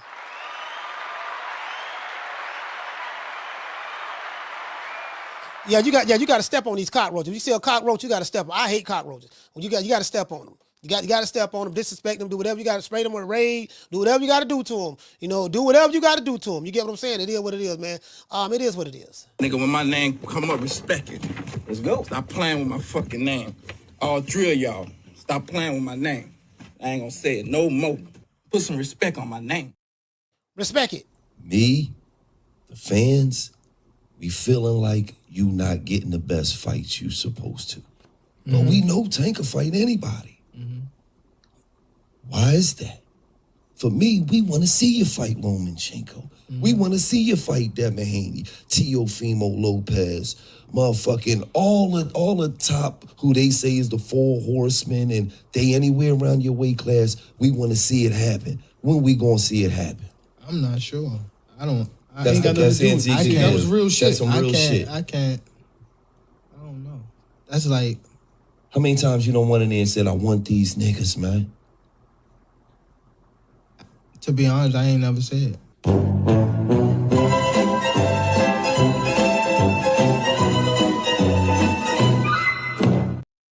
Yes, sir, man. Ain't nobody listen.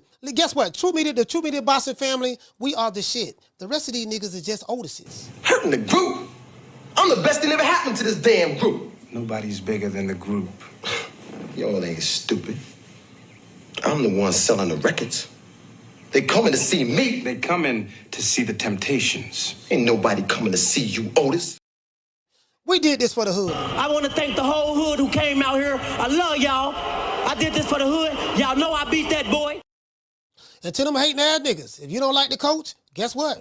Don't ever come by here. Okay? And for all of the lovers out there, Make it last. Make it last forever. Don't let I love me.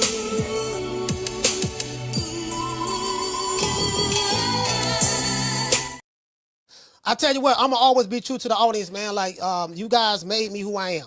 I tell you guys this all the time. The people who made me on YouTube is the people in the chat. Everybody in the chat, right?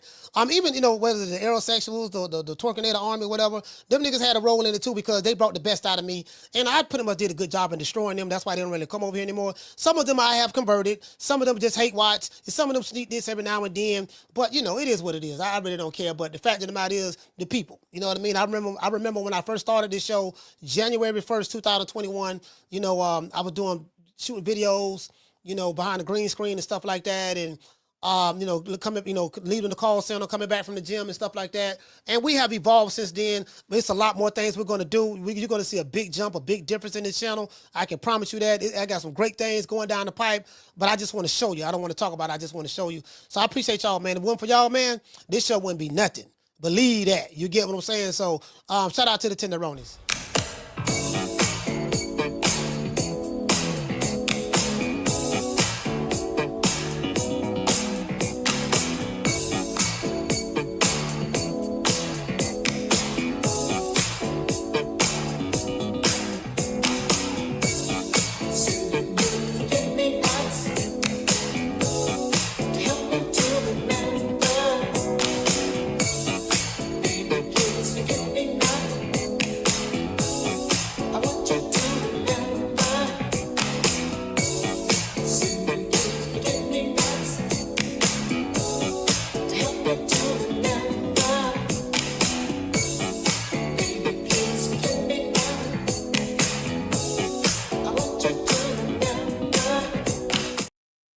Let's give a shout out to everybody, man. Shout out to my sister Fitzy on the Fights. Black Sheep Podcast. Shout out to La Jessica. The lovely Miss Connie. Shout out to Tegra.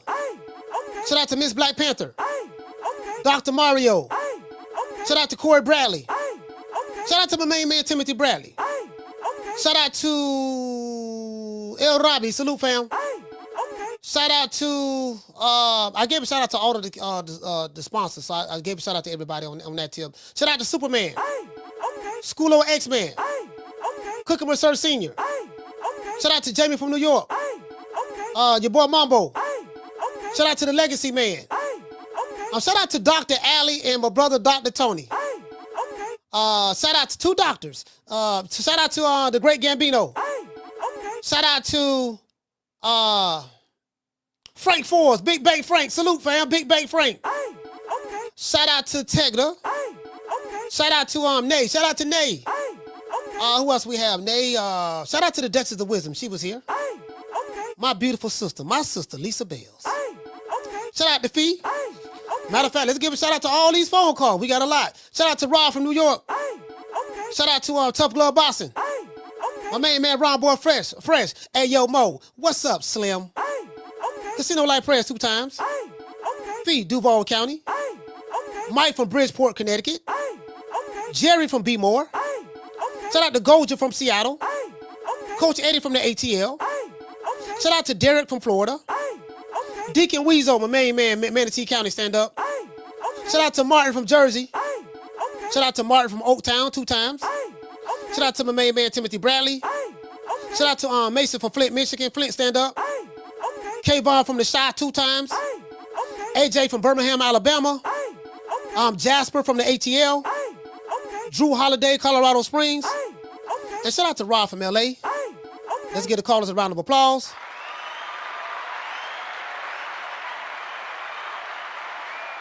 Shout out to everybody who watched us on X. I really appreciate you guys, man. I'm on X. I know I got a lot of people who got love for me on X, but I do have a lot of people who hate me on X. That's fine. I take the good with the bad. I really don't care. Y'all know me. I ain't got no filter. And shout out to everybody who watched the show, man. We had over 1,000. I have the analytics to prove it. But shout out to everybody. I appreciate y'all. For us to be such a small channel, man, we be doing some great numbers. So I appreciate you guys, man. Once again, it's on. I see you guys tomorrow.